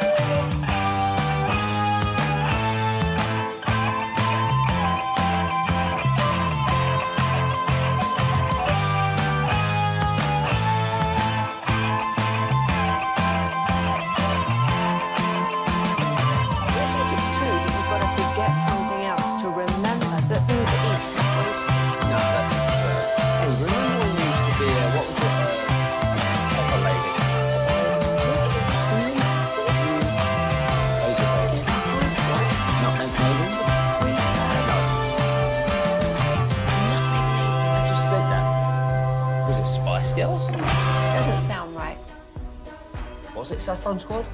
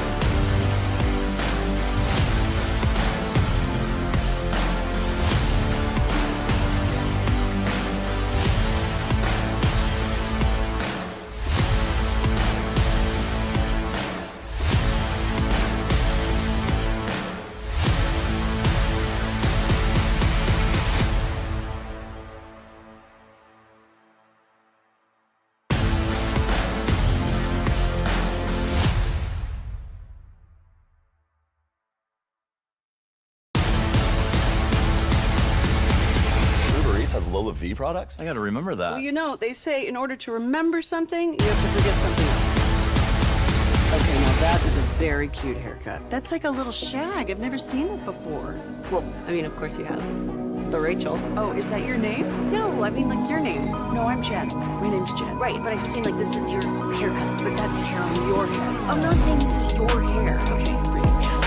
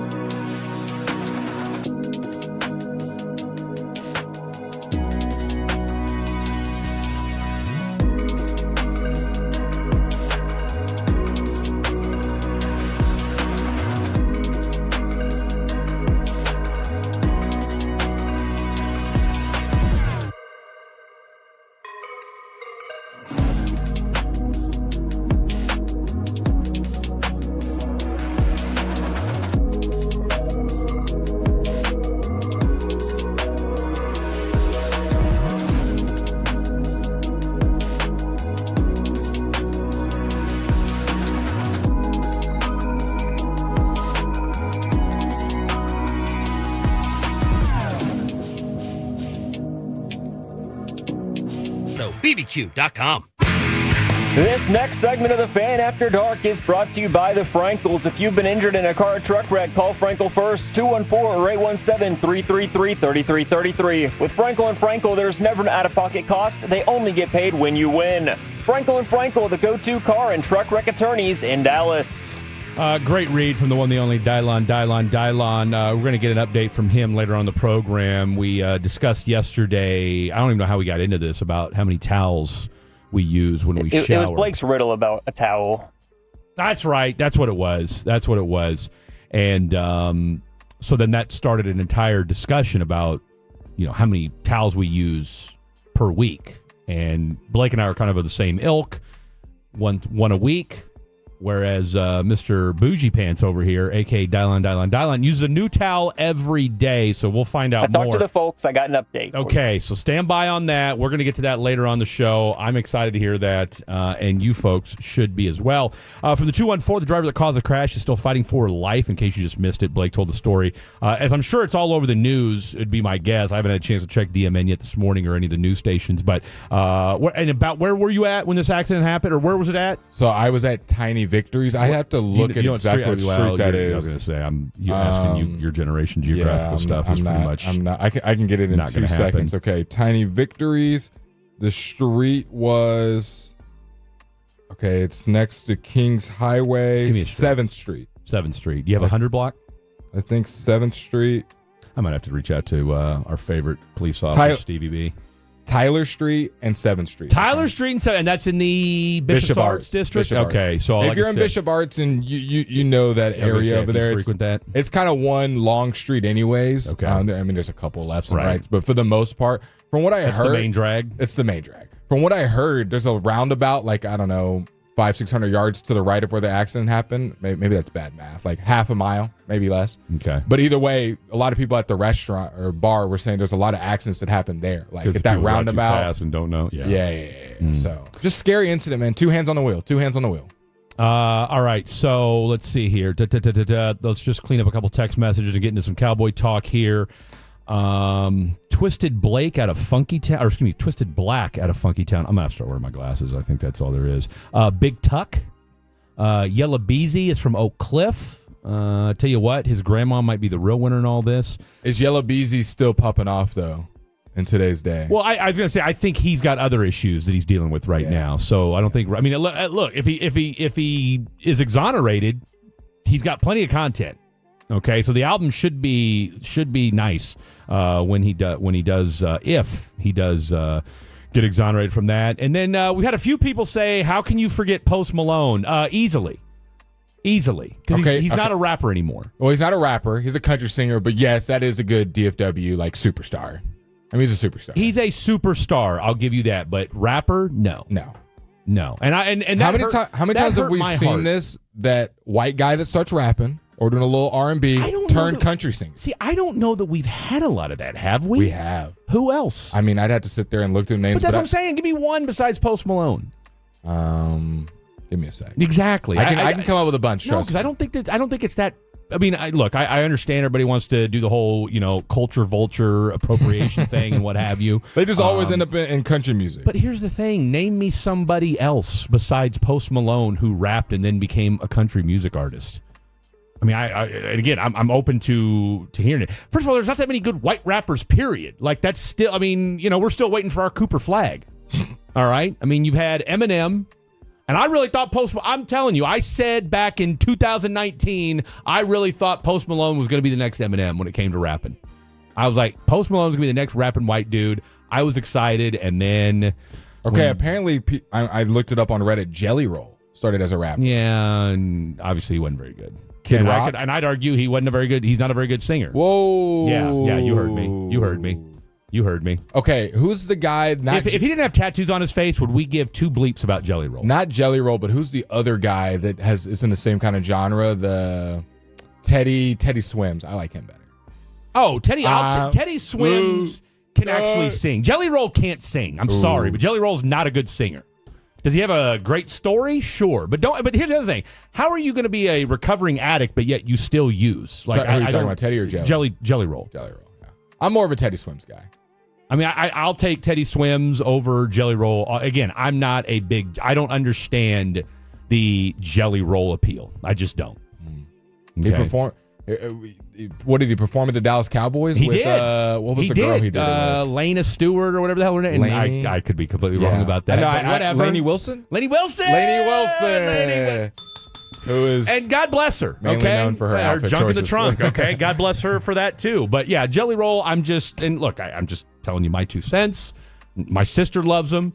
A lot of people do. Yeah. Just not a fan. I think with music, and then we'll get to the Dallas Cowboys. I promise. Highly subjective. Highly subjective, but I was going to say it's kind of the aura that you have kind of plays a huge role. Like what kind of vibe you give off, whether it's your outfits, whether it's your just the words you say, like less about like how musically talented is this person. Like all of them kind of have a baseline of you know how to sing to a certain extent because you're not going to get here. But once you get to that point, it's now just your vibe, it's your aura. It takes you left, right, up, down. I mean, I'm all for, like, you know, I like to be moved. Agreed. Okay. I like to, and I just, like I said, I've yet to hear that Teddy Swims song. I've definitely heard some stuff that he's done.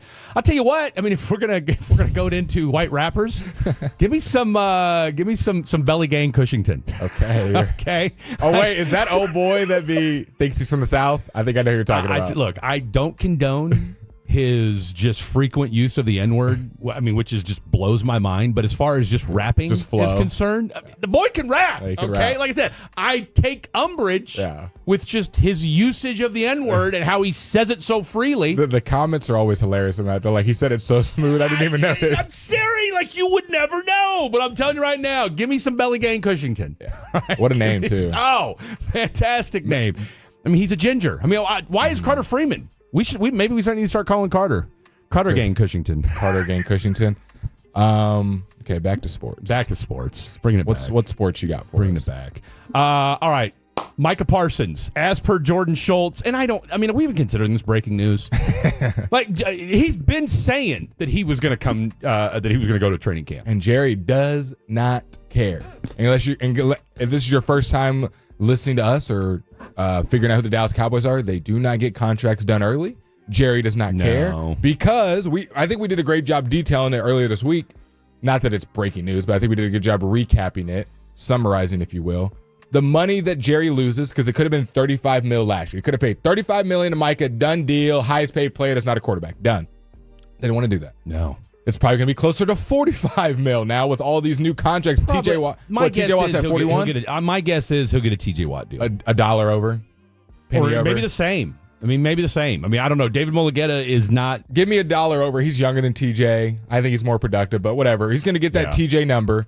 And he could have saved himself $7 to $10 million if he'd have done earlier. But like me and Fred detailed earlier this week, Jerry doesn't care. He doesn't. Because that $7 to $10 million that me and him are arguing about in all the sports commentators, you should have been smarter, Jerry. He makes that up by us talking about him. Now, every show, not just us. Okay, let me ask you this, though. Being in the A block when the Cowboys are an average team. All right, I'll ask you this, though, because me and Hagee talked about this on Friday's KNC show.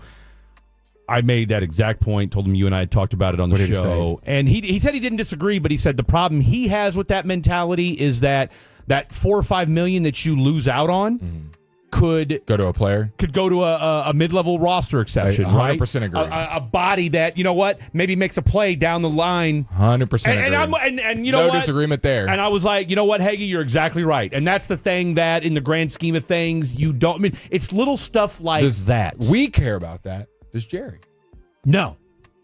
Does Jerry care about that? Or does Steven? I mean, let's call it what it is. I mean, Steven's pulling a lot more strings than I think people realize. Does Steven care about that fourth or third string linebacker that's there for depth that you could get for that extra $4 million? I think that extra defensive tackle.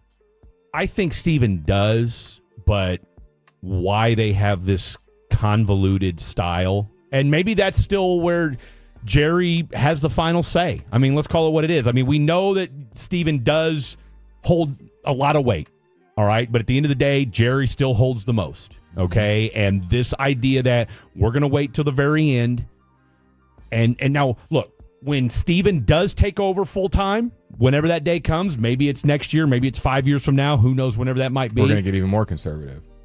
Or maybe they get more aggressive. Who knows? I mean, because let's call it what it is. I mean, I don't think whose so. idea was to go get George Pickens? Yeah. You know, I mean, I don't look. I don't know. If you had to guess, though, we obviously have to wait. I think they'll get more conservative when it's just a Steven run because, look, here's the thing, and I guess I'll just say this. When you go out and make an aggressive move like you did this year for George Pickens. Do we know for a fact who was the mastermind behind that? We don't. Yeah. We don't. It's all just speculation. And we can ask Brian and see if he can get the insight. And then on one hand, like we do know for a fact that Jerry wanted Derrick Henry last year. Correct. We know he was he voted hated the down. questions about it. He hated the questions about it, right? Because, we didn't know that. Nobody knew Derrick Henry was going to look like vintage Derrick Henry for the first, 12 games of the season last year. But then I would suggest to you, are we even convinced that he would have looked like that as a Cowboy last year? That was the question that was going around, like, oh, Derrick Henry this, Derrick Henry that. But if you place him on this Cowboys team with a hurt Dak, with the O-line looking like how it was, we might have just been saying, why did we overpay for a running back and we're terrible? Why are we paying this much? Why is our highest paid player, whatever, in the offseason to a guy that's a running back and we're terrible every game? Like, yes, I think we can all agree. And I wouldn't say they were terrible every game. I think we can all agree he would have been better than Rico, even with the O-line, because he's a better running back. But how much better would he have made your team? He looked great because he was behind a great win. Yeah.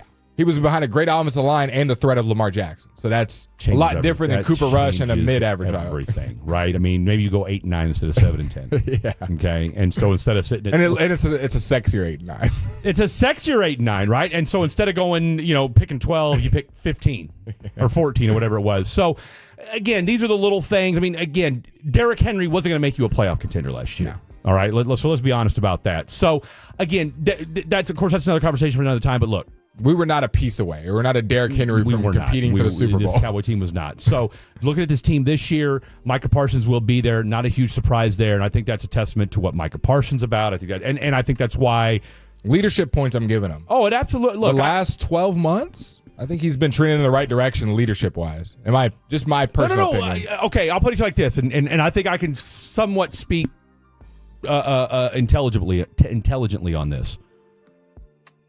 When I showed up here a year ago, as a matter of fact, when I showed up here a year ago, the big controversy was Malik Hooker saying that we have guys that spend less time podcasting and more time in the gym like that. But and again, nobody really took shots at Malik Hooker for that, right? Because that was kind of the overarching feeling about just lost to Green Bay. Micah Parsons, right? And then what has Jordan Love on a week later? Okay, CJ Stroud, not reading the room. Okay, let's call it what it is. I've outside of one game where I was a little dissuaded by or disenchanted with Micah because they had a big loss. I think it was on a Monday night against the Texans. He bails and then does a podcast the next day. Yeah, it was where he left the game early. I was hot. All right, because I'm thinking to myself, like, how are you gonna be a leader? How are you gonna be one of the guys and you can't even talk to you can't talk to the media after the game, but you'll go do your podcast. And I was stunned at the number of guys who just after a loss just bounce. Yeah. Okay. Now that said, since then. Mm-hmm. We have not heard a peep out of Micah Parsons outside of his just normal. And even his podcasts we're not hearing as much about right now, okay? As far as guests, I mean, hell, he had Undertaker on the other day, and the only reason we really talked about it was for two reasons. One, he took a subtle jab at how the Cowboys do business, which is not anything which we see around the league. We see around the league with plenty of players. And you liked his hat. I did like his hat. He had the crazy big Cowboy hat. But we see that around the league with a bunch of guys. They take shots at like their team of like, I haven't heard anything from the team. Just been quiet, trying to get that contract. He didn't break any news. No. Okay, let's put it that way. He didn't break any news. And he was, and say what you want, he was decked out in Cowboys regalia. I mean, he loves being a Cowboy. The only thing he was missing were shoulder pads. And he could have suited up, I think, or at the very least done a photo. Probably had cowboy boots on. Might have had some thigh pads sitting off to the side that we didn't see. So, to your point, and then we find out today from Jeremy Fowler, I guess this team's going to have the most pass rushers of anybody in the NFL. I guess. Because Jeremy Fowler says today the Cowboys are working out several free agent pass rushers ahead of camp, including Jesse Lakita, Cameron Klein, and James Houston. James Houston, per sources. I mean, James. This is the same James Houston I'm thinking of. The same guy that's been around for like the last 15 years. He's been around for a while. He was a chief for We crying out already loud. said how deep the Cowboys pass rushers are, and now they're like, you know what? Let's tack on two more. Why not? But maybe it's a camp body thing. It's camp body. It's a Paris camp because body. I wonder, because here's the other thing too. Do you wonder if this is okay? Just because Mike is reporting to training camp doesn't mean he's going to participate. Yeah, maybe he's just standing in off. training camp. Maybe he's being the OC, the DC, if you will. know, maybe with the towel around his neck, watching everything, yapping from the sideline, whatever. So it makes you wonder about that too. All right, we've got some Jaden Blue conversation to have as well. More news on training camp. We've got we'll be in Oxnard starting tomorrow. We got guys already on the ground in Oxnard. They're taking off for Oxnard. What are people saying about? We want to hear some motivational quotes, text messages, socials, the whole nine. Demarion Overshone says he's coming back next year, but when will we see him via his Instagram? We'll wait and see. What does Overshone say next on The Fan? Hey, it's Gavin Dawson here for Window Nation. You've been trying.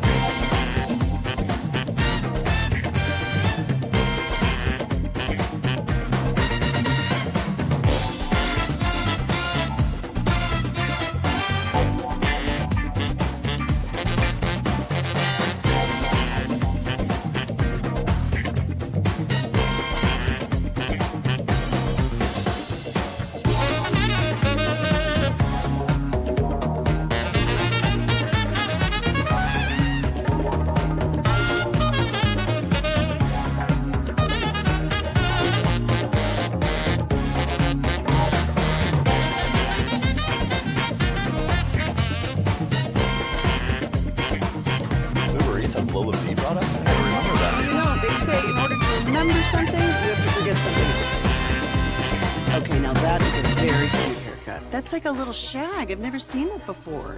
Well, I mean, of course you have. It's the Rachel. Oh, is that your name? No, I mean, like, your name. No, I'm Jen. My name's Jen. Right, but I just mean, like, this is your haircut. But that's hair on your head. I'm not saying this is your hair. Okay, freaking me out a little bit.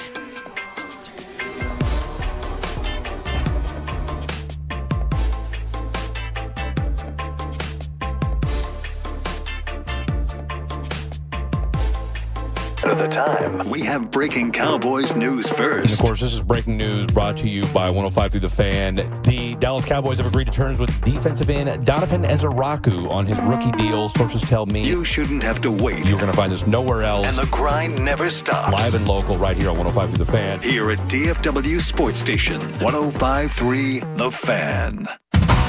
This upcoming segment on The Fan After Dark is brought to you by Classic Chevrolet. If you're in the market to upgrade your vehicle, get to Classic Chevrolet in Grapevine. Back-to-back #1 Chevy dealership in the world. They've got more new Chevys than anyone, all prices sell. Visit ClassicChevrolet.com. This is Texas. This is Classic Chevrolet. Together, let's drive, relax, and enjoy the difference based on new Chevy registrations 2023 and 2024. You think we get Yellow Beadsy on the show? We probably could. Is he locked up right now? 877-881-1053.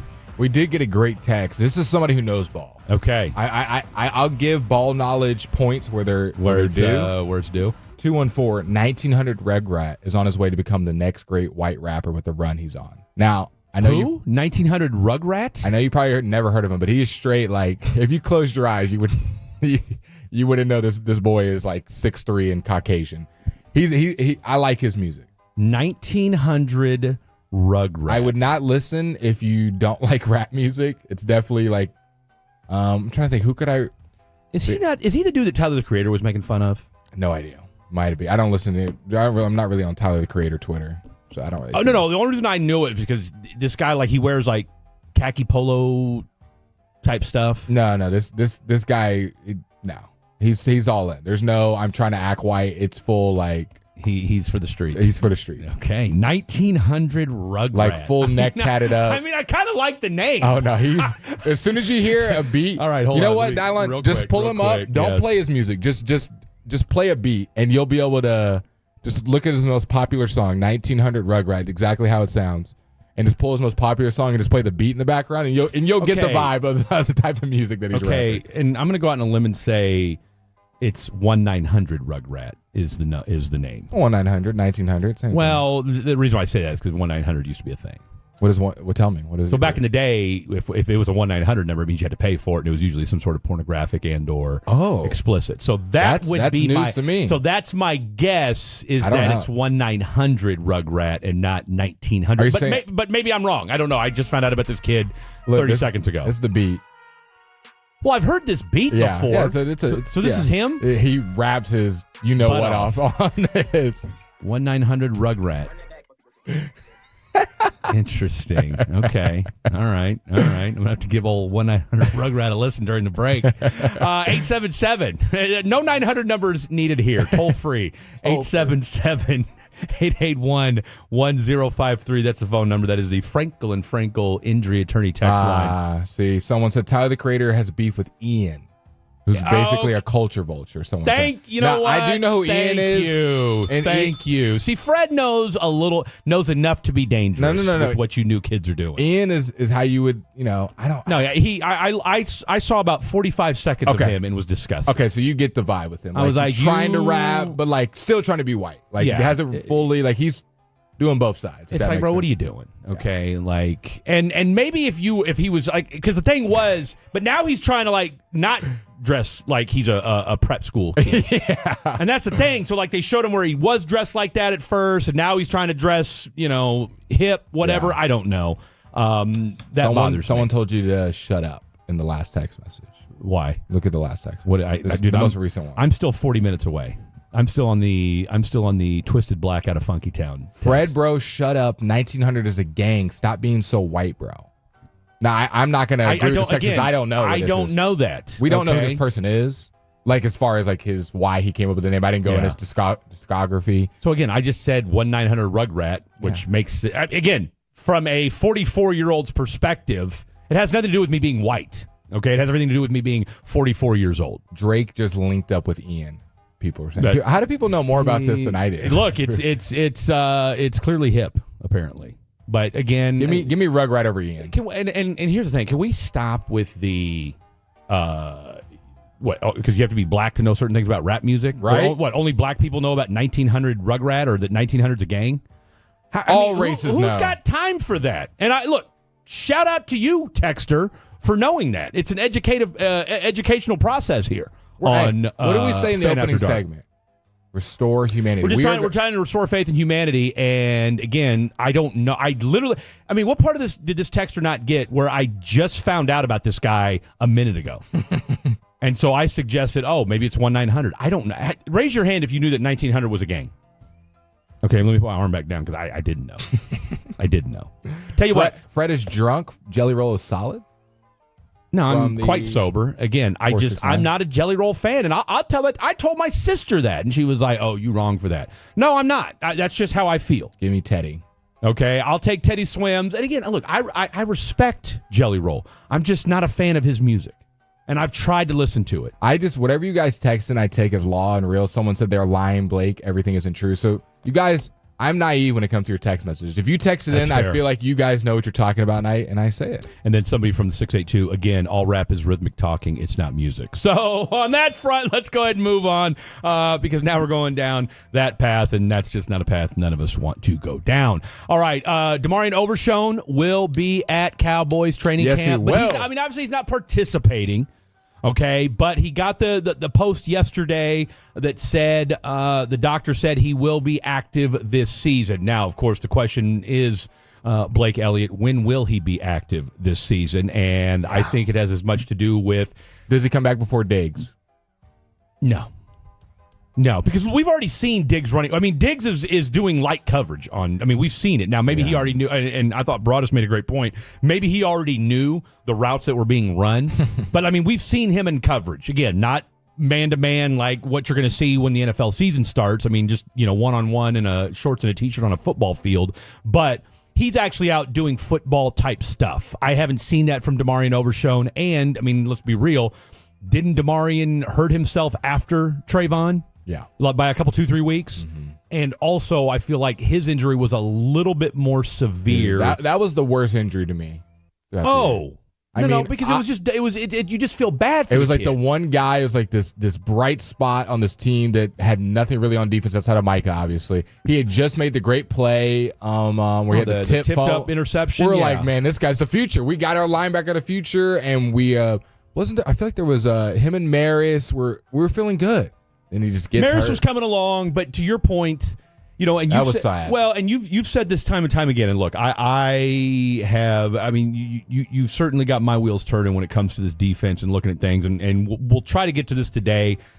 I looked at the stats of Eberflus's defense over the last 6-7 years, and so we'll run those down possibly in the third or fourth hour of the program. But to your point, you said, who's a dude on this defense outside of Micah Parsons? Nobody. It was trending towards Overshone. Yeah. Right? He was very much becoming that dude. And you're thinking to yourself... the number 8th ranked linebacker and only played half the season? And you're saying to yourself, like, okay, wait a minute. So you're going to have... Speed everywhere. Mike on one side and Demarion, covering up. roaming the field. Like, that's side to side. Good luck. Yeah. And we only got to see the two of them on the field at the same time for 2-3 games max? Correct. And let's be real, we haven't got to see them in a consistent tandem with both of them in the flow of the game, right? Yeah. Because let's call it what it is. Overshone the first few weeks of the season last year was not what he became week 6, 7, and 8 before the knee injury. And then, of course, Mike is out for 4 or 5 weeks, right, with the leg injury. And it doesn't help that your secondary is not great. Piecemeal. Not great. The sad part is over the last 2 years, you've had so many good pieces on your defense.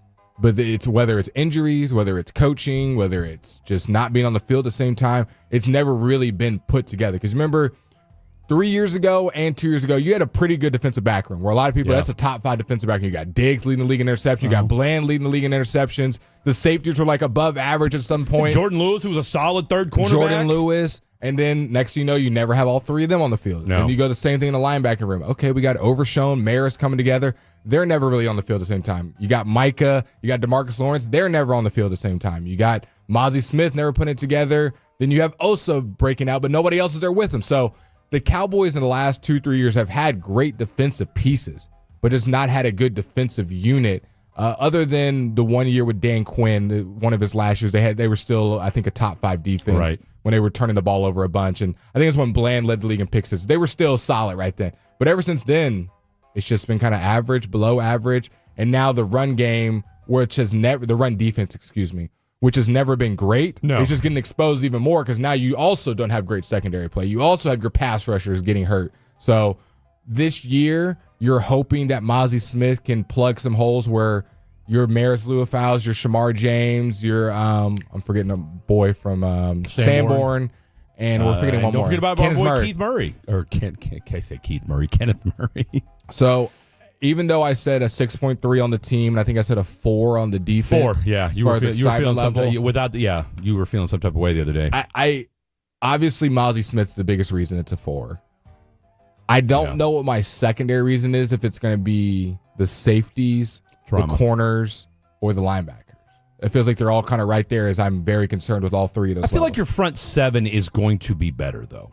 I feel like and that's as it is right now before you even add a Demarion Overshown. The secondary, to me, is the biggest concern. No, I would agree. And I think that's why they're so gung-ho on. It's defensive tackle and then secondary. And I think even with the defensive tackle, and look, I don't disagree with you. Is there concerns for that? Yes. But I think that's why they're going so gung-ho on We've got the best. Like we're just going to rush the hell out of the ball. Okay, we might have. I mean, you and I were joking around about how many running backs are they going to carry, how many wide receivers are going to carry. They may carry 12 defensive ends. Okay, like that's where we're at right now. Like we may see a part of a defense. This flag football stuff is getting way out of control right now. I mean, you'd have thought these girls had just won the Super Bowl for crying out loud. 7-6, and we're signing the camera. I mean, and they're wearing a turnover chain. Like this is wild. Anywho, the boys team scores this in the first 3 plays. I mean, this is wild to me. So we're gonna get. Do we even get to the O-line stuff? Oh, we're doing it next segment.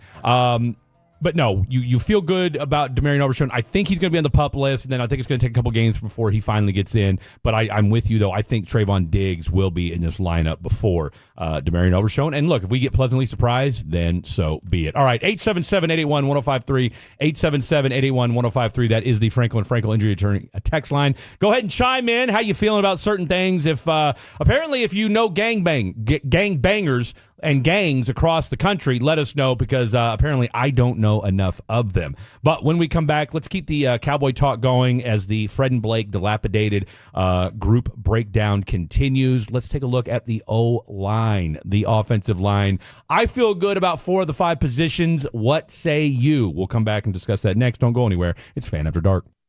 Find the fan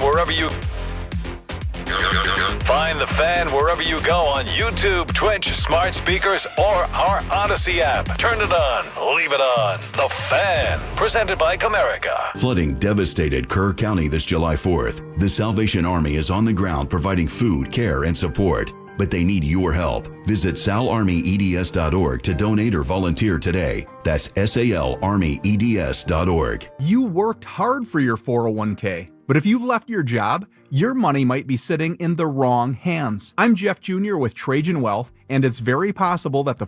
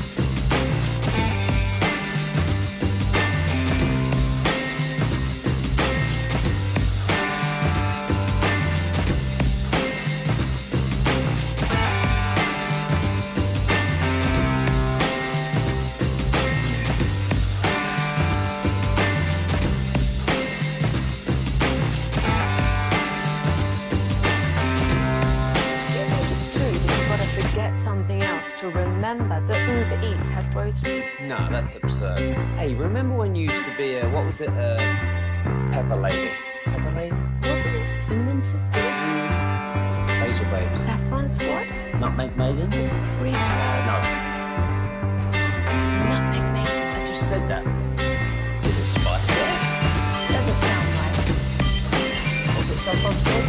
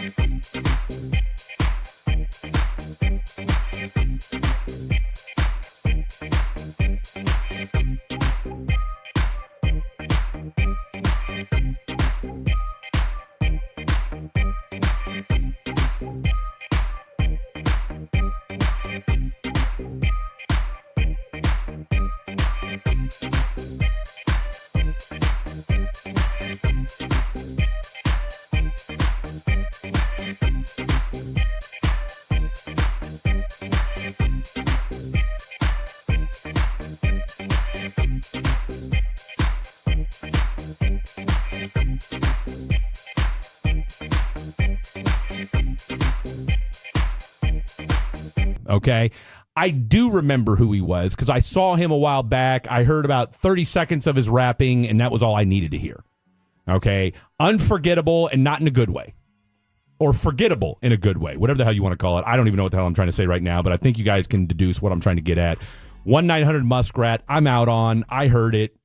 We're still looking for a white rapper as far as I'm concerned. Okay. So, y'all remember the other day when I was sharing my DMs with a young lady? Yes. We'll give Blake Elliott social media messages. We'll give her an alias. We'll call her Tate. What? Call her who? Did you say Taint? T-A-T-E. Tate. I was gonna say, well, how inappropriate is that? Tate. Of all the aliases you could come up with, that's horrible. Tate McRae is very beautiful. I don't even know who Tate McRae is. Okay, trust me, everyone. I'm sure most people listening knows who Tate McRae is. Yeah. Okay, so he's messaging with Tate McRae's doppelganger. No, I didn't just go with that. I said it, not you. But she sent a message. What she said confirmed what I hinted at. Yeah. Was that she probably doesn't even know how to turn on her radio. Yeah. Or that there is such a thing when she called you a podcaster, which, look, all due respect to podcasters, this is not a podcast, ladies and gentlemen. We cannot click pause and restart. No, this is live and local. Live and local. On 105.3 The Fan. And global. Well, is it though? Yeah. You have to have a VPN, right?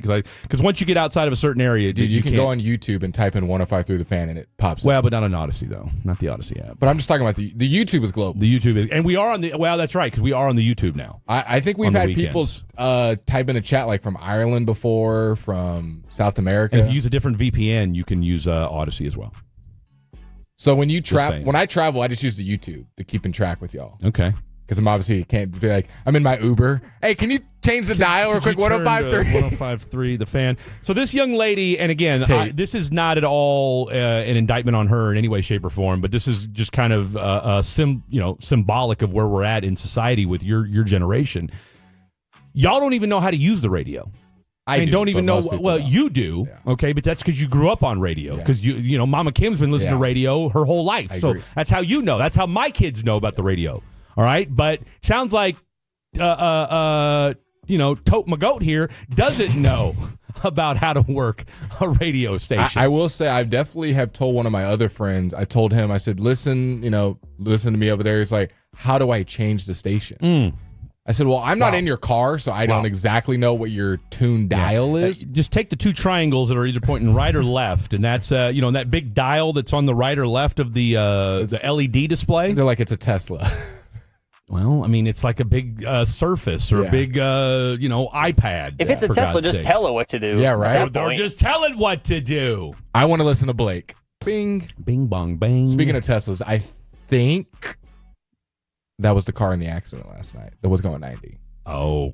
The reason I say that is because, like, the part of the crash was kind of off the rip, but you couldn't see the bottom. Because, in a regular car, you could see the engine, exhaust. It was just covered. That.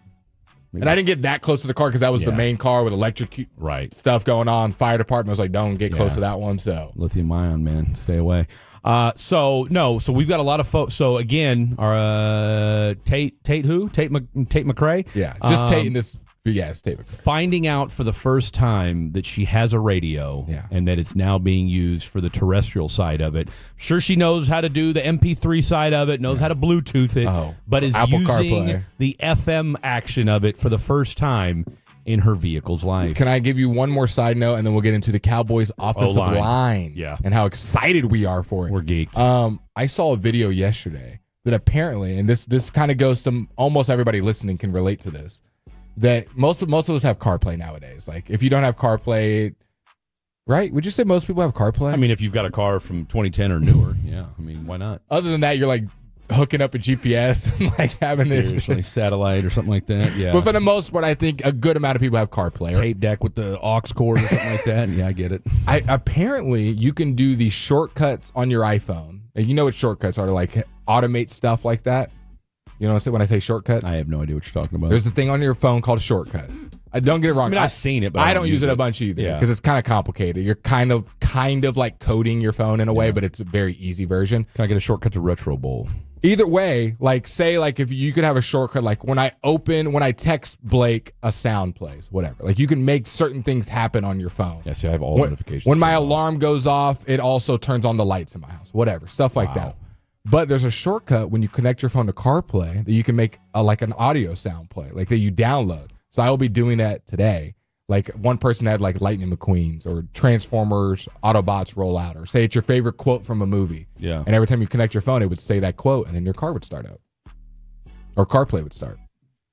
Now, I mean, how it happens? Mind blown. You have to look up on YouTube, TikTok, how to connect sound to my CarPlay startup. Is it necessary? Nothing is necessary in this world, but would it not make it a little more fun if every time you turn in your car, it had a little catchphrase was said? You know what's fun? What's your favorite catchphrase ever from a movie? That's a bold statement from Pulp Fiction. There you go. Imagine that every time you turn in your car. I don't know, because I don't want to hear that every time. Okay, what do you want to hear every time you turn in your car? You know what I want to hear? I want to hear my car start up. That's what I want to hear. You're still going to hear that, brother. Okay, it's that's all I need to Apple hear. CarPlay, not your car. You know why those little... Your car will already be on if CarPlay is about to happen. So that part's already happened. You know what? I don't need to be reminded of anything. I like the silence, and I like to let my thoughts fester. Okay, it's for like 3 seconds. It's for like 3 seconds. I'm the wrong guy to. You love catchphrases. I know, but you know what? I don't want to hear. You know what makes catchphrases great? You hear them once. Thank you. Because when you overuse them, they lose their luster. Dylon, what do you want to hear every time? Where's my towel at? I don't know. I mean, Mom, start the laundry. Ma, where's my towel? Go ahead. Seems a little extra to be putting a sound on your car. Thank you. Bump both of you guys. See, I'll tell you what. You do it. You do it yourself. If you like it, then that's it. Thank you. And then y'all gonna get in the car and go, man, I just wish I had an aura like Blake. I wish I could start up my car with this catchphrase. Just wait. No, not. I'm gonna give like CA on your car. Be like, got you down. Imagine that. Got you down. Every time my car start my car. way. You could do that. Is my alternator belt going out? Well, it's just CA. Wait a minute. It's just Chris. Speaking of Chris, I did change my name. Thank God. Back to you, or don't tell me you changed it to something else, didn't you? I knew it. No, I didn't. I knew it. You didn't change it back to Blake, did you? I just put a B. You are a B. All right. All right. Well, a B badass is the Cowboys offensive line. Hey-o. How excited are you? 1 to 10, I gave a 4 for the defense. Yeah. For the offensive line, 8. I give a 9.1. I'm uber excited. I'm jacked for the offensive line. The reason it's not a 10 is the tackle position. Left tackle. Left and right. No, I know you're not. I will stand. I know you're on a Terrence Steele. I am on the Terrence Steele fan club. I am the president all day, every day. Give me some Terrence Steele all day. Right tackle, my man. 9.1. Okay, but that's still. Hey, look, I was at an 8, so but that left tackle spot is vital. The reason I said 9.1 is you've got, even if Guyton is not great, you've got some guys that are there that can fill the void. It's not as if Tyler Guyton's terrible, this team's not going to be able to block anybody. Now, is their ceiling lower if Tyler Guyton is bad? Of course. But I still think you've got some guys that can fill in and be serviceable. We saw it last year at the left tackle position. Here's my question, and I guarantee you Tyler Smith. Now, and you saw the Chiefs do this last year. If Tyler Guyton struggles again, and we wanted to have Brandon Laurie on because I wanted to bust his chops about him saying that the video of Tyler Guyton air punching in the rain was cold. It's like he's literally punching in the rain. Thursday, we'll have him on. Thursday? Yeah. Okay. I mean, it's the only day we're on. That's the only day we're on. Would you move Tyler Smith to left tackle? No. I think he's an all-pro left guard, and he has been since he entered the league. Surefire left, right guard. You've got two, I feel almost surefires at guard now with getting Booker. Oh, Booker, you're set. Alabama. And then I feel really good with BB at the center position. So my interior, my offensive line is set. I just got to figure out the tackle position, which is admittedly the more important spots to fill out on your offensive line. And Terrence Steele obviously isn't a long-term fix, so you're going to have to draft a right tackle at some point. And maybe you draft a left tackle and you move Guyton to right tackle, back like what he was at Oklahoma. Maybe that's a possibility as well. I don't hate that idea either. I guess my thing would be this. Tyler Smith is... let's see. Tyler Smith is 6'5", 332. Okay. He's a great, dang good left guard. No, I'm not saying he's not. But first of all, I don't think he would have an issue with it. Just from the simple fact of, guess what? Left tackles make a whole hell of a lot more money than left guards do. Okay, and he's what? What is he going into year 4? But I don't want to misquote anybody, but I'm pretty sure there's been some quotes on this station of, there's a reason that he's very good at left guard because of kind of his stance and kind of his arm reach and the holding stuff. Remember the whole thing out of Tulsa, the penalties and whatnot? You can cover that up a lot more left guard. It's just straight power, get up in there, less technical. So, like, I feel like he's perfected that left guard position. Could he be better than guy to left tackle? Probably. He's probably better than him right now. Probably is. But now I have a better left tackle, but my left guard is a huge void. He is an A-plus left guarder now. Maybe he's a B-plus left tackle.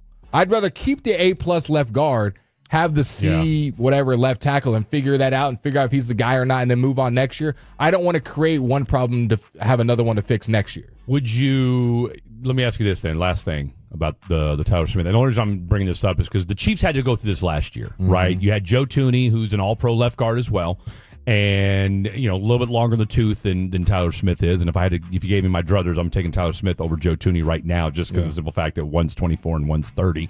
But they had to move Joe Thuney out to left tackle, all right? And he was great for a 4-game stretch, and then the wheels fell off against the Eagles in the Super Bowl. If you had a Cowboys team that was going into the last 3 or 4 games of the season, and let's say they're competing for dare I say a divisional playoffs, a divisional championship, and or a playoff spot, but yet that left tackle was your bugaboo. Then I would hope you would have addressed it earlier and made a trade. But look, it's not like you can just go. Left tackles. That's a position that everybody needs, right? It's not like you can just go pluck a left tackle off the street. And I guess what I'm asking you is, would you say, all right, look, Tyler Smith is a better left tackle backup than anybody else on this roster. Better than Nassim Richards. Better than He's probably the best left tackle on the roster. That's what Playing I'm left saying. guard. So if you had to, in a pinch, say, all right, look, we're going to make a playoff push. We're going to go ahead and put him at left tackle for now, and then we'll put Brock Hoffman at left guard, and then we'll address the left tackle position in the offseason. I would just do that now, then. No, you can't do it now. I mean, you got to see what you got in Tyler Guyton. That's what I'm saying. If the Tyler Guyton experiment fails, is what I'm getting at. If you're waiting for it to fail come playoff push time, if it failed, I doubt we're in playoff contention. If he's been so bad where we're about to bench him. Not so bad. I mean, again, I'm using the Chiefs as an example. He still made the playoffs. I mean, they were still 15-2. But again, because that's what I'm saying. Didn't he get hurt, or was he just bad? No, he was just bad. Okay. I mean, they were. Hell, they brought in D.L. Humphreys or whatever it was from Arizona. That's what my point is. That look. Because you can still make it work. Maybe you're chipping guys. You're lining up Span Ford and whoever else. Hunter Lipke, right, or Phil Maffa, whoever makes that left. That's my point. Is that it becomes so problematic to where you're like, okay, we've got to do something here because you can't have Dak's blindside, especially a point of concern. 2 injuries coming back, where he's a blindside away from Joe Milton starting.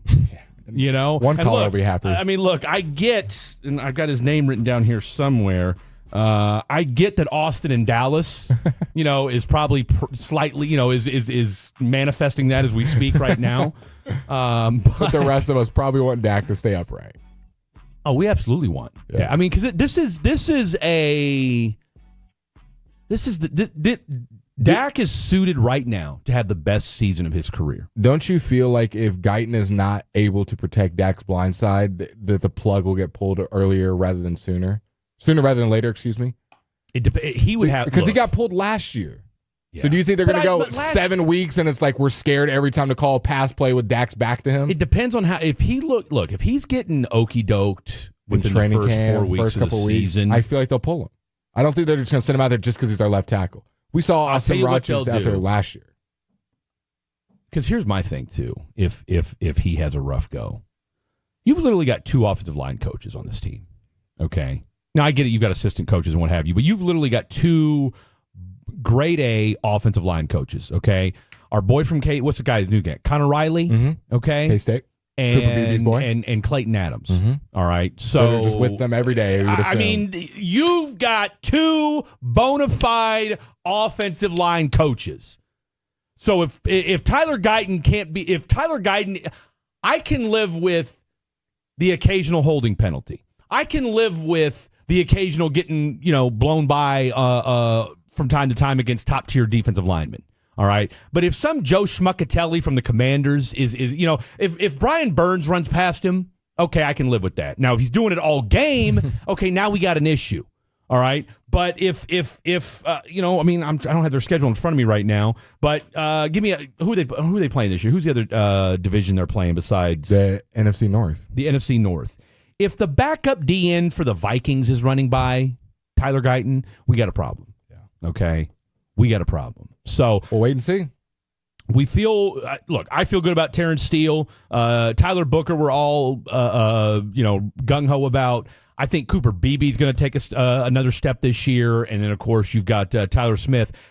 You could be in conversation for right now the best interior line from left guard to right guard in the NFL. Let's do it. Because the thing about the Chiefs is, yes, they've got the best center in Creed Humphrey, and yes, they've got the best right guard in Trey Smith, but that left guard position is up in the air. Whereas right now, and you could argue we still don't know what to expect about Booker yet, but we all feel pretty good that this guy's a plug-and-play starter and should be okay come week 1. All right, well, let's get some Jaden Blue stuff. We'll take a trip around the National Football League as well. Plus, Totals on the telephone. That's going down at 2:40 as well. Your phone calls, 877-881-1053, 877-881-1053. That is the Frankel & Frankel Injury Attorney text line. It's also the hotline as well. Around the NFL, let's go next. Don't go anywhere. Toe low means turn it on.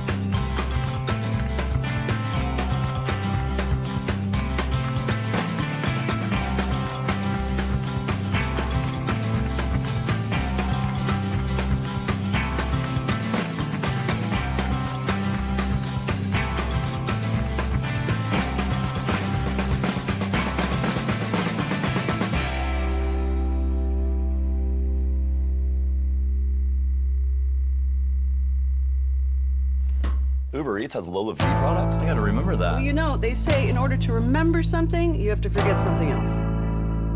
Okay, now that is a very cute haircut. That's like a little shag. I've never seen that before. Well, I mean, of course you have. It's the Rachel. Oh, is that your name? No, I mean like your name. No, I'm Jen. My name's Jen. Right, but I just mean like this is your haircut. But that's hair on your hair. I'm not saying this is your hair. Okay, freak me out a little bit.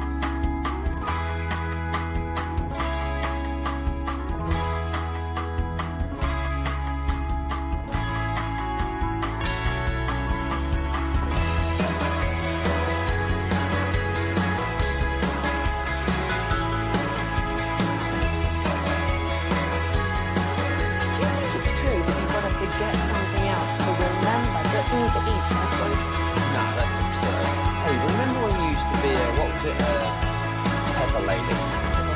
Wasn't it Cinnamon Sisters? Those are both. Saffron Squad? Nutmeg Maidens? Sweet No. I just said that. Was it Spice Girls? Doesn't sound right. Was it Saffron Squad?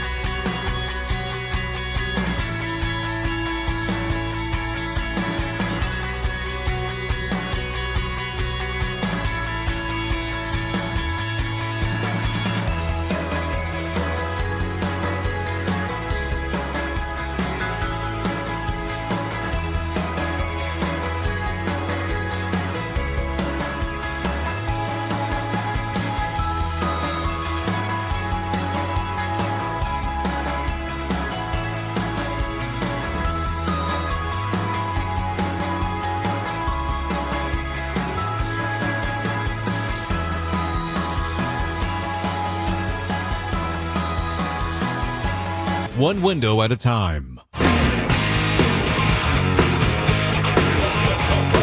No read. No read. NF is a... Now, by the way, you guys, for those of you that are new to the program, for all our fatties out there, shout out to you guys for tuning in and representing. For all the Tolos out there that listen to... This is Fan After Dark. This is bad business. Why are we a California team? Thank you. I was just thinking the same thing. But we've got the Dallas Cowboys logo. Seriously. Like, notice the Pennsylvania team has an Eagles logo. Makes sense. Is that Trevor Lawrence? Oh, wait. It's Stephanie Vamos. Never mind. 2 interceptions today. Yeah. Sounds about... Oh, no. She's caught 2 interceptions, not thrown. Yeah. Oh, you better say sounds about right. I was going to say, that tracks. That tracks. So in case you didn't know... Blake is up to date on all of the text messages, whereas I typically lag behind. So I am roughly an hour behind from 817 Jelly Roll. See, this is someone who's not listening. 972. Hey guys, we're the home of the Texas Rangers, so we got to talk about beating Detroit twice on the verge of a sweep and Scotty Scheffler. We've done both of those things. Well, in fairness, we did the Scotty Scheffler. Well, no, we did during the intro of the show. Yeah, we did both of those. We talked about Scotty Scheffler and DFW being on top. We talked about him being an athlete, and we talked about the Texas Rangers. Well, and clearly you didn't Tolo at the beginning of the show because we said at 3:20, Bitter Mike Babbo from the Picked Off podcast in front of the program is going to join us to talk about the Texas Rangers. So we set that. As we do with every show, we laid it out that we would be talking more Rangers. And then, if you really want to get serious about it, we'll be talking about the Rangers again for a solid 2 segments leading up to the broadcast. So brought to you by Blue Nail Roofing. I understand that not everybody listens from start to finish, and people come in, which I get. But the way to text in is, "Hey, have you guys already talked about it? Maybe I missed it." Yeah, not accusatory. Hey, you guys need to go ahead and be accusatory. No. We said we're saving humanity today. This is the problem. People get their britches in a wad and come at us accusatory, and then get mad when we respond. Jelly Roll's a cornball. That's from the 940. Come nice, we'll respond nice. I'm sorry, what? Is there any other way to come? From the 817, hey, Fred, you ever heard of Mitch Hedberg? Of course I've heard of Mitch Hedberg. In reference to your Jelly Roll still using, his joke was, I used to do drugs. I still do, but used to also. Okay, let's read the YouTube chat. Shout out to Dallas Fan Cam on Twitch and YouTube. Yes, we're on the Dallas Fan Cam now on the weekend. Shout out to Tim Collins, who when he's not programming and scheduling producers, he is writing electric movie reviews on his Facebook profile. Has he? I need to tune in for that. Do we need to do a segment on that on his movie reviews? I'm telling you right now, when it comes to movie reviews, and I've said this before, and this is not me trying to brownie points with the big boss, Tim, and I don't agree with him necessarily, but his movie reviews, this is not like, hey, this is a cool movie. No, my man gives you like some depth. He goes into it. We're talking 3-4 paragraphs of in-depth and I love movie that breakdowns. Some of the YouTube, Lil Dallas Cowboy, who's always in here, shout out to you. Talking about Tyler Guyton. If Guyton is the same dude, Dak goes out Romo style to complete the full circle. Guyton was a number 1. Guyton was the first round pick, I think that's what he's in front of. That's it. So he gets extra time. Yeah. Yep, put him back at right tackle. We need Romo back. Okay. I don't think that's happening, but out of the broadcast. From Jamison Taylor, Dane Dunning. Okay. Just Dane Dunning, R.I.P. who's no longer on the team. Let's see. Romo enjoying that golf life. He wants to join the Masters coverage someday with Jim Nance. I'm surprised he kind of hasn't. I'm not surprised. I don't think that's Tony Romo's bag. What, talking golf? No, not. I think he could talk golf. Oh no, he can talk golf, but not on a broadcast. And like big time. No, because you can't be. You can't just. I don't even think I could. That's not Blake's just bag. Shoot from the hip when it comes to golf. That's not Blake's bag either. Like this is not me roasting Romo. Listen here, Jim. I'm gonna tell you what Scotty's got coming up on as he approaches the green. I mean, no, we can't have that. More lax. That's a more technical broadcast. Well, and it's a sophisticated. It's a sophisticated okay, broadcast. and Tony's. This is not time for a little bit of personality and I don't know, jokes. Jim. That's a long birdie, but like, nobody wants to hear that. Who would you vote from the fan to go join the Masters coverage? I would vote Dawson. I was just going to say Gavin Dawson, number 1. That's my number 1 pick. Gavin Dawson, number 1. Corey Majors. Would be my number 2. I like that. Corey Majors would be my number 2. I like that. Because Corey's pretty subdued, and I could absolutely see him dropping the voice a couple octaves to do some golf. Let me hear talk. you if you had to do it. You got to be sophisticated. This isn't jokey time, Fred. I know. I'm trying to Dylan, wrap can my you be brain Jim around it. Nance? In America. Is that It's the Open Championship. Dylan's got it. Tarico. He just loves to make fun of me in my intro. Let's see. You're setting up Scotty Scheffler for his opening drive to start the tournament. 12 feet away, Scotty Scheffler with a chance to win his first ever Open Championship. Ball's trailing left. It's starting to go right. It's starting to go right. Oh my God, he just made it! I can't believe he just saw. Yeah, you're fired. You had us in the first half. Scotty Scheffler, you're Open champion. Tune in to 105 to the Man After Dark. Tell us on the telephone coming up at 2:40. What do you think about Scotty Scheffler winning it all? His kids everywhere. Get that kid off the green. We're doing Tolos on the telephone. You just throw a promo in there mid-Masters. Where's all my fatties at? What the hell's Tolos on the telephone? Wouldn't you like to know? From the 817, the original white rapper is Willie Nelson. Okay, that's interesting. Did he rap before? I think that's a joke. I don't know. And then I just know he used to smoke that ganja. Jelly Roll used to, still does. Bro, Belly Gang is literally black, like he really is. No, he's not. No, he's not. He's not literally black. There's no. You're either black or you're not. There's no literally to it. Okay, the guy from Everlast who was in like Cypress Hill or House of Pain. I always mix them up. So that is Everlast. That's the Everlast. That's the lead singer, the lead rapper from House of Pain. Okay. But they did rap with someone texted and they said Broadus for the golf coverage. The thing about Broadus though is he would ask a question that might take like 3 holes. What hole are we on again? Broadus, we're done. Like we're over. The show's over. We're back on the back nine. I've seen the approach. But before you did you hear the question he asked Jared Sandler? No, he holds the record. So look, Chief had the record for the longest question. I snuck in and asked like a 1 minute and 30-second long question, and then Broadus. But here's the best part about Broadus's question. It was so long. Was this yesterday? No, this was last week or 2 weeks ago on when you were gone. I was gone, okay. Jared Sandler tried to jump in 3 different times to answer the question, and Broadus kept going. Okay. Do we have the audio that I did? Oh, it was a G-Bag of the day. I missed that. It was a G-Bag of the day. We'll do it in the 4 o'clock hour. Absolutely phenomenal. Absolutely. Because, I understand where Broadus is coming from because I know that where it's like, you kind of answer the question yourself, but then you start thinking to yourself, like, but wait a minute, there's also this other point that I want to get across while we're doing this. Let's see. 1900 Rugrat is on his way to becoming the next great white rapper with the run he's on. Yeah, I guess. To who? That generation. See, that's and again, you said Why it are before. people calling him Belly Gang now instead of Jelly Roll? Or is that someone different? No, Belly Gang Cushington's different. Oh, yeah, we're talking about Cushington. Yeah, we're talking about two different people. We're talking about 2 different people. No, he's not on his way to becoming the next great white rapper. I know. He's just funny. Just funny. You know what he's on his way to becoming? The next Machine Gun Kelly. That's fine. Hey, that's money. And there's nothing wrong with that. Like, Machine Gun Kelly had himself a decent run. He's dating I think everybody's crush. Who, Megan Fox? I don't know about it anymore. But Transformers, Megan Fox, probably the hottest actress ever in a movie. And then Eminem kind of and look, this may be an unpopular opinion. You're saying Eminem's not good? Oh no. Well, his new stuff sucks, but retire before they retire you. Well, the problem is that everybody's still like he had a few moments on that album that were kind of like, oh, okay, this is kind of. It was. I'll tell you what it was. It was like, Lil Wayne just released an album. It's like, yeah, that was rough. He had about 2 or 3 songs on there that were halfway decent, and the rest were like, ugh. Wayne, bro, you got to retire before they retire. No, you really do. You really do. Now, if you can do what Manny Pacquiao did last night, to hold your own, where it's just like, look, show flashes of what you used to be, but you'll never be. And you and I talked about this earlier in the week.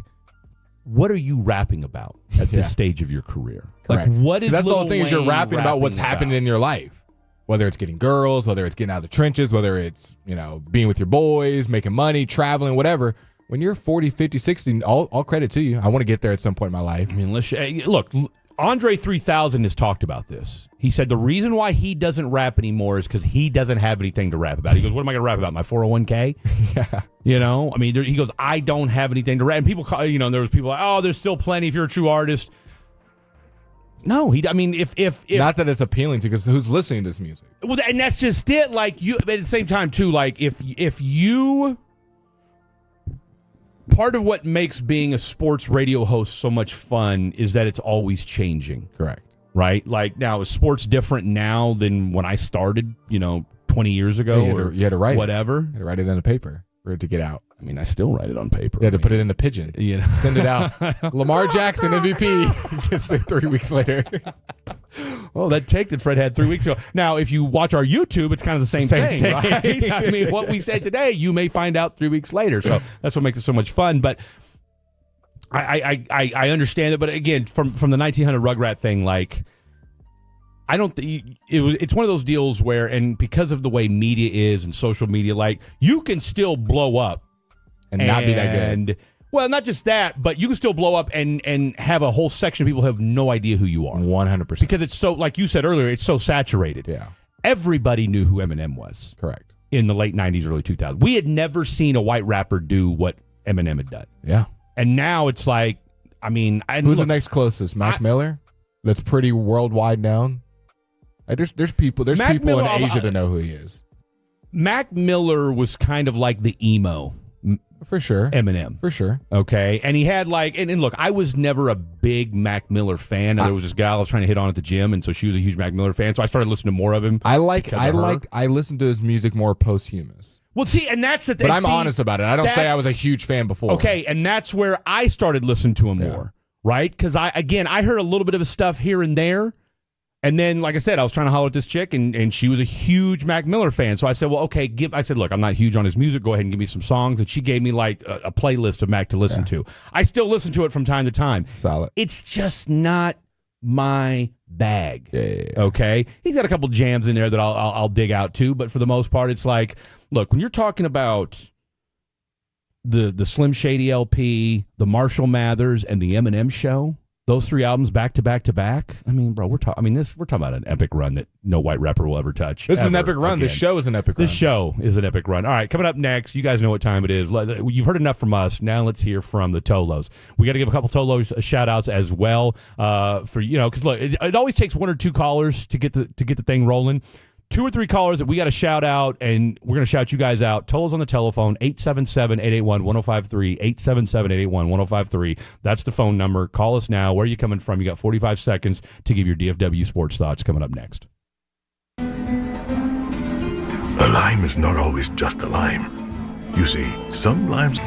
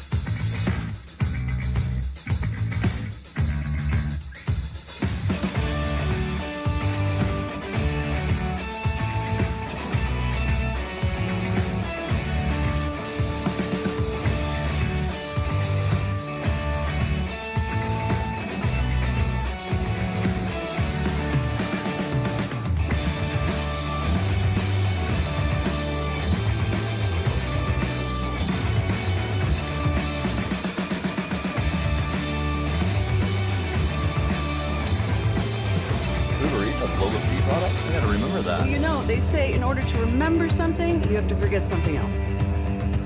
Okay, now that is a very cute haircut. That's like a little shag. I've never seen it before. Well, I mean, of course you have. It's the Rachel. Oh, is that your name? No, I mean like your name. No, I'm Jen. My name's Jen. Right, but I just mean like this is your haircut, but that's hair on your head. I'm not saying this is your hair. Okay.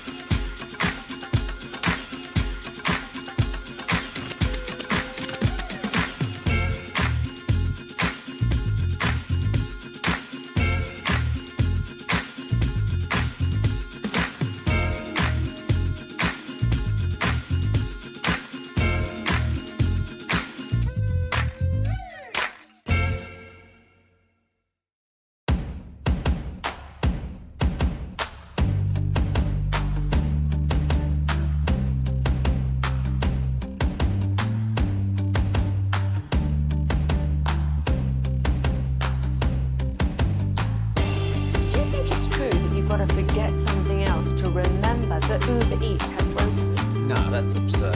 Hey, remember when you used to be a, what was it, Pepper Lady? Pepper Lady?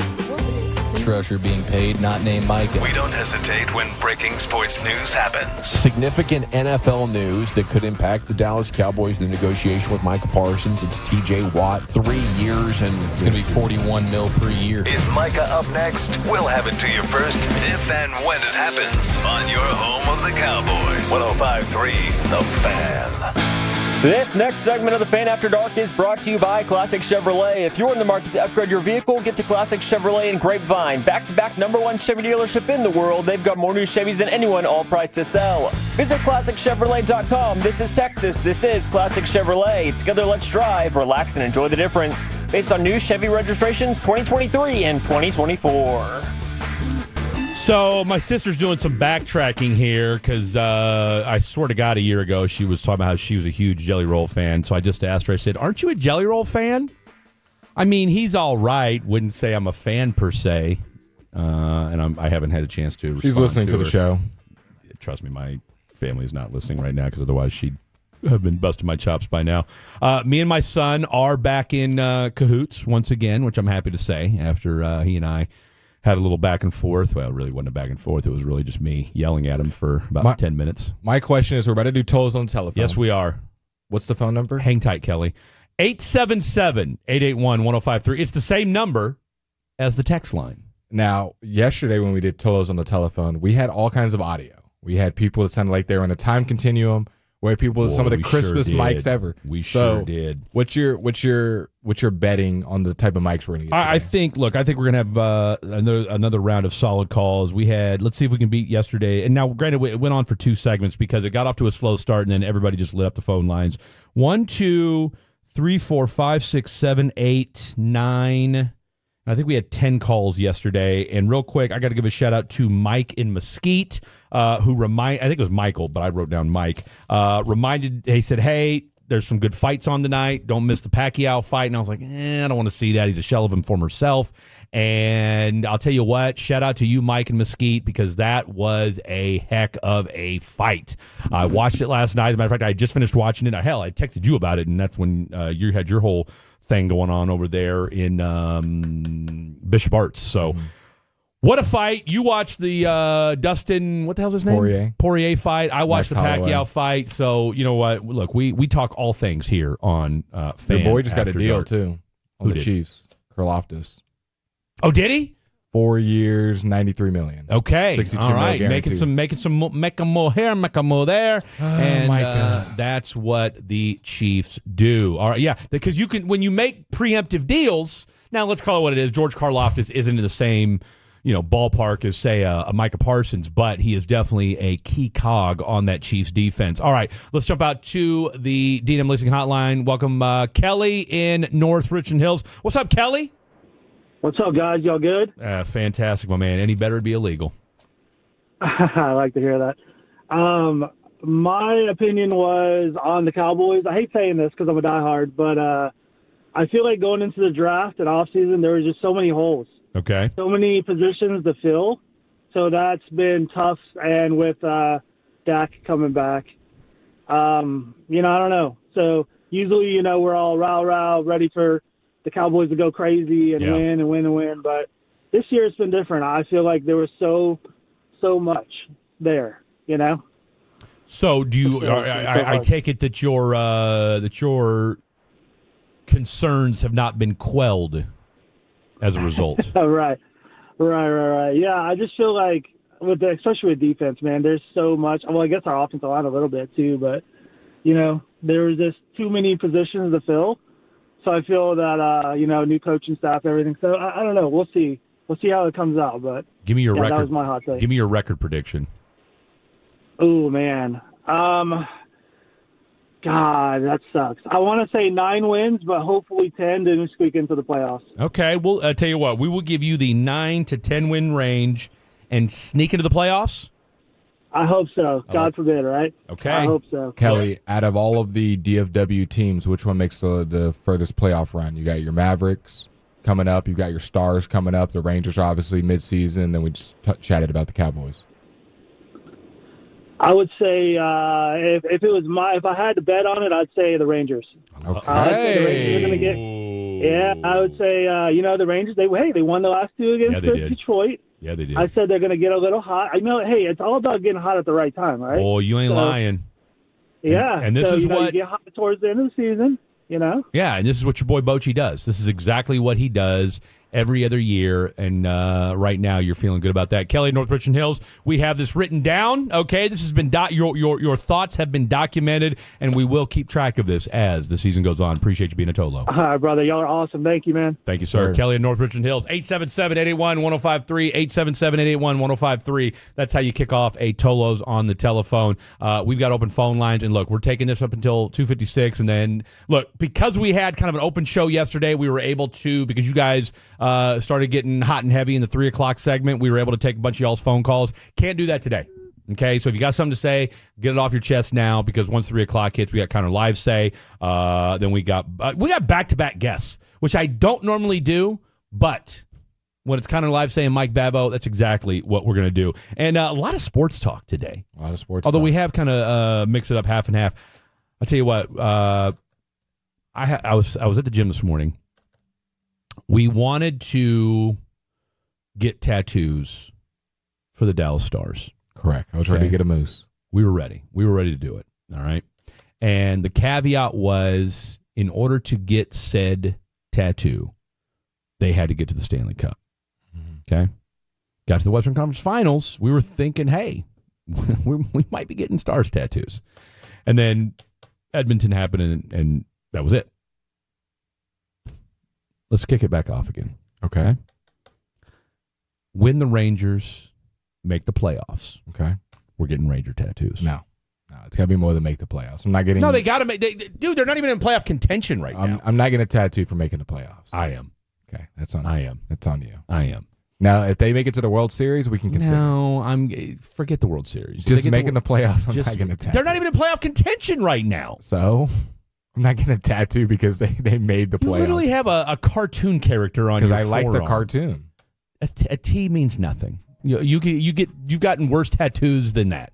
Okay, why are you poo-pooing my tattoos? I'm just saying, you've even said it yourself. Don't you have something like behind your ear or something like that you're not proud of? I do. Okay, so this would be something that, forever. And, we add to it if they go to the World Series. No, if they make it to the World Series, that was the whole thing about the Stars. It was like, oh, it can remember this. Like, I was really going to do it if they win. Like, hey, this is an etched in history. Oh, why'd you get that too? Oh, they made the playoffs when they weren't supposed to one year. Yeah, that's exactly right. That's it. No one, and You're alone on that no one's going to ask that. No one ever asks, oh, why'd you get a Rangers tattoo? You're from DFW. Like, it's par for the course. I don't have any DFW tattoos. Well, there you go. The Rangers will not be the first one. All right, well, I'll stand alone on this. You're more than welcome. I'll go with you. I'll record it. I'll stand alone. Look, are you getting a Rangers tattoo to make the playoffs? I got an Astros logo because I said they wouldn't lose 100 games and got one. We have different tattoo mentalities. Whatever. Yours is lame. We know Dylan's not getting a tattoo. I mean, let's call it what it is. Ask him. No. Don't assume. What does that mean? I know he's not. I would. That's a fair assumption. Who do you think you can get on board with your Texas Rangers tattoo? Definitely Khaki Kevin. Yeah. Definitely Khaki Kevin. He'll just do it to hang out. He'll definitely do it. So Khaki Kev would definitely get a tattoo if the Rangers make the playoffs. And not just... So if they make the playoffs and just get swept, you're going to... Doesn't matter? What the hell do I care? Okay. True. I don't care. Because you know what? You know why? Because when I get that tattoo, it's going to catapult them into the World Series. Okay. I hope so. That's the vibe I'm going with. Are you getting like a player on it or just a T? No, just the T. Not getting Bochy's face or Adolis flexing? Just the T. Corey Seager's swinging? Just the T. Josh Smith putting on a helmet? You want to bring up 10 more scenarios or what? Maybe Rowdy Tellez. We're going to do it we're just right there on the left bicep. No. I felt very good about the Moose. It was a magical season. Man, it felt right.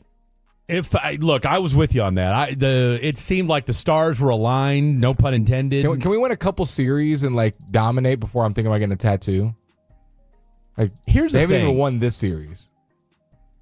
Or they haven't swept this series, excuse me. I'm putting it. That's what I'm saying. But what fun is that? I mean, if we get closer, if they're a game out, get a tattoo then. No, I'm saying it. I'm putting it down today with 63 games left to go. 2025 champs if you're really bad at it.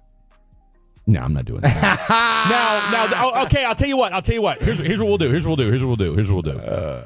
I will hold off. We know, if they make the playoffs, we know I'm getting one. You will hold off until they win a World Series. So let's put the caveat. Let's go ahead and tell you what. If they're in the World Series, we'll be at the tattoo shop. You'll get a tattoo during the series. You'll go to a tattoo. You'll get it if they go to the World Series. Yeah. Okay, so my caveat is just get into the playoffs. Low bar. Because they're not a playoff team right now. So anyway, and low bar in general. I'm not saying for this season, just low bar in general. Oh, I'm sorry because I forgot the Rangers are some thirsty franchise that never makes the playoffs ever. We're not the Rockies.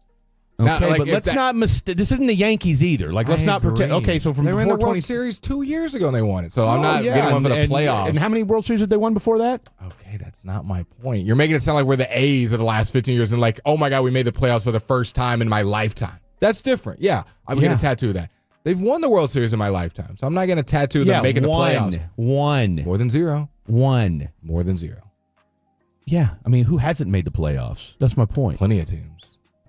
Who hasn't made the playoffs in life or in the baseball? In life. In life. What MLB team? Every team's made the playoffs. Has not made the playoffs in last. Oh, go 20 years. Go 20 years or 25. That's 25. I'm gonna say they all made it over the last 25 years. The Tigers have not made the playoffs in the last 25 years. They made it last I year. was going to say they beat the Astros last year. Well, Fox Sports AI overview is lying. You're ridiculous. Well, what year is that article? You're ridiculous. All right, coming up next. Either way, we're getting tattoos. All right, we're getting Ranger tattoos. Apparently, one of us cares about the Rangers. One guy doesn't. All right, coming up next, hour number 3 of the program. Connor Livesay, blogging the boys. Let's talk a little Cowboys. Let's keep the Cowboys talk going. Don't go anywhere. It's the Fan After Dark. Miss anything on the Fan? Ever wish you could go back in time? You can. Saffron squad? Nutmeg maiden.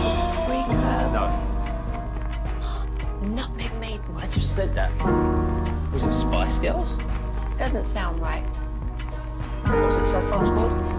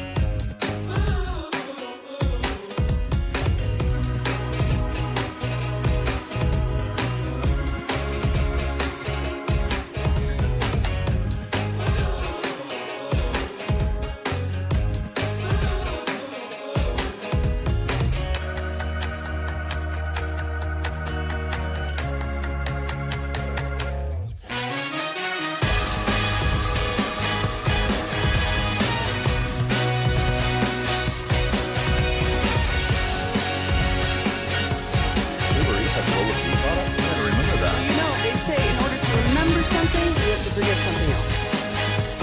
Okay, now that is a very cute haircut. That's like a little shag. I've never seen it before. Well, read it first. So Rachel. Oh, is that your name? No, I mean that's your name. No, I'm Jen. My name's Jen. Right, but I just mean like this is your haircut, but that's hair on your head. I'm not saying this is your hair. Okay.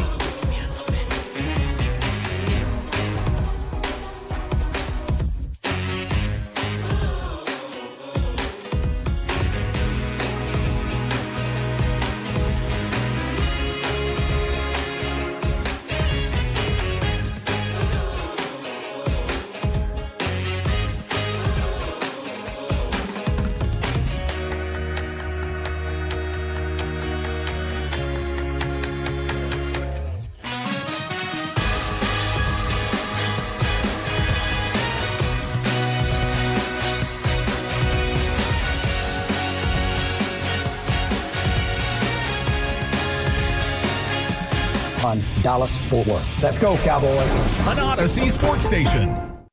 Driven by our D&M Leasing Studios. Thanks for turning it on, leaving it on. 105.3 The Fan. Hour number 3 of the show happening right now. Glad to have each and every one of you on board on this Sunday afternoon. We are rolling right along as we've got Texas Rangers baseball that we're taking you up until as they go for the sweep of the Detroit Tigers. Jacob Latz is on the mound today. Nathan Eovaldi, who was your scheduled starter, was experiencing back tightness yesterday, and as a result of that, he got scratched, if you will, from the start. However, Terrence Skubal will be making his scheduled start for the Detroit Tigers as they try to salvage the series. They've lost, 5 in a row, 6 in a row, something like that. And this would be a tremendous start to the second half of the season if the Rangers are able to find a way today to get this sweep from the Detroit Tigers. Let's jump out of the D&M Leasing Hotline. Speaking of Dallas, let's talk some Dallas Cowboys with Mr. Connor Livesay from Blogging the Boys. Connor, you're on vacation, so number one, appreciate you taking a little bit of time out of your day to chat a little football with us. Yeah, no, absolutely, guys. Thanks for reaching out, and it's always fun to talk some football when you're trying to enjoy the week. Absolutely, it is. Let's get this thing rocking and rolling. You had a great article today, or this week rather, on Blogging the Boys. 3 positions of need that you're looking at heading into training camp. Go ahead and give us a little Cliff Notes version on what those 3 positions are, and maybe they coincide with where Blake and I are at. Yeah, I mean, I feel like you could probably list more than 3, but those were kind of the 3 that I was focusing on a little bit. Is the one I think last time we were on about Mozzie Smith kind of turning into a different player heading into year 3, and just not sure if that's going to happen now. We saw signs of him playing better down the stretch last year, but it was still an up and down performance from him. But I think the biggest thing for me is last year we still had wasn't playing the best football, but Linval Joseph around that could kind of pick up his slack when he was slacking.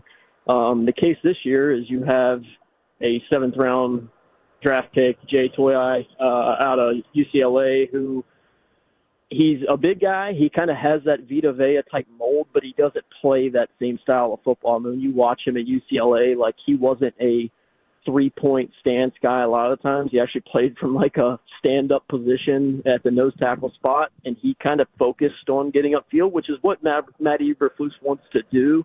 But if you're looking for Toyai to come in and be a like dynamic run defender, I just don't know if that's something that you're going to see, and I think that's something that this defense needs, especially behind Mozzie Smith, who's really struggled with that as well in his first 2 years in the league.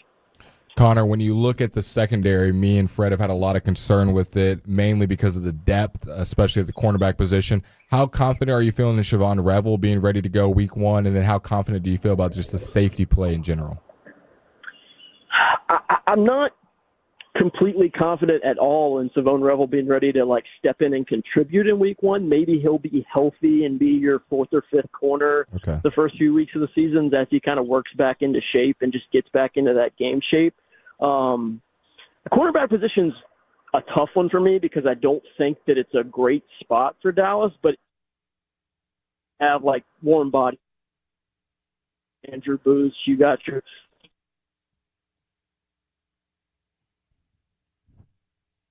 All right, I think we're having I'll tell you what, go ahead and call him back, and when you get him back on the phone, just tell him, look, we're going to need him to go to a different spot. I don't know if the Cricket Wireless is flaring back up again, or could be that time continuum that we had yesterday. He sounds great, but it just is cutting out. It's just in and out. I don't know if it was just my headphones. No, it's definitely he's definitely cutting in and out. Okay, it's definitely cutting in and out. We'll get our boy Dylan is going to get him back on the mic again. Now, one of the things he said, he talked about defensive tackle. Obviously, that's a big issue. You and I have talked about. That's actually been the 2 biggest positions you've talked about, Blake, and you've been very vocal about this here on the program. You've talked about Mozzie Smith, and really he hits the nail on the head. Obviously, he brings up the one technique defensive tackle, aka Mr. Mozzie Smith. He brings up offensive tackle as his second position of need, and then his third position, incidentally, wasn't actually cornerback. It was running back.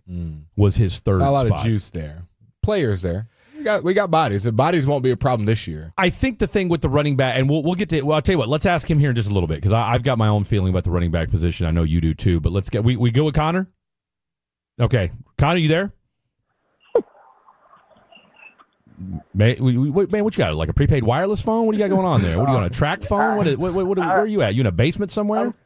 I'm on an island at the beach, so I can't complain so much. But the cell service isn't great right now. Hey, you know what? As long as it's not Epstein Island, we are A-okay with it. Are you trying to get the files? Is that what's going on right now? No wonder that phone line keeps. The government is trying to cut your phone line. Oh my goodness, that might be it. I'll tell you what. If you, by the way, if you do have those, do you think you can talk about? Could you like kind of tease it on the show before you go anywhere else? I'm sure you'd be having me on to break that down. Not the positions that bro, for the Cowboys. Me right now? Next block in the boys. I'm telling you, hey, we're really talking about the boys on this one. That I promise you right now, for as viral as the Cowboys go, you drop the Epstein files, I promise you. Mid article. I promise you will get more than just Fan After Dark calling you to talk about that. All right, you were talking about the cornerback position. Continue. Yeah. So when it comes to the corners, where are you feeling about them in general? It's a position. It's a weird position for me because you don't know what Trayvon Diggs is going to be. You know this year whether he starts in the nickel.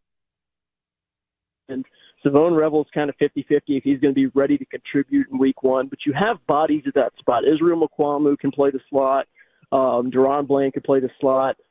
So you have enough bodies to go out there and feel comfortable starting week one with. Where some of those other positions, I guess I was more concerned with, like, hey, if Mozzie Smith tweaks his hamstring at the final week of training camp, you're kind of screwed at that point. So that was more so my vision writing that article is like, hey, these are positions that lack bodies and they lack depth and they lack some of that top end talent too. Where at cornerback, I'm not, relying on it by any means, but I think that they'll be just fine. Okay, look, I appreciate that explanation because, yeah, you're right. I mean, yeah, the depth may not be lighting the world on fire, but you do have some pieces there. You also have the running back position as one of the three areas of concern for you heading into this upcoming season. Your thoughts behind that selection? Yeah, and that's kind of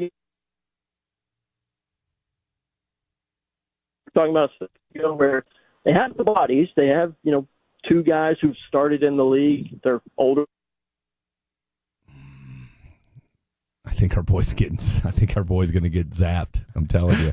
I think our boy has gotten zapped. Look, I think I got to him. He's on an island. We're having a piece. We'll do our best, Ross Lubinsky. Yeah. So I think what he's trying to say is they've got the bodies there. However, he is not impressed with the overall talent of. I don't think you can say they got the bodies position there with where you think he might be. I don't think you can say that. See, no pun intended. Okay, no pun intended. All right, look, we're just gonna have to get Connor when he's back on the mainland because apparently whatever Cricket Wireless or wherever he's using, he can't get through to us. So how was my connection in Greece? Dude, you were great. Crispy? Like was I said, it fuzzy? But not really. Or did it break up? Which one was it? More fuzzy or did it break up? It was a little fuzzy, I guess, for lack of a better term. But yeah, like there was no cutting in and out. Okay. Like I can hear you guys too. Yeah, right. I mean, let's put it this way: your connection in Greece was better than whatever Epstein Island Connor Live stays on right now. Okay, so but again, the government doesn't have any issue with Greece right now, at least that we know of. Greece is very chill. Do we actually know where Connor's at? He just said an island. There's a lot of islands around the world. I mean, look, I don't typically ask our guests, where are you calling from? I feel like we do. No, not like specifically. Like he just said he was on vacation and he didn't share where. He just said, I'm on an island. So now I don't know if this is Revis Island. I don't know. I don't know if he's on like Maui. I don't know where he's at. I don't know if he's on Galveston Island. What are we watching on the bottom TV? It's the Savannah Bananas against the Firefighters. Yeah, so that's like their Washington Generals is what that is. All I know is it's kind of crazy that they can still play baseball while also like doing tricks, like dancing and stuff. I actually like applied for a Savannah Bananas broadcaster job. Did you? Before this, yeah. Did you? What'd they tell you? I had an interview. Nice guy. Oh, they interviewed you. Mm-hmm. So how'd that go? Like Zoom? Yeah. And what happened? They obviously you didn't get a job, but but they just kind of talked about it, and it's kind of like I get to know who you are and what they do and all that stuff. Okay. You change your towel too much for them, definitely. I guess so. Way too much. They sold out Fenway. That's where they're playing. Yeah, they're playing in Fenway right now. Oh, no. I kind of sold it out? I know what Fenway looks like. But yes, they did. No, they sell out everything. They sell out everything. I'm trying to get, so a good friend of mine, his nephew plays on the Texas Tailgaters. Okay. And I'm trying to get him to come on the show. He's a little nervous. Should we go to a game? I mean, if it comes to Globe Life, why not? I think there's one in Frisco, in September. Okay, so I got to move this microphone because I can't see. Okay, Fred can't see. We've got Dr. Meadows at the plate. That's a DR Meadows. DR Meadows, my bad. Scatter report from Dylon. He said Dr. Meadows. I mean, look, I would have said the same thing, so I'm not mad at you. There's no period. Why is it DR? There's no period in between. There isn't. So how did they leave it with you when you interviewed? Did they say, hey, we'll get back to you, or did they tell you right then and there, like, Yeah, they said they'd let us know. Okay. Let me know. What did they say? Hey, we appreciate talking to you, but we're going to go in a different direction. We're hiring Khaki Kev.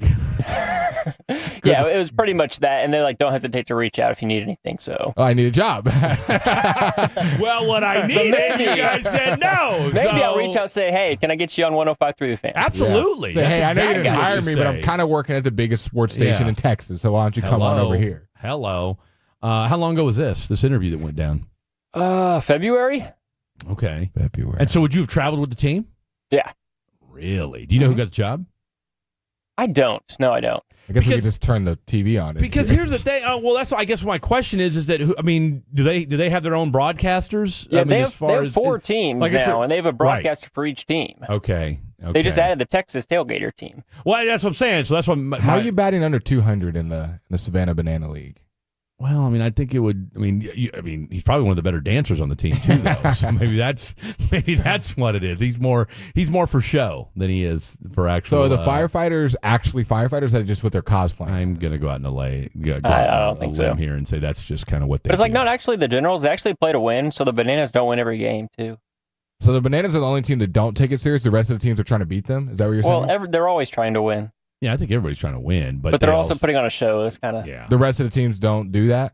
No, I think they all do. I mean, we saw the firefighters when they scored. They definitely put on a little show. Oh yeah, no, but I think that's it. I think it's look at that fan caught foul ball. The batter's out. He's out. Yeah, fan outs. Wow. No matter what, and that's for our boy Ty Jackson. That's why he's batting 188 for that reason right there. The foul so ball. if any fan catches it at any point, you're out. That's it. Yeah. Wow. And they caught it. Boom. So he's out. Look at those hands. Who's umping that? Like, what if it's like super far? It's the dancing umpire behind the plate. I mean, it's not like this guy has no shirt on. Okay. Well, exactly. And it's not like he's batting 310, right?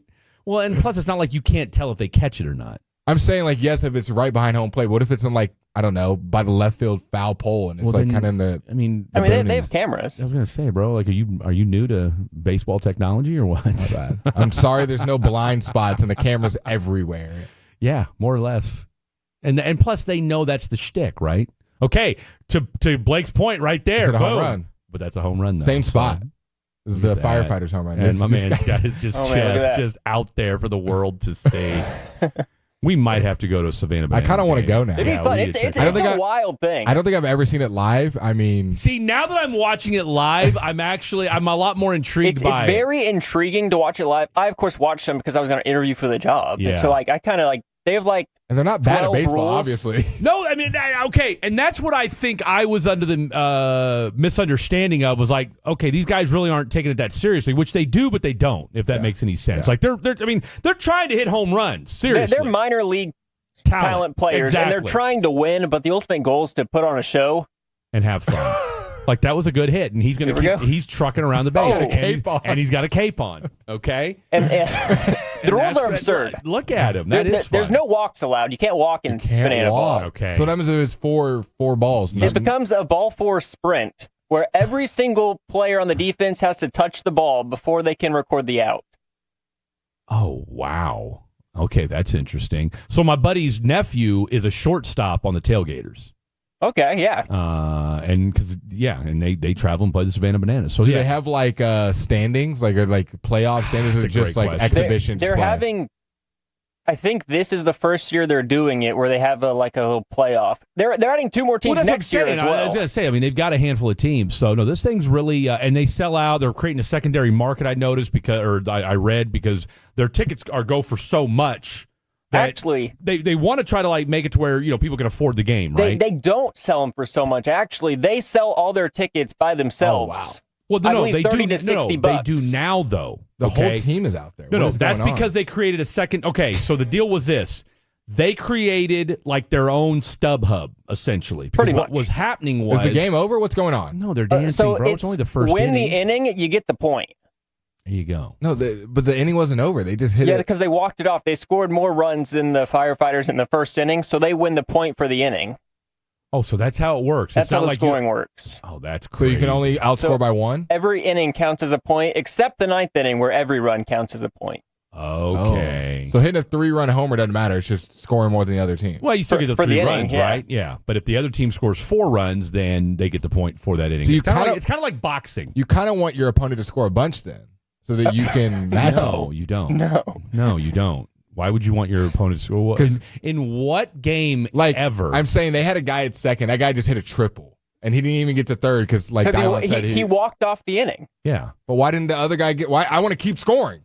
You don't have to. That's the whole you only point. get 1 point per inning. Once you score more runs than you get the point. That's it. You're done. And you're done for the inning. And then you got to try the next inning to get another point. A lot of rules. We could talk through all the rules later as the show goes along. There's a lot going on here, and we're trying to keep Blake up to date on this. All right, coming up next, we're going to talk real baseball, Major League Baseball, and let's hope I'm pretty sure Mike's not on an island, at least. Mike Babbo, Better Mike Podcast, Picked Off Podcast, coming up next, talking all things Texas Rangers as well. Don't go anywhere.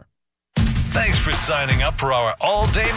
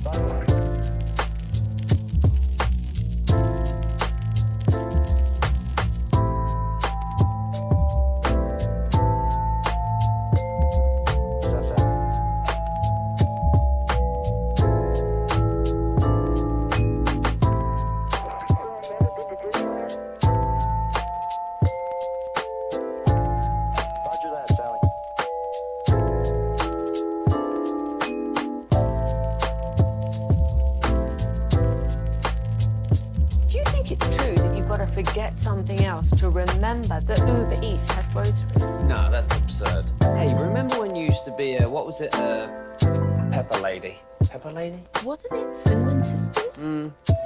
Hazel Babes. Saffron Squad? Nutmeg Maidens? Paprika? No. Nutmeg Maidens. I just said that. Was it Spice Girls? Doesn't sound right. Was it Saffron Squad?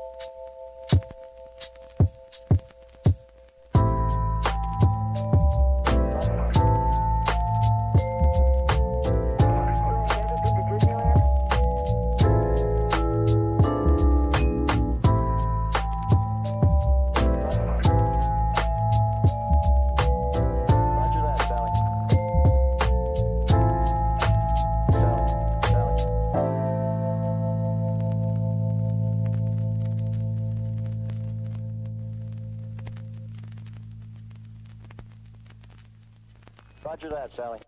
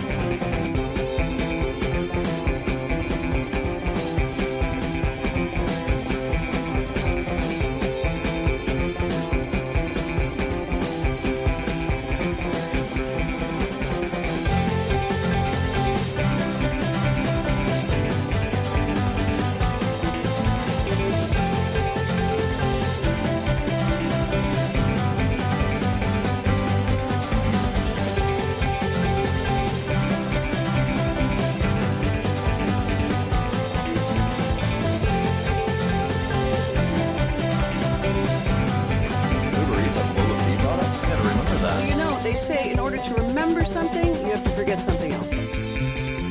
Okay, now that is a very cute haircut. That's like a little shag. I've never seen it before. Well, I mean, of course you have. It's the Rachel. Oh, is that your name? No, I mean like your name. No, I'm Jen. My name's Jen. Right, but I just mean like this is your haircut. But that's hair on your head. I'm not saying this is your hair. Okay.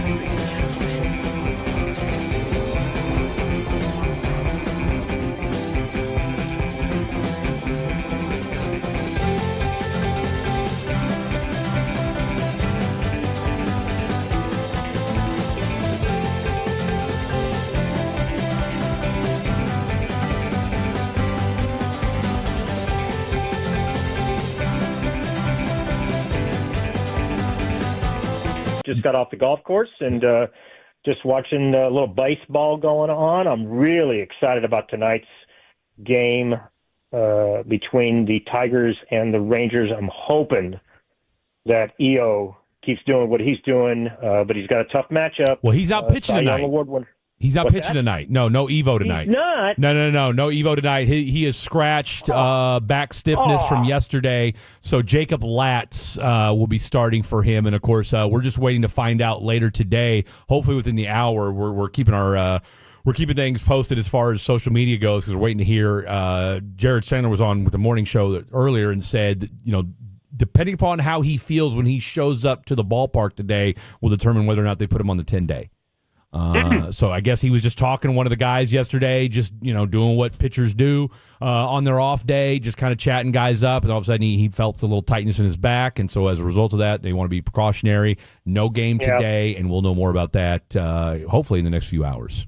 All right. Well, every game's important right now, but they're playing with house money. They've already taken 2 from the Reeling Tigers. Absolutely. Who have lost 6 in a row, I believe. It would be great if they could sweep them in advance of going up against the Athletics and the Braves. But hey, tell you what, they've held serve when he was out back in late May through June. Their rotation, actually their entire pitching staff is top 5 in runs per game, ERA, WHIP, team shutouts, home runs allowed. Actually, they're tops in the majors in runs per game and ERA and WHIP. But the only 2 blemishes I'm looking at, gentlemen, they are in the bottom half as strikeouts and around the league average in saves with 26, and they've got saves spread out amongst 4 guys. We're talking about Luke Jackson and Robert Garcia. I really think that they need to flip the script here. A lot of talk has been around trying to get a bat. I think that narrative has changed dramatically with the emergence of Adolis Garcia as well as Rowdy Tellez, who was picked up off the waiver wire in July 5th. From those Seattle Mariners. They dropped him June 26th. I just think that he got involved in a numbers game. And look, the guy's got some pop in his bat. He's got like a 739 OPS in his career, 117 pro runs. He can certainly run into a few. And, his strikeout rate really isn't that bad for a big guy, 15% so far this year. Walk weight is a little low, and he does play some first base. So they're going to give him some he gives them some flexibility, but so really I'm hoping that Chris Young really starts picking up the phone and talking to maybe Dave Dombrowski, seeing if Jordan Romano can be on the cheap. There's some talk that Emmanuel Clase is available in a trade, or maybe even Cade Smith. Clase was the number one closer last year. Cade Smith was a hotshot rookie who burst on the scene last year, but he's got a 3.05 ERA, but he's got a 35% strikeout rate. Mason Miller, though, from what I understand, Dave Force is telling everybody to listen that Mason Miller is off the table. Really? He's going to be unavailable, but you never know. Maybe you waive a couple of guys in front. So Chris Young, we talked about last week how he might be struck in terms of the getting up against the salary cap, or excuse me, the luxury tax. You want to call it a salary cap. But here's the thing. So if he's going to avoid taking on more salary, what he's going to have to do is convince the other side to keep some of that salary. Right. And the only way to do that, in my opinion, is to give them a lot in return. Now, this may be sacrilege, but you may want to take a look at some of your guys who are bouncing in and around the minor leagues. And I'm thinking about maybe Josh Young or maybe even Evan Carter. You got a logjam there. I don't think I want to give up on Josh Young yet, but that's something that you have to actually take a look at if you are within the restraints of the luxury tax. And look, you're not going to give up Wyatt Langford. No. I mean, that play last night, if he hadn't snagged that ball down, it still might be rattling around the left field corner. Right. And so you really got to solidify that back end of that bullpen. When it comes to the Texas Rangers, what makes you think, with the current roster that they have, no trades being made, that they are a playoff contender? Because they are only 3.5 games or 2.5 games out of the final wild card spot, and they still face the Mariners. They still face the Yankees, who are they have the first two positions in the wild card spot, and pitching wins. Pitching and defense wins. I've seen many teams that were in the bottom third of hitting still make it to the big dance with great pitching. The Diamondbacks did it a couple of years ago. The Phillies did it with their bullpen. I mean, look at how bad the Cleveland Indians hit a couple of years ago, and with their bullpen that was second to none in the majors, they made a run for sure. So I think with this top five pitching staff that the Rangers have, and if they could just get a couple of pieces, not maybe even just one guy can solidify that back end of the bullpen, I think that they can make a deep run here. You mentioned Josh Young, and of course Blake mentioned earlier that he finally hit a couple back-to-back home runs in AAA. Jonah Heim had a big hit the other night. He's going to be back at catcher today. Higashioka's been hitting swinging a hot bat here as of late. I'm of the belief that, look, yes, while you definitely need some pop, and there's a reason why Rowdy Tellez was available, but I just feel like too, though, you just need to start hitting. Like, no one, I mean, look, yeah, would you love to go on a tear? But at the same time, too, like, just get back to average. And if you're a Josh Young, if you're a Jonah Heim, like, just get back to hitting in that 240, 250 spot. And I think just that alone will help this team in the long run. Yeah, the league average is 245. We're not asking for them to mash. I mean, really, their Achilles heel is hitting with runners in scoring position. I think they're somewhere around 220, 225, and that's really not going to get it done. Most of the teams that you see, Seattle, I believe, is up in the top five in hitting with runners in scoring position, and I think that's what's really carrying the load for them. They don't have to hit. They don't have to hit with power. They just have to make really good selection and really hit with runners in scoring position. That's what's happening for this team. I mean, and one of the best really has been Corey Seager over the last month. He's really come up with some clutch hits. Now, if Evan Carter can do that, if Jonah Heim can do that, if Adolis Garcia can continue to do that, then that's going to carry them a long way.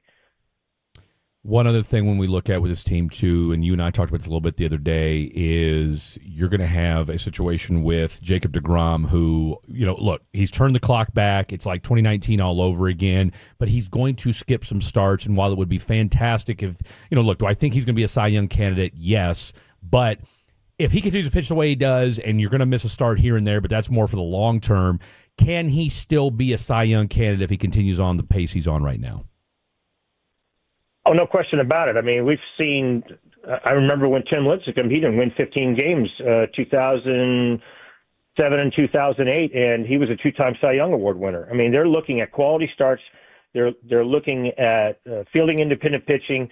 They're looking at win percentage, and also the fact that this guy is a known commodity.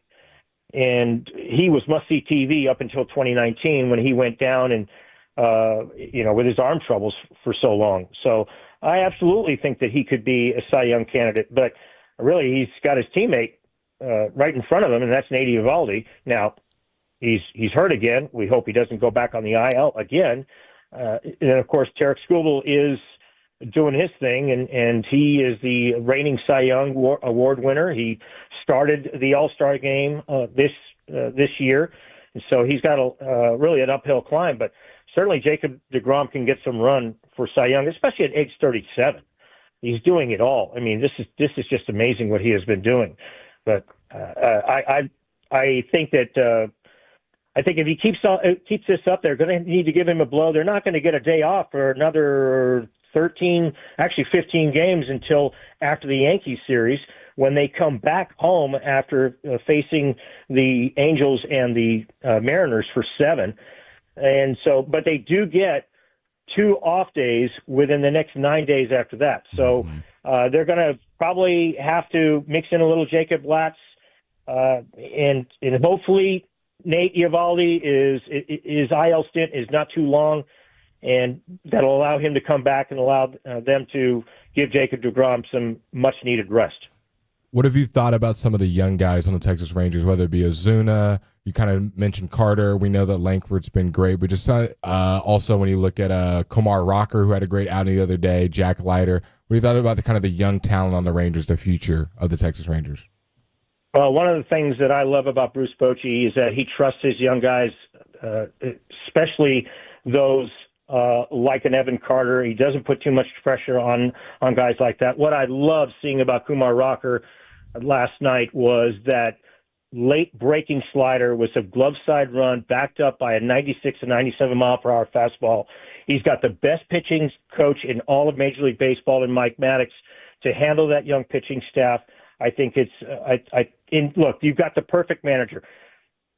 Bruce Bochy doesn't manage as much as he leads men. I was having a conversation with Jeremy Affeldt, 3-time World Series winner with the San Francisco Giants, who played for Bochy in San Francisco, and he says he doesn't manage so much as he leads, and he doesn't make people do anything that they're not capable of, and he can manage those personalities. And he has had a history of managing some young talent. And I think the sky's the limit for this team, especially with a guy like Boch at the helm. Man, and look, and with Josh Young going, finally starting to maybe find his groove a little bit, but you already mentioned it. Look, the work he's done with Marcus Semien, moving him up and down the order, and guess what? Now he's batting third. Giving Adolis 5 days off in the middle of June when this guy couldn't his way out of a wet paper sack, and he's been absolutely dynamite since, or dynamite for the most part, right? It just seems like every button he's pushed on what's been a very tumultuous season so far, here you are now, 2 months later, and you're finally above 500. I'll get you out of here with this. If this team finds a way to sweep this team tonight, and go 2 games above, you've got a Astros team that seems like, look, we're talking about the Tigers, losing 6 out of 7, 7 out of 8. Ever since that Dodgers sweep, it feels like, has the Jeremy Pena thing kind of come back to finally roost a little bit? And what's going on with this Astro team? And is this Mariner team finally found its way a little bit? Well, with the Astros, they're not just hurting with Jeremy Pena. Now Isaac Paredes is on the 10-day IL. He pulled up lane with a hamstring, running a ground ball. And more ominously, Brendan Rodgers, in the middle of a rehab outing last night, suffered an orbital bone fracture with a nasty collision with Edwin Diaz, and he was slated to return now. He's been put on the shelf indefinitely. They actually moved him to the 60-day IL. They're probably going to put Mauricio Dubon over to third base, and Bryce Matthews, their hotshot rookie, is going to be backing him up at third, as well as backing up Zach Short at shortstop position. But they need Jeremy Pena back. Look, they can't keep on putting Lance McCullers out there every 5 days. I mean, he really didn't look good last night either. That's now 9 out of 11 starts that he has not had a quality start. Right. And Hunter Brown's going up again against Brian Wu today, and that's a must-win for them. You know what? You don't want to peak too early. I mean, you've seen it time and time again over the last 15 years that you really want to peak sometime around September into the pennant race and into October. And they may have peaked too early. Mike, great stuff from you as always. We heard you loud and clear. It sounds like that golf game is coming along nicely. Have yourself a fantastic rest of your week. Tell the folks at home where they can find the podcast. Golf podcast with Bitter Mike and Eric is on every week. You can find it on Apple, Spotify, Google, or wherever you get your podcasts. Great stuff from you as always, my friend. We'll do this again real soon. Thanks, Freddie D. God bless. There you have it, the one, the only Bitter Mike Babbo from the Picked Off podcast. All right, coming up next, it's time for a little fair or foul. These two gentlemen over here, hell, I might even throw my name in the ring as well. An alarming stat about women and marriage coming up next. Don't go anywhere. Do you owe $10,000 or more in credit card debt or personal loans?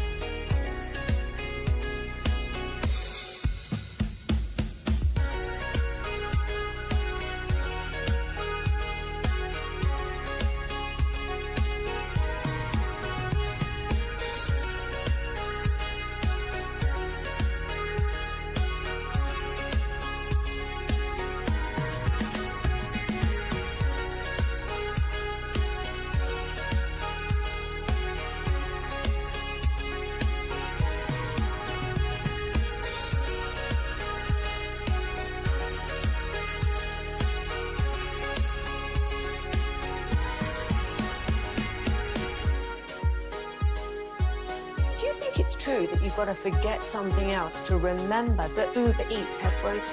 No, that's absurd. Hey, remember when you used to be Pepper Lady? Pepper Lady? Wasn't it Cinnamon Sisters? Basil Babes. Saffron Squad? Nutmeg Maidens? Paprika? No. Nutmeg Maidens. I just said that. Was it Spice Girls? Doesn't sound right. Was it Saffron Squad?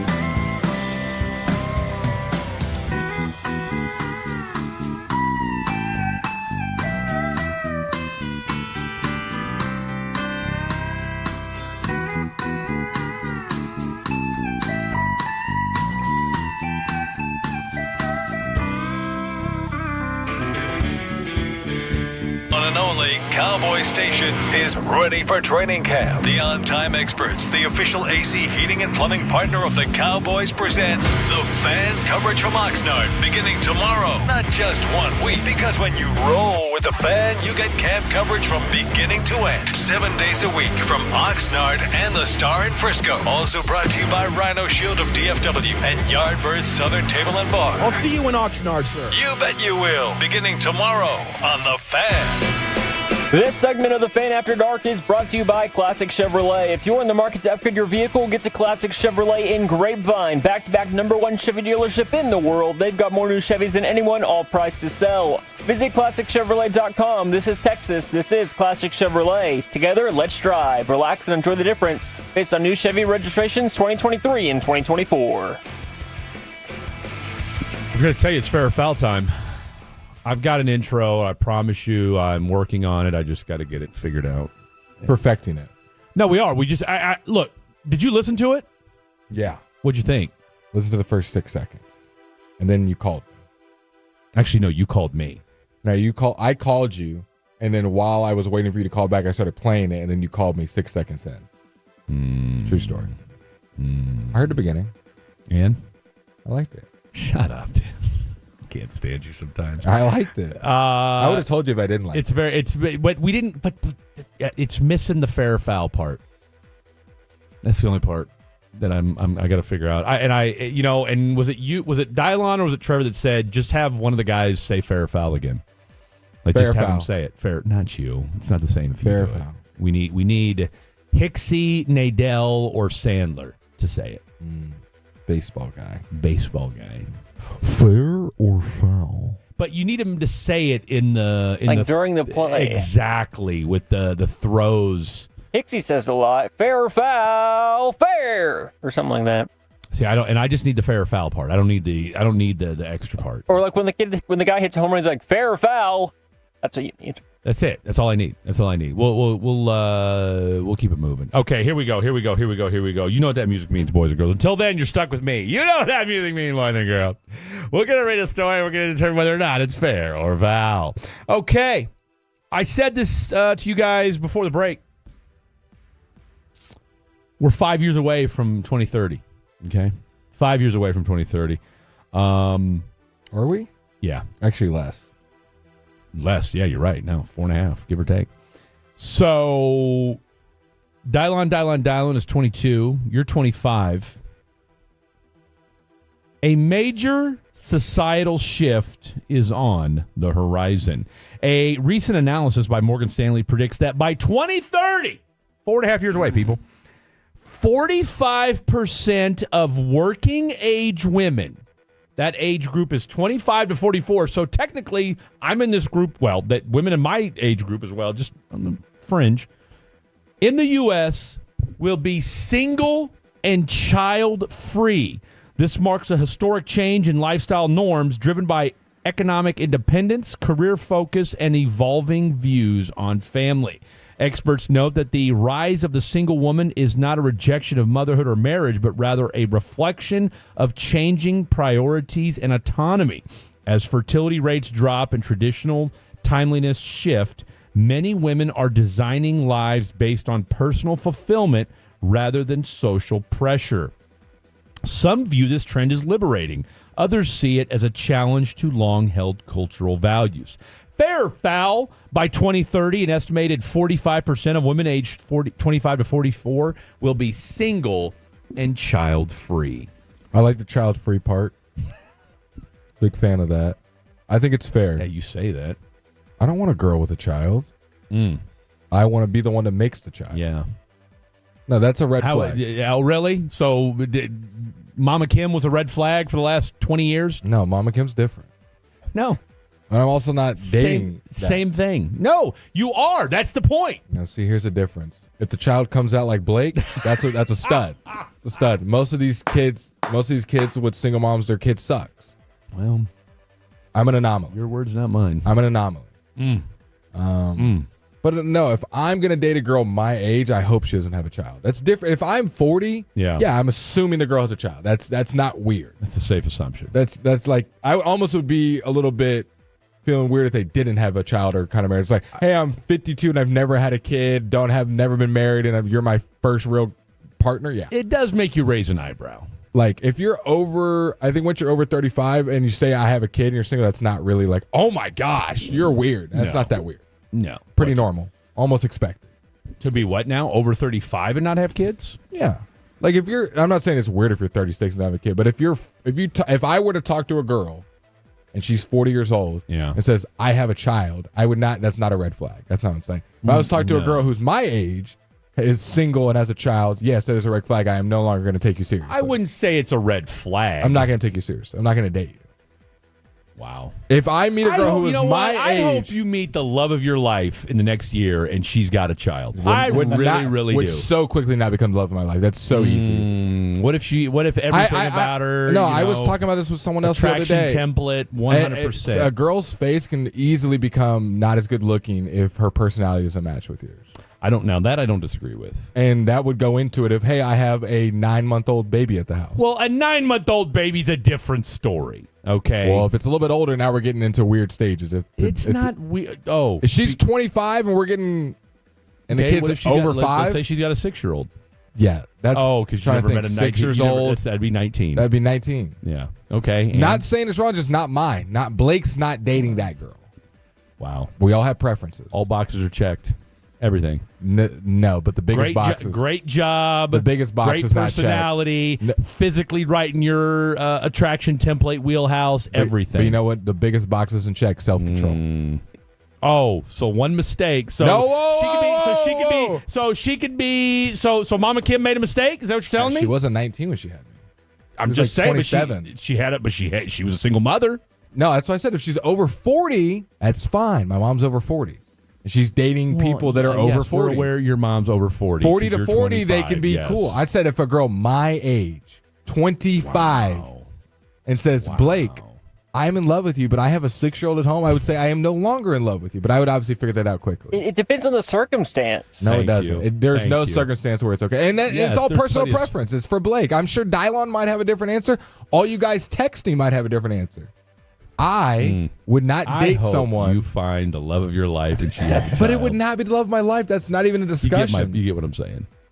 There's beautiful women everywhere. There are. Beautiful woman A, beautiful woman B, one has a kid. Because sometimes maybe they just need that one child to bring them down to earth. That's fine. Go down to earth with Dylon then, not with Blake. Go with Khaki Kev. Go with Ross. Go with Trevor.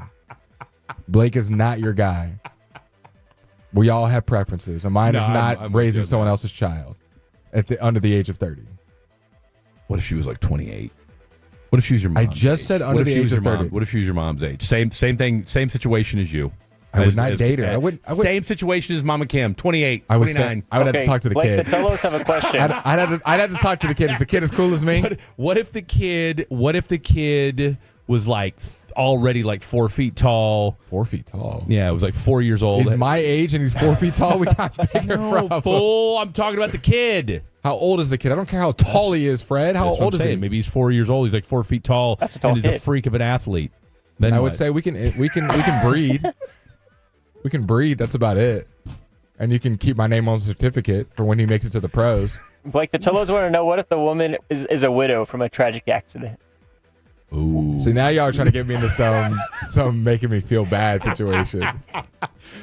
Then she probably isn't ready. Then I would step off the gas for her. Let's not. No, but she is. She's dating again. She clearly is ready. No, she's dating again. Because so now you're going to determine whether she's ready or not. Yes, I am. Because in the back of my head, I'm going to be thinking, What are you thinking? Oh, I could die too? Why don't you go and give me the specifics of what happened to him? Yeah. Why are you a widow? How did he die? Why are you a widow? Why does it smell in your fridge all the time? Died helping a neighbor. Died rushing to somebody. He was at a club. Somebody died in a car. Somebody's in a car accident. He went to go help him. Then I would say commend him. I'll be at the funeral service, but we're not dating. No, he's already been dead. He's been dead. That's how he died. Then I'll pray for you. Dead 3 years. From afar. Dead 3 years. It's taken her 2.5 years to get over it. Now she's dipping her toe in the. And she loves you, Blake. Yeah. What does this kid look like? How old is this kid? 4 years old. No. I'm raising a child because see, this is the thing. Selfishly, I'll be. You ain't gonna worry about no baby daddy though. Selfishly, you don't have to worry about a baby daddy. No. Selfishly, I want to be the one to make this child what he is that has been a dream of mine from birth to whatever. I don't want my first experience with someone who's already put their imprints on this child. Yeah. Whether the dad was there or not, the lady's been doing it without my parental supervision. I want to be the one there. Shaq. Shaq is not my role model. Just saying. It's an example of somebody where it worked out. Day one, I want to be there when the child is born, and it has Blake imprints. Yeah. He is a mini me, not someone else's child. And God bless him. God bless him. Yeah. It's just not Blake's bag. Okay. I want to make if you said, Blake, what is your biggest goal in life? Making a mini me. Yeah. That's what my biggest goal is. Well, I mean, it's your biggest goal is to make a child that looks like you. That's your biggest looks goal. like me. That's your biggest goal in life. I don't care what he looks like. To make a little Blake. I don't care what he looks like. That's easy to do. I mean, let me go ahead and just stop you there. It's not hard to do. I want him to act like Blake Elliott the best II. versions of. No, he will not be called Blake. Unlike my dad, I will be creative when it comes to naming my child. He will not be a junior. He will have no Blake in his name. And he'll be a mini version of me. He won't be a Dave. No Dave or Blake. Maybe Fred? Maybe Dave will be like a nickname. Maybe Chris. You should look through. I'll go through my notes one day and read the baby names I got. I got girl and boy names. I'm ready. I'm not ready, but I'm ready. I'm prepared. That's a better word. Situations are always, I kind of let, as the old saying goes, let the game come to you. That's what happened with me and both of my children. So I named both my kids. Someone said no one's smashing Blake. That's probably right. So we don't got to worry about it. No one's, they're saying no one will breed with me. I think it'll be all right. I think it'll be all right. Look, I applaud the let's wait, and look, the thing about dating a woman with children, especially at my age, you have to align on parenting styles. See, and I don't want to have to worry about that yet. I'm too young for that. You'd be okay with it because if, like I said, younger. Now, again, your generation, I don't know what that's like anymore, so I couldn't even begin to make that. If I talk to a girl that has a kid, there's usually a story that goes with it. It's like, that, and that. I got knocked out of high school, or the guy is no longer present. We just hooked up one time. Yeah. Like at your age, it's like, I just had a regular relationship and I'm divorced. And it's not that weird. Mine is like there's a long divorced. A lot of times if I'm talking to a girl, like if I meet a girl out and she says she has a kid, for the most part, I'm like, whoa, what do you mean? And you're not with them? Like this all had to have happened probably in the last 3-4 years. For you to have a kid that's grown up, he's not there, whatever. Yeah. Just not for me. Okay. We've learned a lot about Blake today. We've learned a lot about Blake this week. Have we? I feel like this is common sense. It's not common sense. How many 25-year-olds are dating other girls that have kids with other kids? You act like probably more than you think. I was gonna say, like, you make it seem like a woman with a child's a leper is what you make it sound like. I mean, seriously, like they might. At my age, yes. No, it's not. I mean, it's. I mean, am I becoming old now? Is it just normal? Just people having kids with multiple baby daddies? I think you're naive to the fact. Like I was. I mean, and again, not that I'm this. A beacon of a role model, but I mean, I was 21 when my daughter was born.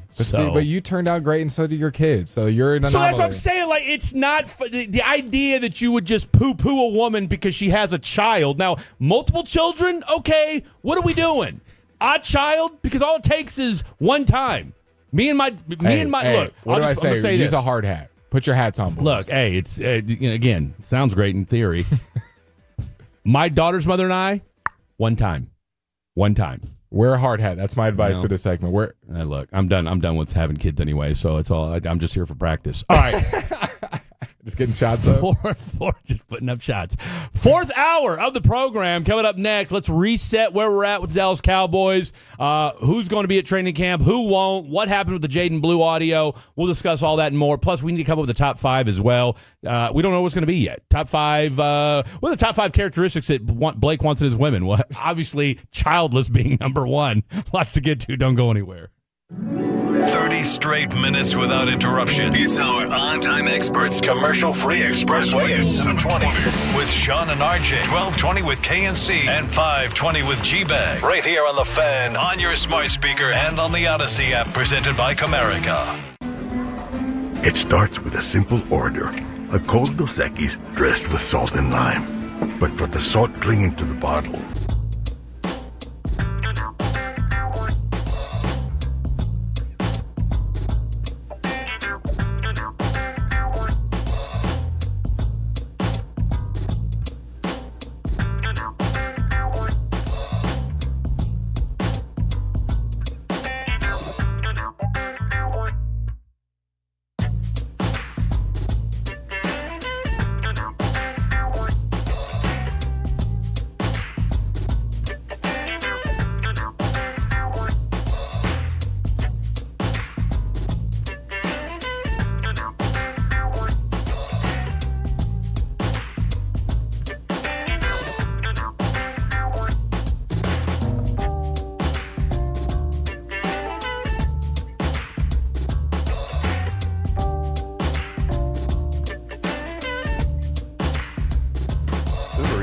of V products? Yeah, to remember that. Well, you know, they say in order to remember something, you have to forget something else. Okay, now that is a very cute haircut. That's like a little shag. I've never seen it before. Well, I mean, of course you have. It's the Rachel. Oh, is that your name? No, I mean like your name. No, I'm Jen.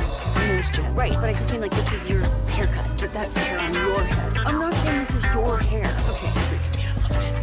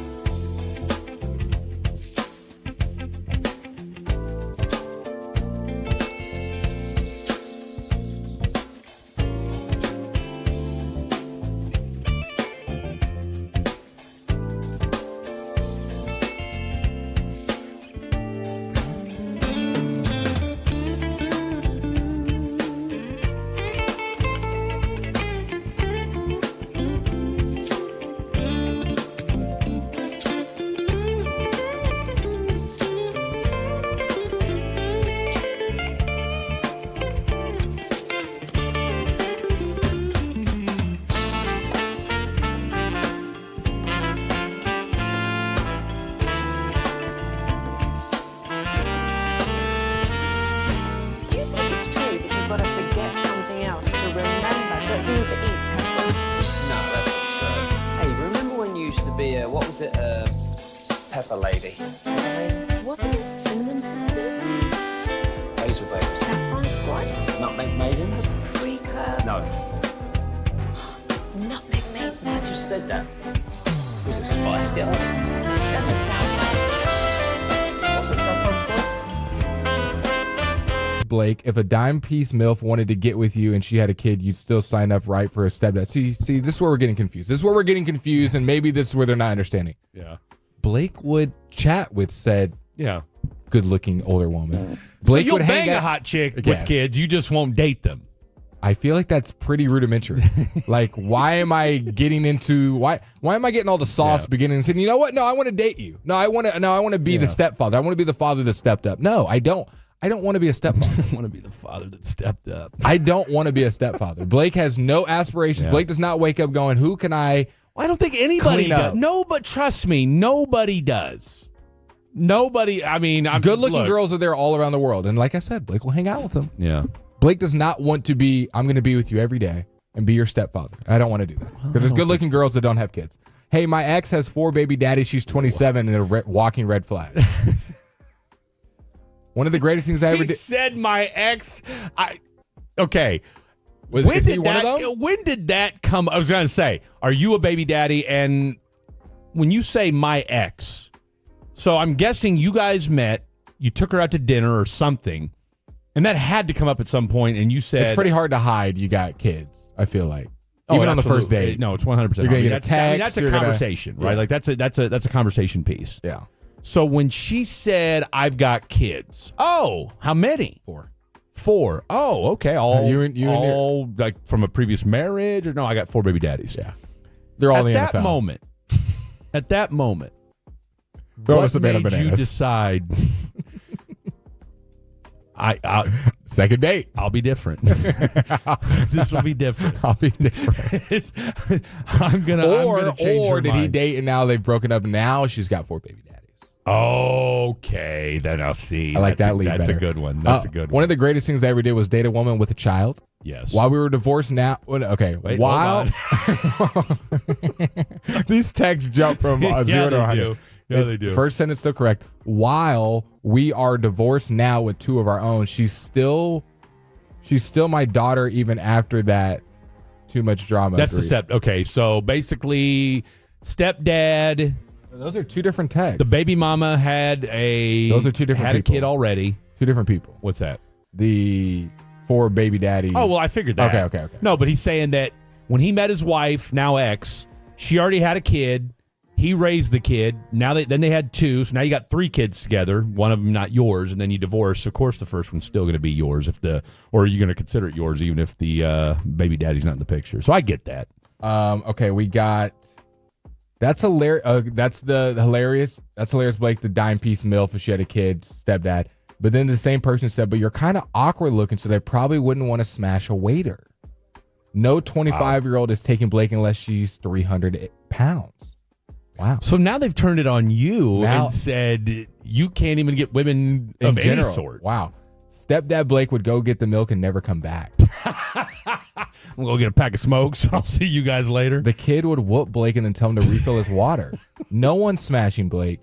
Fred, thank you for trying to put Blake on game. Solid advice, Blake. So he turned on me, said I was ugly, then said he likes your advice, then said solid advice back to me. So it's kind of all over the place. What if the mom was a widow? We saw that. We discussed Fred, that. Blake is going to become a stepfather.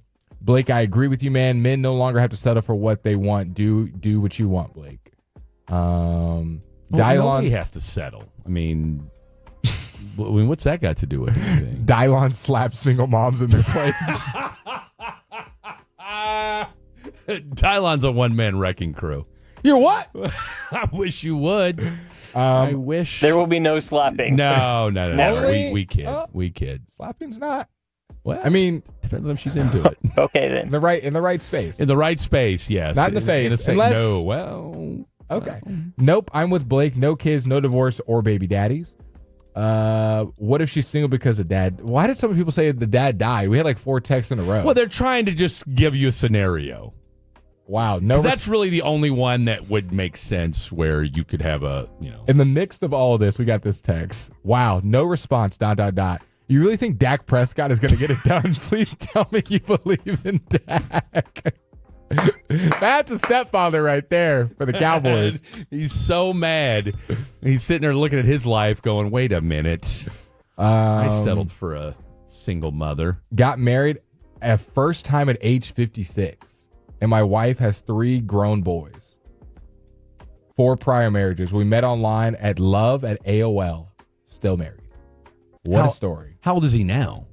56, I guess. I mean, no. Wait a minute. He said he got married when he was 56. Got married at 56, you're right. 24 years later, still married. This guy's 80?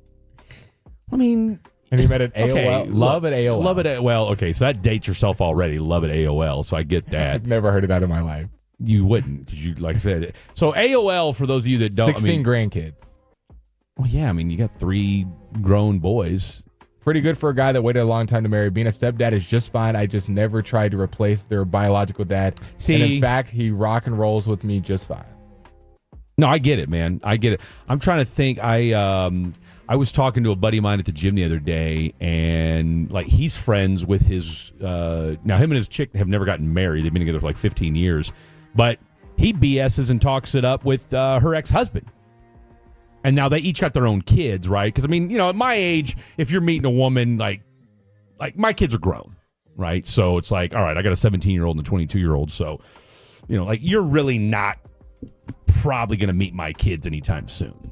Right, so it's one of them deals where, you know, if you're when you meet a woman that's already got grown kids, you know, like I don't really meet anyone my mom dates unless it's like serious. Absolutely, like we're going to like, hey, we're about to live together. Seriously, like it's getting serious. Da da da da. I want you to meet my kid, but other than that, like you're not. Yeah, it's not. And I'm just going to be like, bro, I don't care. Just be respectful. We don't need to have some long. Don't make me get. I don't want to get that call. Yeah. The same guy texted in 2 things. I just want to help him out. He said, how do we go on to follow you guys? At Blake Live _ at the Freddie D with a Y. At Dylan Moore 1053. There you go on all social medias. And then he asked how we're watching the Savannah Bananas. Just ESPN. So Fred going to become Blake's stepfather from the 325. What'd they say? What? They said Fred going to become Blake's stepfather. No, none of that will be happening. No. Now why are you going to get messy? See, you didn't have to read that. You could just parse through that. Come on, dialogue. Someone asked, so Blake is a virgin? Because apparently he expects his girl not to have had intercourse. No, that's not. No. There's a big difference between. Look, you don't have to be a woman to have. You can have intercourse without having babies. Like there's. So I told y'all. I said y'all in the last segment. Wear your hard hat. What if the kid was a top 1 D1 prospect? Then we'd reconsider. Okay, so at that point, the woman's 40.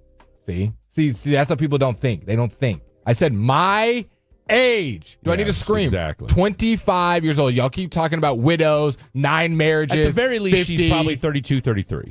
And at that point, she's probably looking good.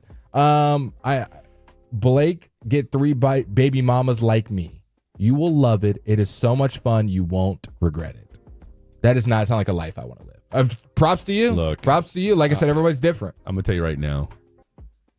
I'm guessing he's. I hope to God he's being tongue in cheek. He's got to be being tongue in cheek because look, I've got 2 children by 2 women, and you don't want more than 2. What I'm realizing is everybody is like remarried. I got my wife when I was 21. She had 2 kids. I'm 31 now. We have been happily married for 6 years. Wow. Okay. 21, 2 kids. 21 with 2. And he said, I want it. And got it. I'll put it to you like this. All right. I'll put it to you like this. Text in, have you had another kid with her since? Or is it just a great question? That's a great question. My cousin, when he met his wife, she had a little girl. And they went on to have 3 more kids. In fact, one of them, it's his birthday today. Shout out to my boy Jordan, who's turning 16 today. Married almost 20 years. Matter of fact, I was the best man at my cousin's wedding. There you go. All right. And they are a incredible family. So, again, to each their own. And for every situation, like my cousin, who again happily married with his wife, they've been together 20 plus years now, have 4 beautiful children, and he adopted her daughter. All right, her last name's Davis, the whole 9. Wonderful family, beautiful family. Then you've got others where it just doesn't work out. So teach their own. I'm 30. My girlfriend is 36 with one child. Do I get your approval, Blake? Yeah, 36 with 36 one child. You're chilling. You're chilling all day. All day. Fred, whatever happened with your cousin and the Brazilian woman? Great question. Did she show up or not? Great question. I'm glad you asked, Texter. By the way, before I tell the story, what are we doing for our top 5? 877-881-1053, 877-881-1053. I'm sure there's something we can tie into this topic. He's meeting with her today. He is meeting with her today. So he was hoping to meet with her yesterday. Apparently he almost got hit in the face with a bullet or something like that yesterday at the shooting range. He's okay. Taking her out today, going out to dinner tonight. And we will have, well, of course, you and I aren't again until Thursday. So we'll have a full update on Stevie B and the Brazilian on Thursday. I'm excited. The text line is blowing up. If you guys didn't know the text line, you know it now. Everyone's sending their opinion. 877-881-1053. Let's see. So most people are just kind of sending their personal story. This person's not happy with me, but I'll read it. Go ahead. We read all the text. text. Oh, we good and bad. Blake, and in between. As someone who had a stepfather, does he no longer? Said had, not has. Who had a stepfather, me and my siblings would like to say, go blank yourself, in quotes. So I guess he gathered up the siblings and they sent this quote as a unit. You're a selfish, I don't know if I'm allowed to say this word, not nice word. Yeah. I hope you never imprint yourself. So I can't have an opinion. You never what? Imprint myself is what he said. Imprint? Is that another way for saying have a baby? I guess so. I guess I'm today years old finding that out. I feel like I was pretty clear in saying everyone can have their own way of doing life. I don't want to date someone, I don't want to date someone at my age that's got kids, multiple kids, because I'm still under the age. I'm 25. So if that's just Blake's person. I didn't say you're wrong for doing it or you're a bad human. That's the thing. I just said what Blake likes. And I'm sure this person texting has got a preference on what they like. Maybe they like people with red hair, black hair, green hair. And here's the thing. Long toes, short toes. I think there's something to be said for it. You know what you want. I do. Okay. I'm sure I've talked to guys that don't mind it. They literally, some of my friends say, if she has a kid, I don't mind it. I think it's hot. I think the fact that she's a mom-like figure is hot, and that's a girl I want to date. And that's their opinion. And see, I look, I've got my own issue dating women with kids for the simple fact that I've got my own too. And because my son's in Kansas and what have you, like taking on children when, I was distanced from my own son. So I deal with that in my own way. So it's not for everybody. So, and I get it. Some people take it very personally, but to say go bleep yourself, I mean, you're not belittling anybody that is a stepdad. No. And if you want to date women with kids, and we're busting his chops a little bit, but at the same time, it's like, look, it is. I mean, there's nothing wrong with it. Again, to each their own. I'm sure, obviously, to that gentleman and his siblings, all right, their dad wasn't around. As in the words of Shaquille O'Neal, Phil is my father because my biological didn't bother, and we understand that. But I'm not going to think any less of you because you don't want to date a woman with kids. Like, it happens. He did say he's 80. The guy that we asked how old he was, he said he's 80 years old. Well, I mean, quick math. 56 plus being married 24 years. I mean, that was just kind of a, basic math. We'll figure that out. As someone who went from 0 kids to living with 2 and a 5-year-old, love every minute of the segment. Reward that's wild. Beyond imagination, but I'm 37. Chris, the grand fatty. See, that's a bold move right there. I couldn't I couldn't do it. I promise you I couldn't do it. They said yes, he does have a son together, the 21-year-old with 2. Okay. So shout out to you. What if their son is a QB of the Dallas Cowboys? Like, come on, what are we doing? Blake, what if your mom dates Delonte West? She has higher standards. Look at me. Balake, you have convinced me to leave my girl of 4 years who has a kid from another dude. I'm done with this, Blake. Thanks, Blake. You are so right. I got you guys. I'm out. Wait, can you imagine? I'll tell you what. If you would, could you record that conversation when you break up with her? So then when she asked, "Why are you breaking up with me?" Well, I was. Here's a good text to end on right here, and I had to go. We'll end on this one. I will be meeting up with y'all at Globe Life with Jake Rietma tonight. From a texter. Okay. From the 469. All right. Is he a stepdad or is he dating kids? We're only meeting stepdads tonight. Sorry, all stepdads. Unless you're a stepdad, we don't have time. All right, top 5. What are we doing? Top 5 what? Top 5 preference. Women with no kids, women with half a kid. Top 5 reasons that never have a kid. Top 5 reasons kids are great. Should we do that? There you go. Clean it Top up. 5 reasons kids are great. Number 1, don't have them. Coming up next. The Fan is everywhere, thanks to Comerica. Now on the iHeart app, the Odyssey app, TuneIn, YouTube, Twitch, and every smart speaker you can think of, even some you can't. The Fan continues to grow, and that's because of you. It's the first day of the first grade, and she found a new best friend. It's a laid-back Sunday afternoon, you wish would never end. The homemade taste of Bluebell and good friends gathered round. The good old days are being made right now. You'll be one smart cookie when you try Bluebell Cookie Cake Ice Cream. A sweet cream ice cream loaded with chocolate chip cookie cake pieces and swirls of chocolate and vanilla icing. This cookie cake ice cream really takes the cake. The good old days are being made right now. The good old days are being made right now. Look for Bluebell ice cream at your local Tom Thumb stores and Branscombe Grocery in Blue Ridge. It's back to school season, and Clorox is donating 2 million disinfecting wipes to classrooms across America. Because back to school means things can get a little bit messy. Just ask second grade teacher Mr. Torres. Put me and just one Clorox wipe on a team? We can take on crayon smudges, sticky fingerprints on every surface, sneezes on the door handle, juice box explosion by the sink, snack crumbs, and don't even get me started on the bathroom passes. Clorox disinfecting wipes, teacher's #1 wipe. Think about it. Bathroom passes. Clean feels good. Based on unit sales data.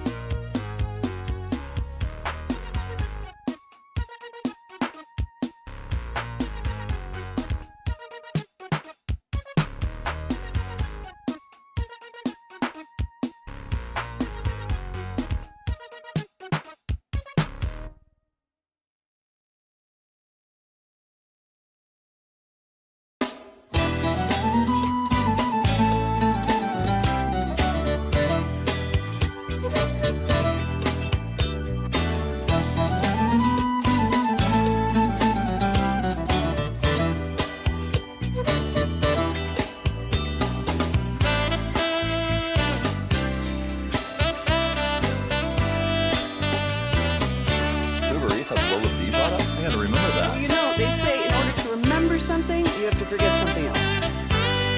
Okay, now that is a very cute haircut. That's like a little shag. I've never seen it before. Well, I mean, of course you have. It's the Rachel. Oh, is that your name? No, I mean, it's your name. No, I'm Jen. My name's Jen. Right, but I just mean that this is your haircut. But that's hair on your hair. I'm not saying this is your hair. Okay.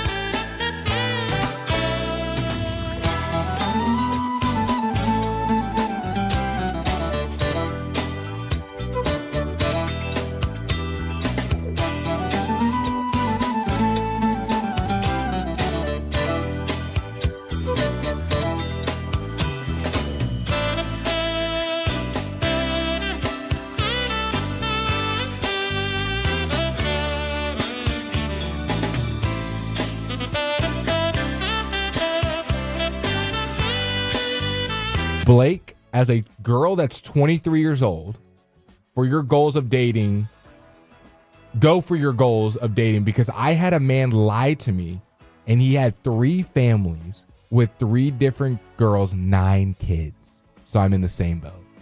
I said, that is wild. I need you to call in. 3 families? 9 kids? And you're lying about all of them and you're 23 years old? Or I don't know how old this guy was. She was 23. I was going to say, there's no way. Okay.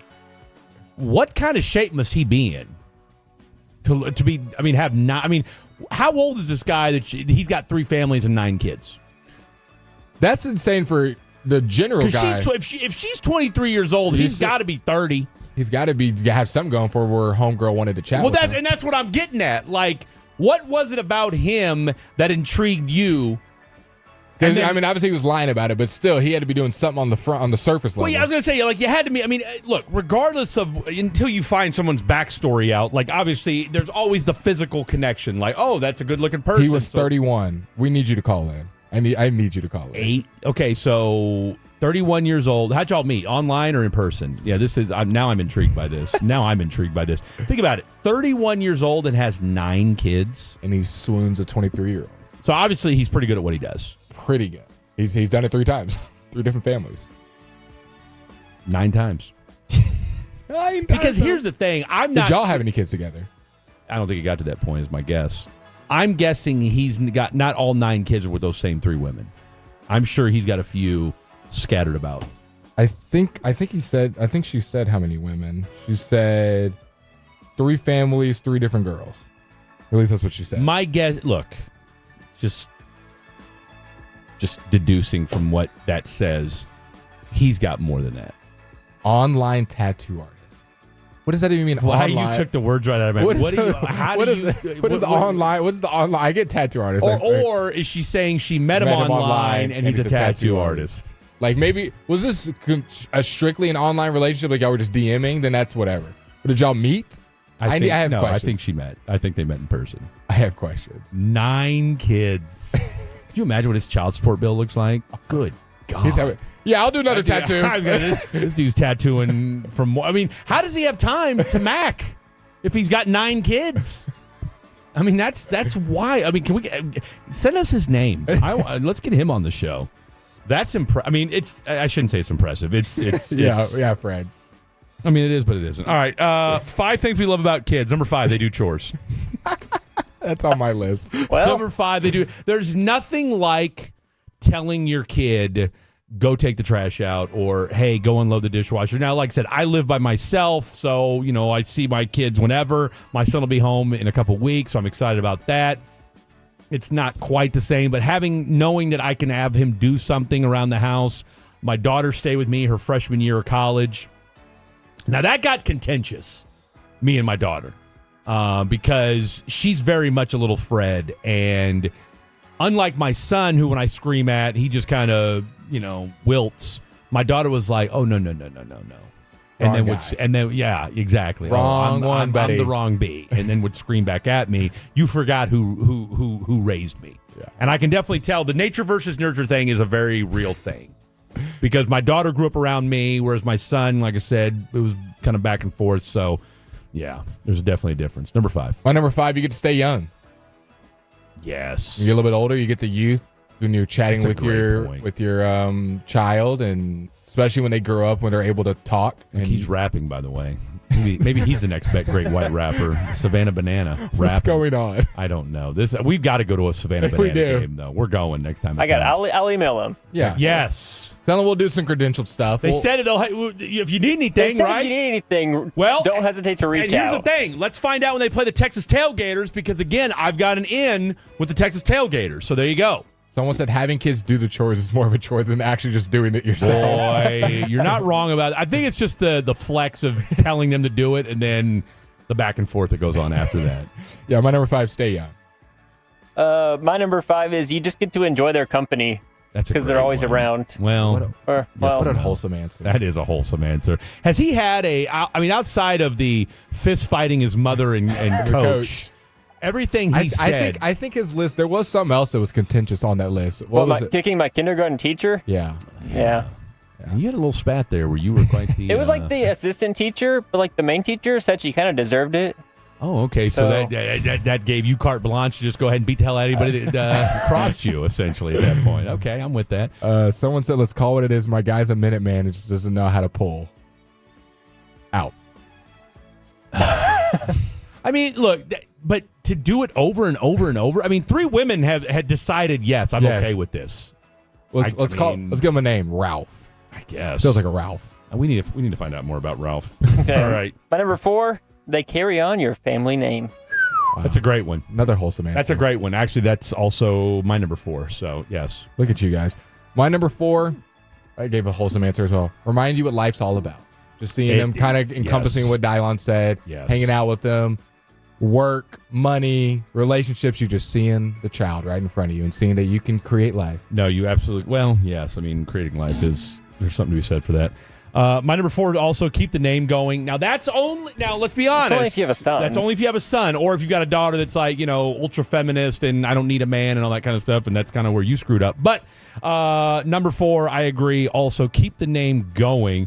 Can we sit on that for a second? What do we think about taking the names?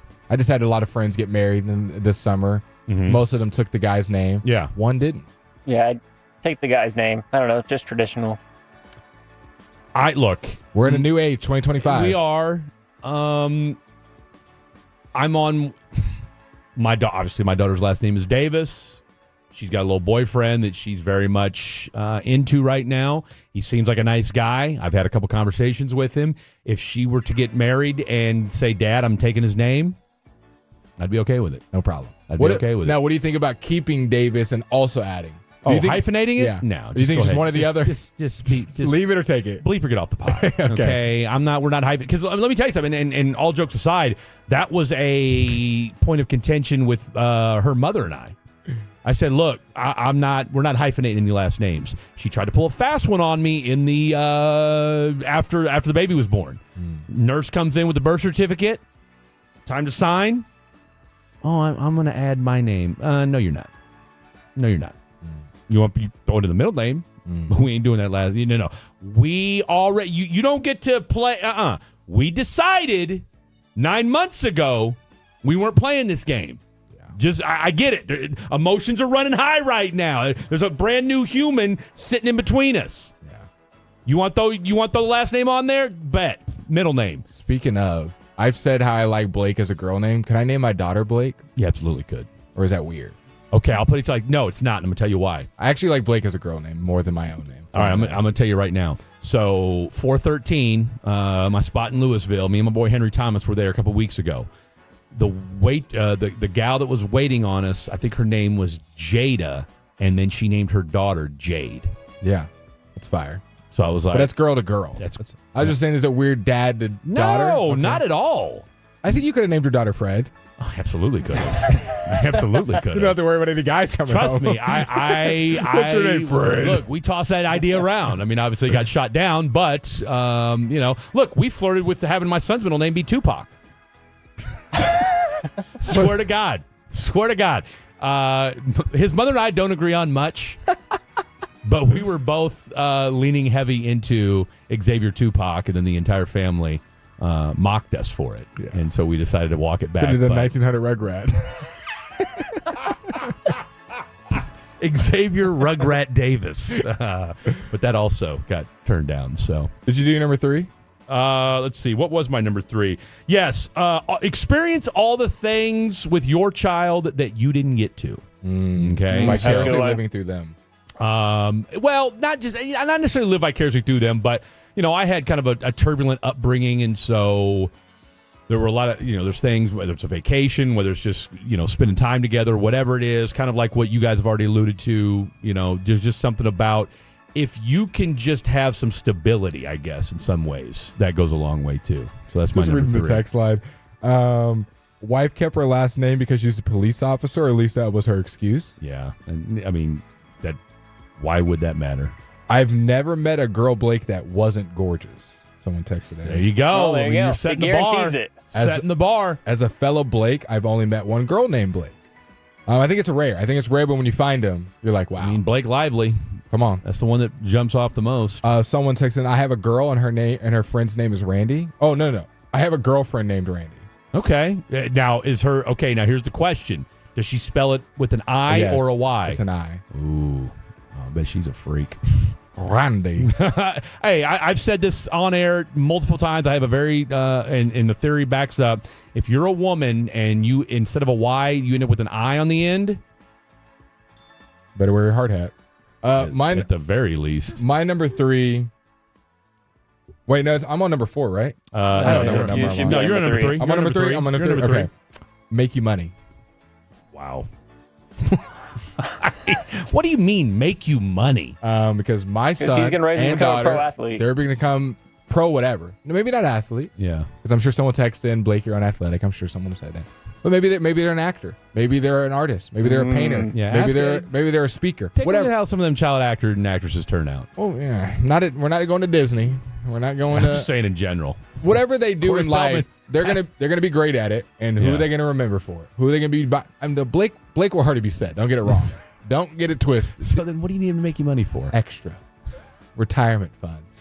Change Papa's diapers. Something tells me that in about 10 years I'm gonna get a call from Blake. Like, look, my kids can help me out, Fred. What's going on here? They keep running around and say they need food. Me.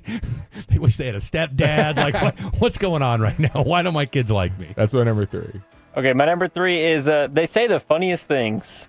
They do. They do. Especially the young one. Kids do say the darndest things. There's a show about that. So it'd be a nice, fun laugh. Honorable mention, they'll take care of you whenever you're old. You hope so. You hope so. You hope so. Hope you don't murder you, man. I mean, I see Hey. the stories on the news every day. Either that, or they just throw you. Hey, yeah, no, you. That's the goal, right? Like right now, I mean, because I don't think it's going to happen for me. I mean, look, I'll ride out into the sunset, whatever.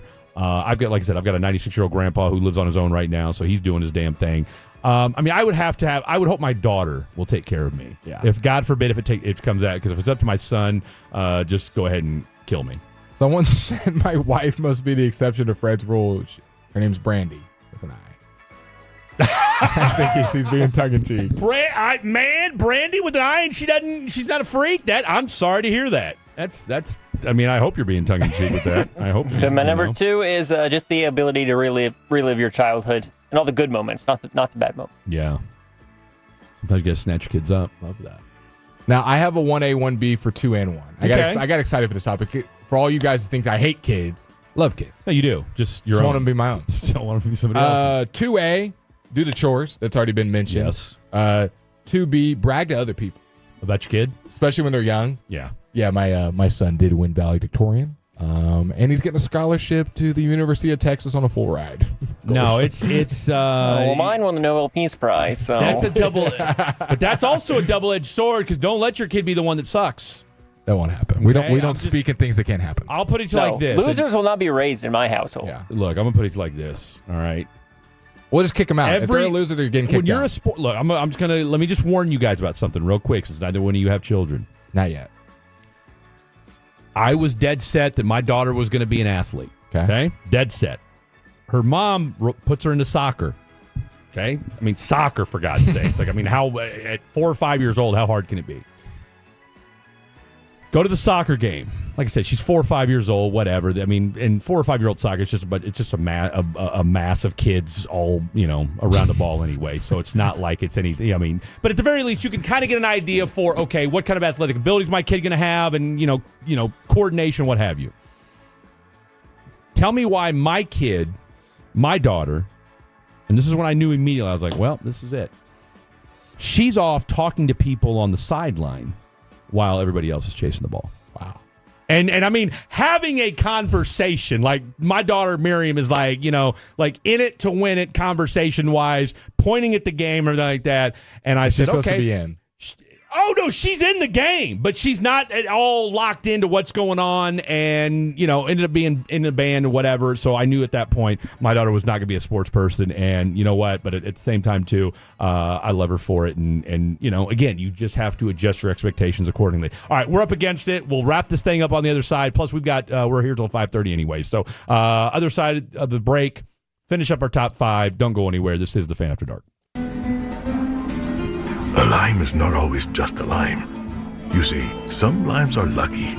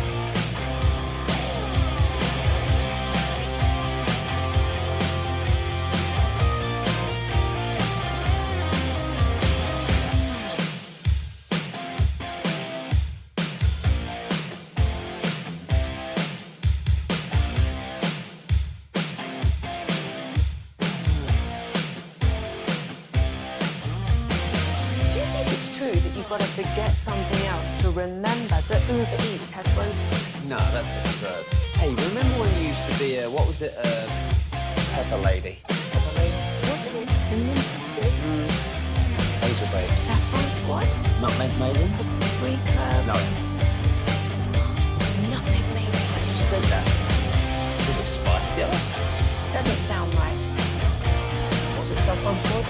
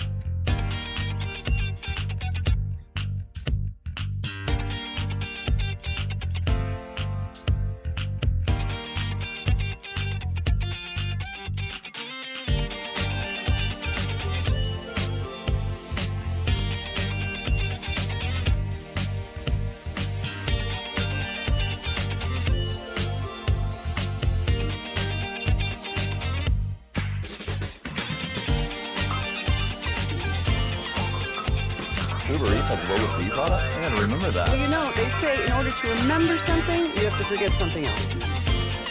Okay, now that is a very cute haircut. That's like a little shag. I've never seen it before. Well, I mean, of course you have. It's the Rachel. Oh, is that your name? No, I mean like your name. No, I'm Jen. My name's Jen. Right, but I just mean like this is your haircut. But that's hair on your head. I'm not saying this is your hair. Okay, freaking me out a little bit. .com/adopt. This next segment on the Fan After Dark is brought to you by Classic Chevrolet. If you're in the market to upgrade your vehicle, get to Classic Chevrolet and Grapevine. Back-to-back #1 Chevy dealership in the world. They've got more new Chevys than anyone, all priced to sell. Visit ClassicChevrolet.com. This is Texas. This is Classic Chevrolet. Together, let's drive, relax, and enjoy the difference. Based on new Chevy registrations 2023 and 2024.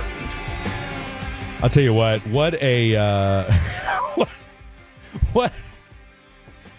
You know, I'm a big believer everything happens for a reason. Here we are talking about dads and stepdads and, you know, dads are around, might not be around, whatever it is. Blake's dad chimes in. Is this right now? Nah, that was like a month ago. Oh, okay. That ruins it a little bit. But, man, I'll tell you what, I'll tell you what, at the very least, at the very least, I'm starting to see a little bit where maybe you get some of your personality from. Yeah. Let me be real serious for a minute, and then, oh, by the way, I'm having this, I'm having this moment in my life, this existential crisis with women. But let me tell you about the bowling I just did. You can read it. Oh, we'll just leave the girl's name out. So this is from Daddy Blake, or actually Daddy Dave, rather. And this is a text that he sent to his son, Blake. And he's referring to... Out of the blue. Was this just out of the blue in the middle of the day? Out of the blue. Okay, now is this the one you guys went on the trip with? It's just two girls removed. Two women later. Yes. Okay, so that's crazy. I mean, I'll tell you what, Daddy Elliott, shout out to him. So he goes, random, and this was at 2 o'clock in the afternoon. No, 9 a.m. on a Friday morning, okay? 9 a.m. on a Friday morning. Yep, the girl blank I was dating was not ready for a real relationship. Always be alert to your energies, desires, and emotions are in sync, S-I-N-K. I guarded my heart and saw how she was resistant to advancing into a love relationship. After I talked about it with her, she agreed she's not ready, and we parted as friends. But I did bowl my best game ever last night, a 205. It sends a picture. Let's talk about it, okay? Let's talk about it. I mean, that's the serious stuff, if I do say so myself, okay? That's what we love about Blake, and that's what we love, apparently, about Daddy Blake, because that's the kind of pivot. On one hand, I'm teaching my son a life lesson. I've dated 3 women in the time that, in less than a year. Less than a year. Took the one with you on the trip. Correct. Okay. And now has decided, are we convinced that Daddy Blake is ready for a love relationship at this point? No. That's a hilarious. Wild turn. Every couple months, I get a text from my dad that he's dating a new girl. That's fantastic. Yeah. And that this one is the one. At what point do you have to ask your dad? I think it's funny. I just laugh. Here's what I would say to your dad. And he and I are, how old's your dad? Probably your age. I don't know. Okay, probably a couple years, probably my age, a little bit older maybe.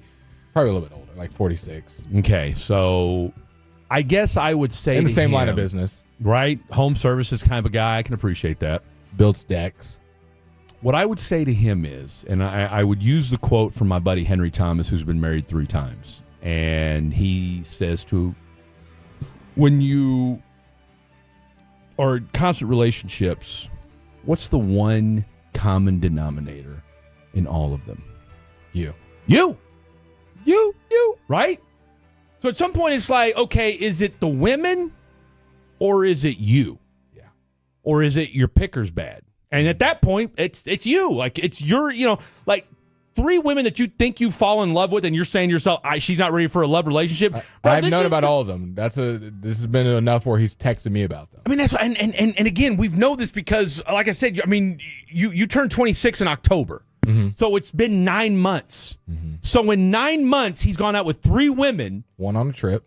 One that he took with to his son. And again, I would have taken umbrage with that. Okay, if I'm taking my son out for a now if it's somebody I've been married to, that's one thing. But if it's just some random woman, which apparently, hey, God bless him. I mean, look, you're doing better than I am in that sense. But I would just, I want that one-on-one time. But again, that's me though. But man, 3 women in 9 months, and you're talking about, she's not ready to advance. Well, maybe you need to pump the brakes a little bit. Again, I'm no Dr. Phil, but I've been in enough to know, hey, maybe you need to pull the reins back. Someone said about to send you some meat and potatoes, Fred. Dude, I'm starving. I'll definitely eat some meat and potatoes right now. Okay, number 3. Let's finish up this top 5. Your number 3 was brag to other people. Something like that. Or okay, I'm on number 1. The only one I have left. Okay, only one left. All right. Or no, you're okay. Yeah, I'm on number 2. No, you finished. Yeah, that's what I'm saying. I got to go number 2 and then 1 and then back to you guys. Okay, my number 2. Reasons why you love your kids. Or what's so great about children? That's what's the deal with kids. My number 2, going to their concerts, games. Oh, that's sweet. That's that good a dad stuff. Answer. Okay. You said right, it's a dad answer. Oh, they said it's a bad answer. No, it's a dad answer. That's a dad answer. That's very sweet. No, let me tell you something. The reason why I can't do the Mythical High School football show this year is because every Friday I will be going up to Kansas to go watch my son play football. He's a starting wide receiver on his football team, so it's a senior year. We don't get that back, all right? And for the other reasons, I don't want this fool calling me in 10 years saying, oh, Dad, I'm strung out and on the street because 10 years ago, you talking about high school football is more important than watching me play high school football. So I am not going to do that. I'm going to watch my son play. And some of my most fond memories are driving up to Madisonville back when I was in Houston and watching my daughter walk in circles as part of the high school band. So, and plus, there's just nothing like watching your kid play and do those sort of things. And then my number 1, what the hell was it? Let's see. I'll tell you what. Help prepare your kids to be better than you in life. Yeah. Okay?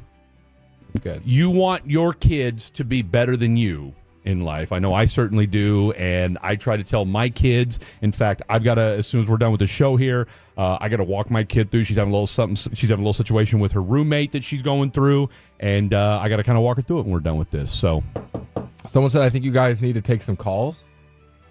Let me tell you something. We tried Tolos on the telephone. No one. Okay, we did. No. Look here, Texter. We did Tolos on the telephone at 2:40. Maybe everyone was asleep. Kelly in North Richland Hills was the only person that called. The only person that called.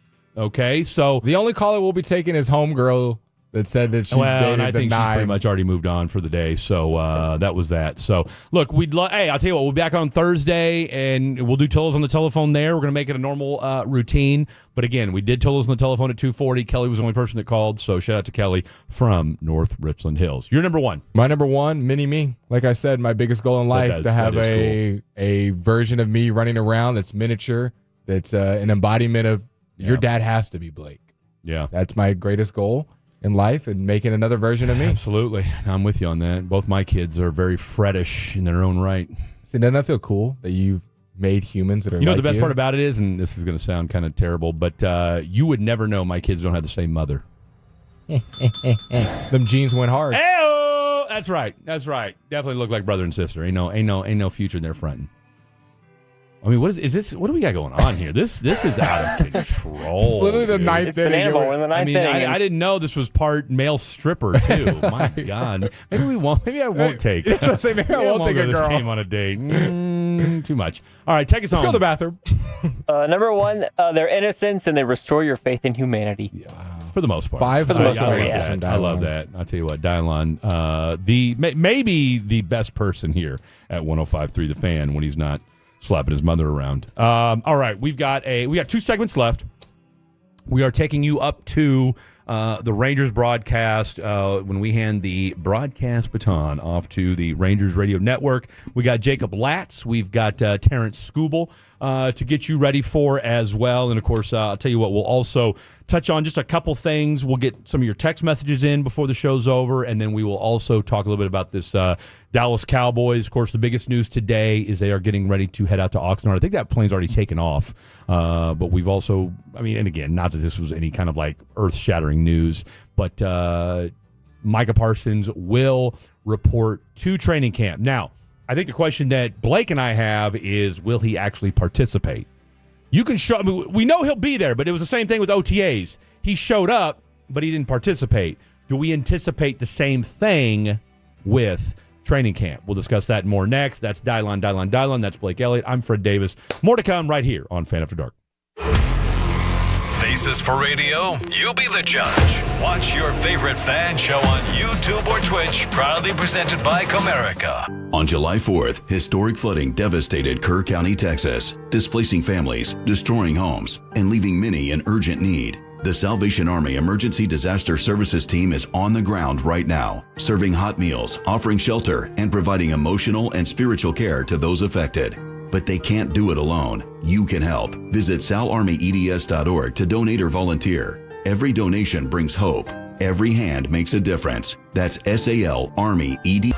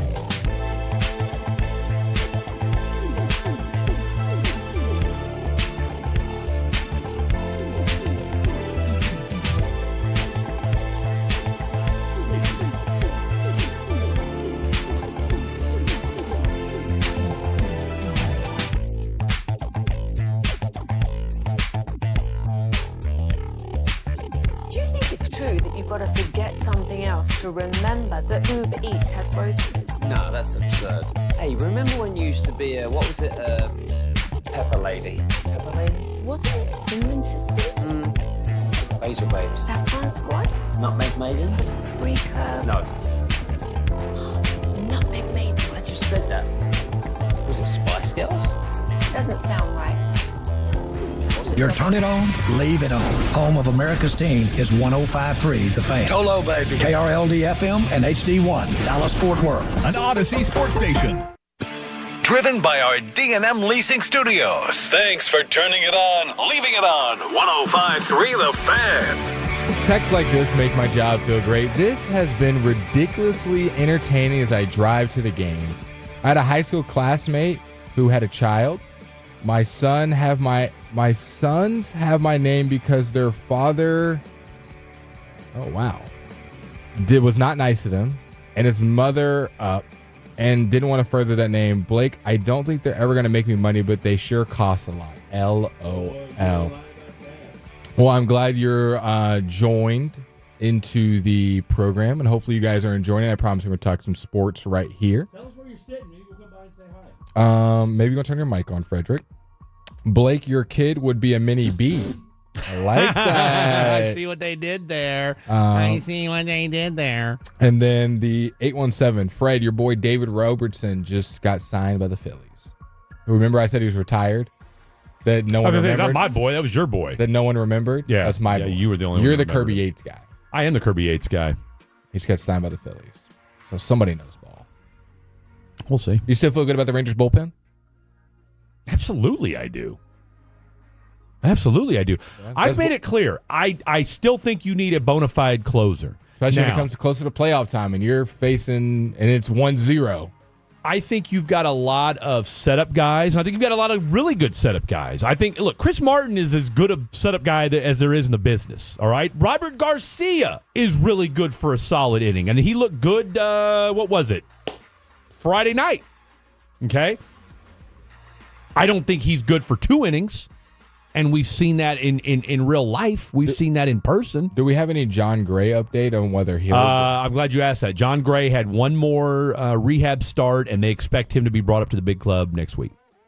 Where do you want him to be? Now, Hagee thinks that can be your starter. Or, as I was, can be your closer. I don't mind it. I don't hate it either. Now, I think you don't have a guy there that you feel. I mean, Luke Jackson, but I mean, no, Luke Jackson's cooked. Luke Jackson, give me Luke Jackson in the 6th, 7th, or 8th. Yeah, all right. Because the thing about this bullpen is this, and your starting rotation is great. So John Gray, like, hey, maybe you're kind of a back end guy, or you're our premier closer, like that. Okay, here's some stuff by our guy Michael Beer. He's been tweeting it up just about an hour ago. Boach says it's possible John Gray could be activated on Wednesday. Ew. And it's a possibility Nathan Eovaldi could pitch on Wednesday. Okay, that's good. If there's even a possibility he could pitch on Wednesday, then that gives me the think that it's not a big-time injury. They're just scratching it from a start. Could be a little muscle spasm or something like that, so we can live with that. But this is the second time we've about to have a legendary matchup and someone's got scratched, man. What was the other one? Oh, the other one I think was Skeens and Scooble. I think it wasn't the Rangers, but I think it was Skeens and Scooble, and someone got scratched. Don't get me nervous now. Yeah. Don't get me nervous now. No, I'll tell you what. This team is you. I'm gonna go ahead and you know I'm a black and white guy.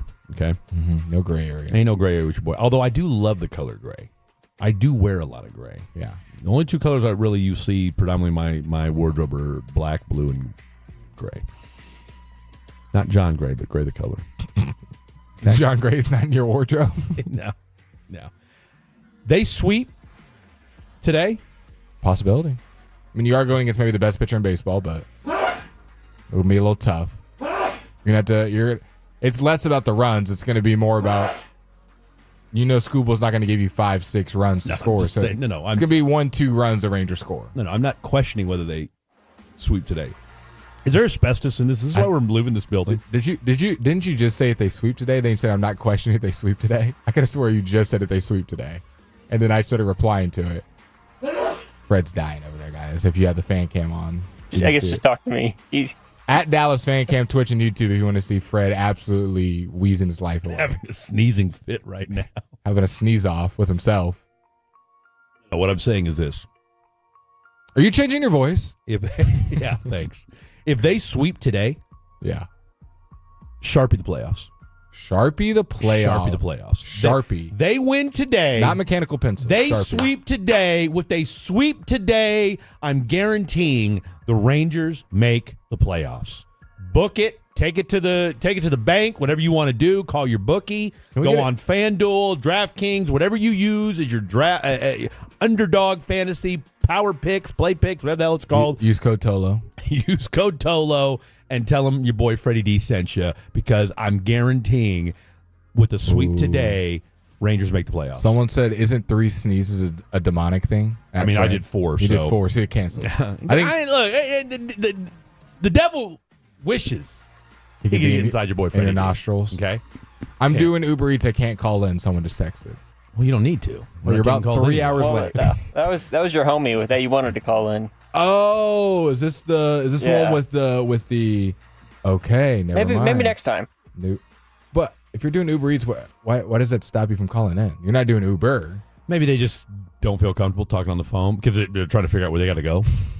I don't know. In and out of cars. Hold up a second. I got to drop this off. Look, you guys know me. I don't Uber or Eats. Nah, we'll Uber do Eats. I'll do a few Uber. I'll tell you what. Since I've gone on the Oski Woski summer detox, I have not Uber Eated one time. I didn't even before. You used to Uber Eat? Oh, when I was getting high? It's Absolutely. a rip off, man. Oh, it's stupid.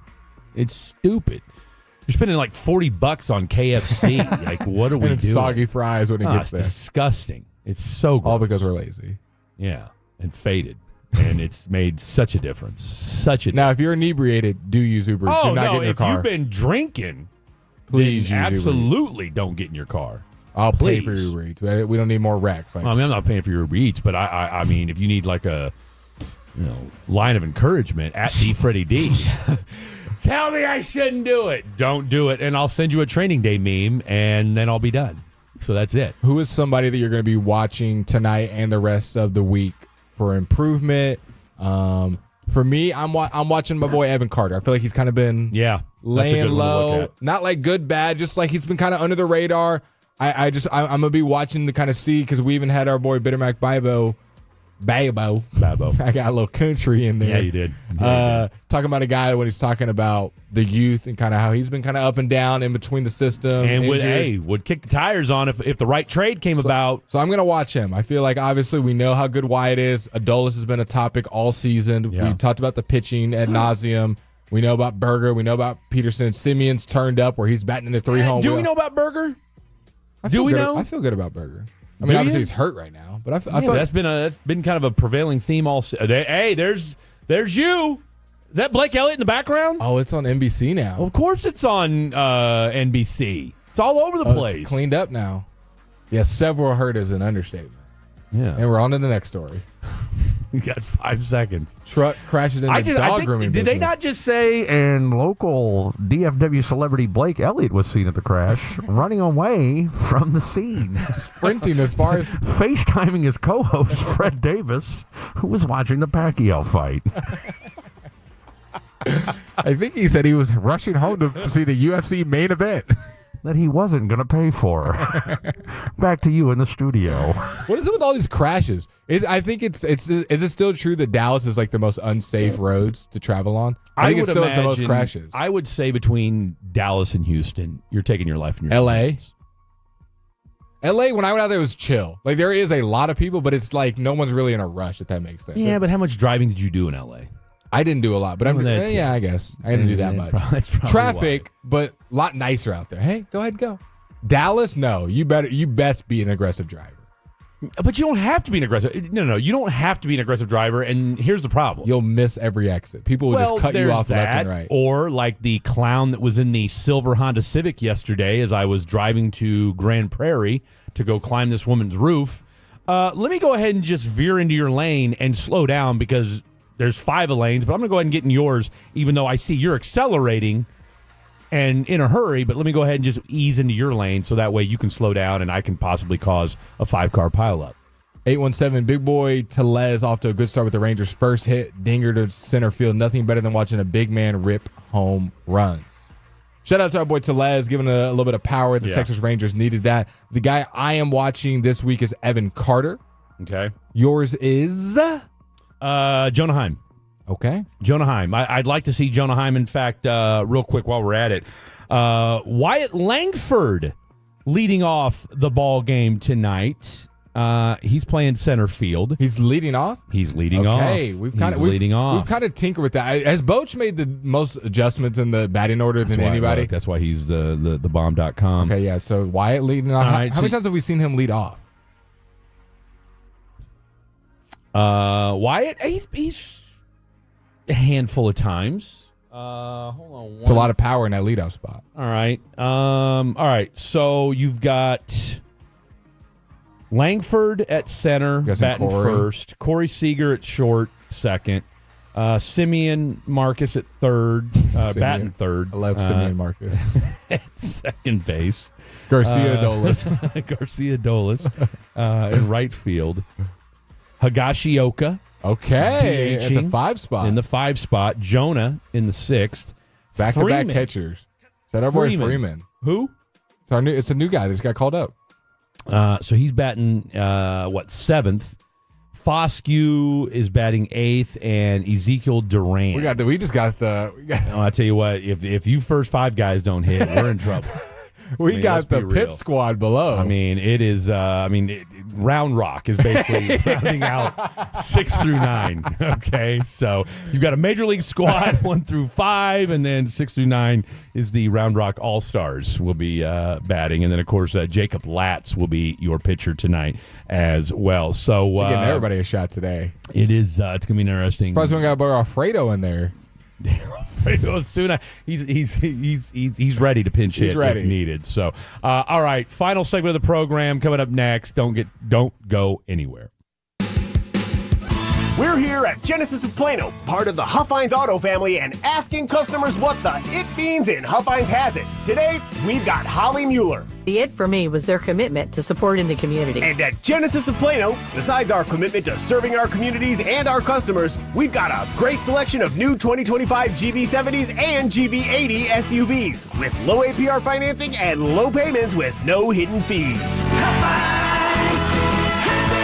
You worked hard for your 401k, but if you've left your job, your money might be sitting in the wrong hands. I'm Jeff Jr. with Trajan Wealth, and it's very possible that the 401k that you have had for years has hidden fees and limited investment choices. But if you're no longer with the company, that 401k may be at the mercy of your former employer. All of these things could be costing you thousands. Rolling over your 401k into an IRA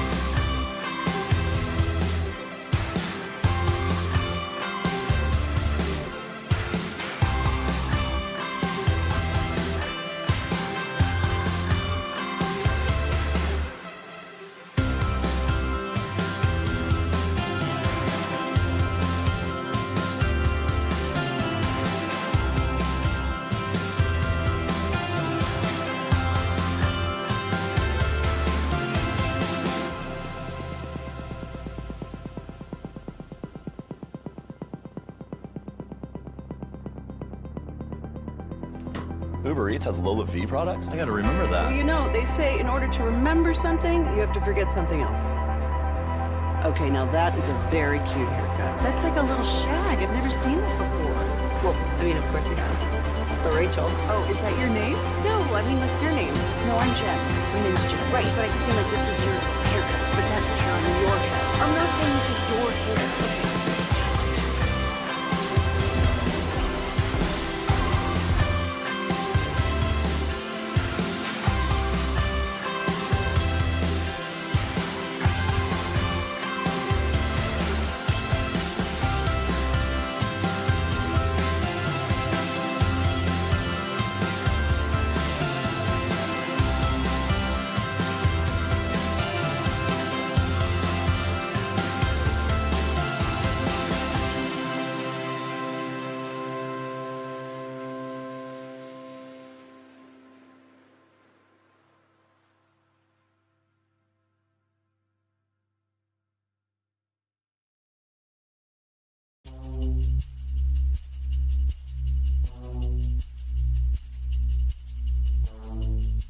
Okay.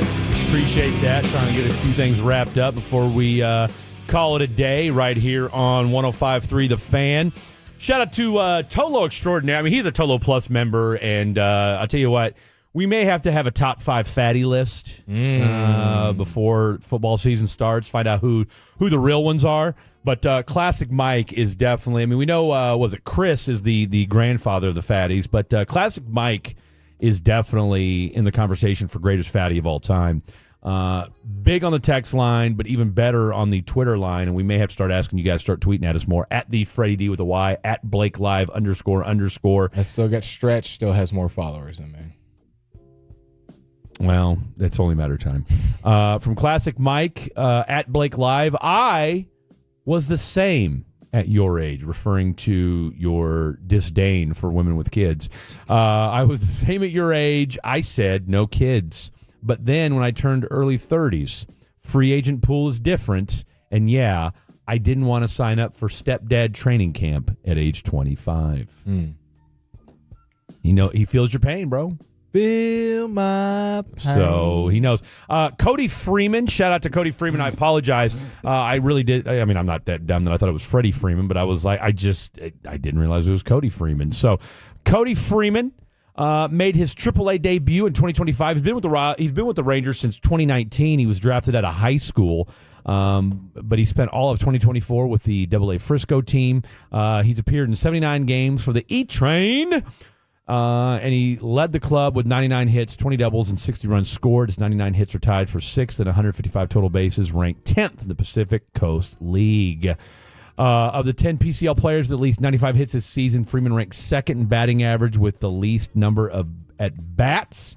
He owns the league's 2nd lowest strikeout percentage, and he's put 289 balls in play across 384 plate appearances and has not struck out in 51 games played this season. So what's that tell you, boys? He's aggressive. Disciplined at the plate. Yeah. Disciplined at the plate. So he's getting a start today. And I guess the first question I've got for you is, what the hell does that tell you about Josh Young, considering he's going to be playing third base? Even though Josh is hitting dingers in Round Rock. Finally, though. Let's not get it twisted. I mean, I think they want to see another week of him doing that. Yeah. All right, let's give you one more week of getting your mind right. And if you keep mashing this week, because, again, we're not naive to think that, okay, this guy's going to just suddenly start batting 300 and everything. I mean, look, would it be fantastic if he did? Yes. You just need Josh Young to get back to that World Series form or something that resembles close to it. Not the guy that was lost at the plate, batting .234, 8 home runs, and 30-some-odd RBI. And again, those aren't awful numbers, but considering what he's capable of and knowing that you got kind of a little bit of a logjam at third base or at the infield. By the way, Josh Smith given a much-needed night off tonight. Yeah, finally. Which we're good with. Of course, it's a game we're going to that Josh Smith isn't going to be playing. Kennedy Landry put out a story the other day talking about Cody Freeman, his MLB debut. Mm-hmm. Here's a fun little note. His MLB debut was Game 1 against the Detroit Tigers when Corey Seager had the walk-off. or not walk-off, but the late inning hits. Mm-hmm. This was from Round Rock manager Doug Davis. This is Freeman talking about him. He said, Doug Davis, the Round Rock manager, called me, and I didn't answer the phone because I didn't have his number saved.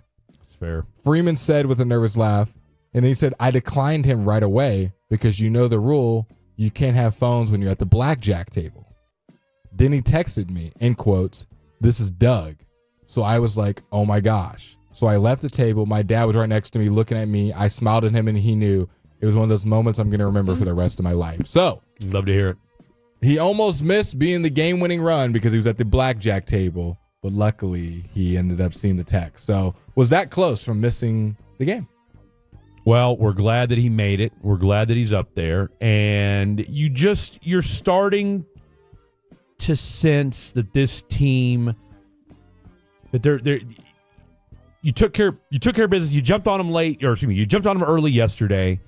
You battled on Friday. You scored runs late, and I think they had said something. I think I heard Sandler talking about this, or maybe it was Eric Nadell on the pregame show yesterday. They were 2-13 when trailing after the 6th inning.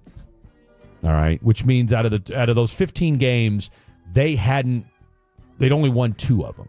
All right, and Bochy said, look, even if we just go 500 in those, we're in a different place than we are right now. And that's what makes baseball and just sports in general. We talk about a game of inches, just making little plays here and there. And it's just little situations like that where, this is a team that you just felt like in the first month or two of the season, you get down by a few runs and you're going to the 7th or 8th inning, like you're not coming back. Like this team was just not built, or it just didn't feel like they had the firepower or really the mental wherewithal to battle and come back. And so to do that on Friday against the Detroit Tigers, who have been the number 1 team in the American League. Now look, they're in a little bit of a funk right now, but as our boy Bitter Mike said, it's all about peaking at the right time. This lineup makes a lot of sense. Shout out to the texters.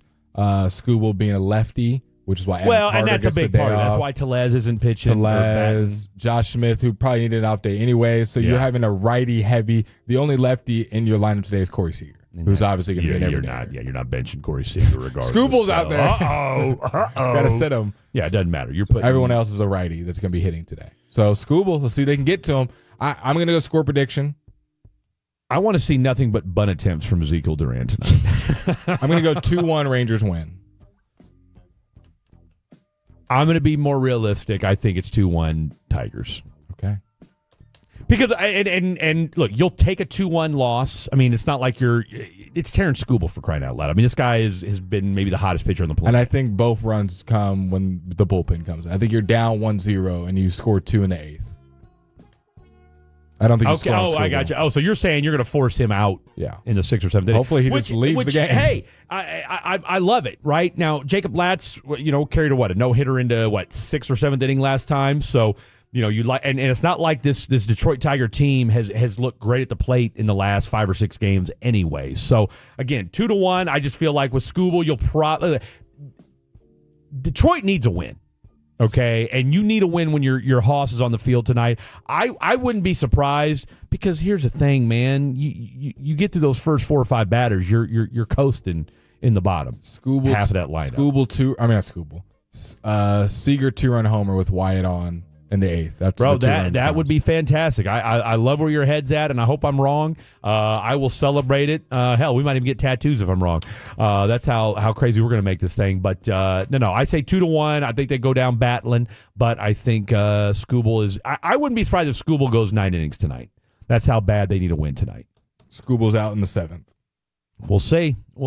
Now, if you can get that pitch count up, absolutely. But if you're sitting at 70, 80 pitches.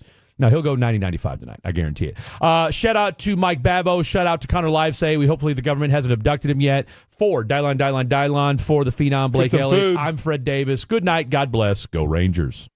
Diabetes, high blood pressure, anxiety meds, everyone's on them. If you're a 50-year-old male, maybe a bit porky, and you may even have type 2 diabetes, $1 million of term insurance may only cost you about $200 a month. Call Term Provider. Speak with Big Lou at 8...